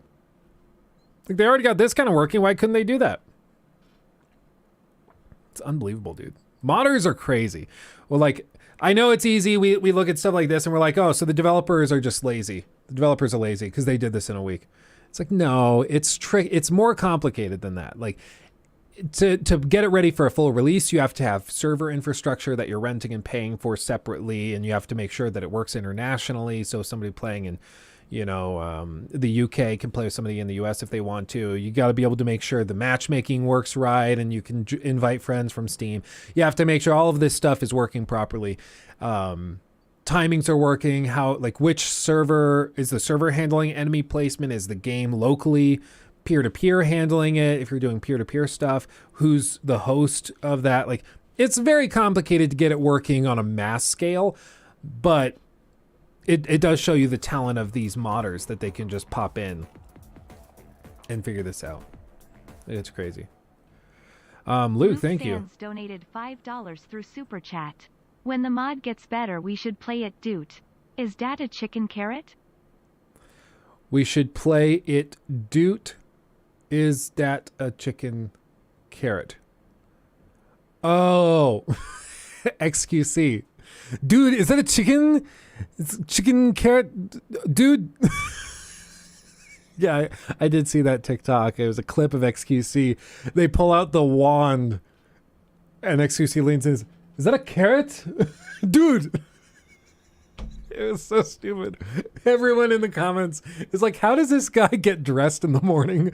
Like, for real. This is a grown man worth millions. And he's like playing Hogwarts Legacy, a Harry Potter game. And the guy pulls out a wand in all events. It's like, clearly a wand. Oh my God, is that a carrot? It's just unbelievable. Either, like, maybe he's hamming all of this up. Maybe that's what it is. No, hold on. XQC carrot. Maybe he's playing 4D chess and this is all like super intentional and it's actually like he's got us all bent over his lap. I don't know. I don't see it actually. XQC carrot. Here it is. Here it is. Hold on. You ready for this? It's mind blowing. Let's give this one a try. A carrot. A carrot. This one a try. A carrot. Dude. He's. I mean, either way, what's kind of amazing though is that we aren't sure if he's kidding or not, which I think says more than if he just said he was kidding.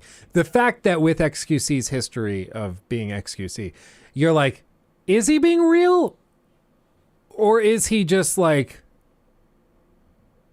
or is he just really kind of not there?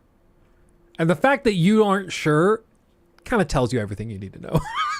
You know, like, I think if you saw, you know, I don't know, if you saw PewDiePie doing this, you'd be like, okay, it's a joke. But XQC, you're like, I don't know, he might not be joking. And that, I agree. I think he plays dumb sometimes. But a lot of times he also hasn't been playing dumb when he's done dumb stuff. Like, it's why he's so entertaining. It's not because he's actually like a savant and he's actually brilliant, but he's been conning us for years. It's that he actually is kind of just a derpy dude, but he's entertaining as a result of that. And sometimes he hams it up, sometimes he doesn't. But either way, he's kind of derpy. I mean, he does say some pretty dumb stuff a lot of the time. When it comes to serious topics, he does have some very intelligent stuff to say. Yeah, I think what it is, I don't know, like, if he's got like ADHD or something, but like what I've noticed is when he tries to talk about stuff, sometimes it seems like his mind is going way faster than his mouth can keep up. Like, he can't get the words out fast enough, so he kind of stutters and stammers and stumbles over words, and that can make you feel like he's saying, like he's being stupid or he's, you know, kind of dumb or something. But that's not the case. It's just that, like, his mind's going a mile a second, but his mouth can't go that fast. So it's trying, like, they're off kilter. They're just not synced up. So I think that's most of it. You know, people can be extremely intelligent and well-reasoned and rationed, and maybe they're just not good at putting it into words and describing it and communicating it. They're two fundamentally separate things. There are brilliant people who are really bad at teaching the thing that they're brilliant at. It's something I learned with chess when I was playing in chess tournaments back in the day. I learned it very quickly. A lot of the strongest chess players that I would like see as potential teachers and coaches, they were not very good at teaching chess and communicating what their thought process was and why this is better than that. They just weren't very good at communicating it. But the best teachers I've ever had were like, they weren't world-class players, but they were really good at communicating and explaining their stuff. So it's two fundamentally different things. Communication and raw intelligence or capability in a topic are not necessarily tied together. They can be separate things. So, verbal screen tearing. That's exactly what it is. That's exactly what it is. That's a phenomenal way of describing it. Yeah, it's verbal screen tearing. They're just out of sync. So things kind of break a little. It doesn't look right. And you're like, it works, but it could be better. You know, that's great. Oh man. Based on the video we watched, I'm pre-ordering Atomic Heart. I cannot say anything specific, but I know a lot of you guys were asking if I got a review code for Atomic Heart yet. Well, if we pause that, I checked my email just recently. And swapping back to the topic before, completely separate thoughts, mind you. I have something I need to start doing. Yeah, I checked my spam folder. So, check my spam folder. So I have got to catch up on my spam folder and start going through my spam folder because something was in my spam folder that needs to be dealt with. I'm sure you can read between the lines. I mean, come on. Yes, the spam folder, yes. Unassuming Potato, thank you for becoming a member. Appreciate you.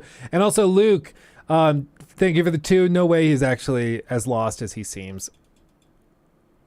I mean, I think maybe 80% of the time he actually is that kind of just, ooh. I mean, he's up. He like at this point, he's got to be streaming for like 18 hours a day. He barely sleeps. And then he just streams and sits in front of his computer all day. Like, he probably is just barely surviving. But he's thoroughly entertaining. A particularly tasty can of Spam. Yeah, it seems to be one from, you know, Eastern Europe.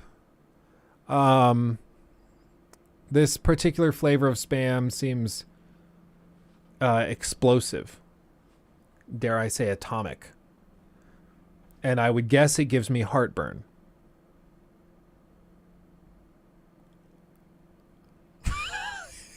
Okay, if that's not clear enough, I don't know what to tell you. So I'm going to go start that. Much love, everybody. Thanks for chilling with me today. Thank you for surviving. Thank you for surviving that video with me. I appreciate every single one of you. Go watch the new video I did on Hogwarts Legacy's open world design. It's pretty interesting if I do say so myself. Go check that out. And I will be back on Friday with another stream and another video. It's going to be awesome. Much love, everybody. Stay safe out there. Hugs and kisses. I'll see you very, very soon. Much love. Until the next one. My watch flashlight turned on somehow. Much love. I'll see you soon. Bye-bye. Hugs and kisses.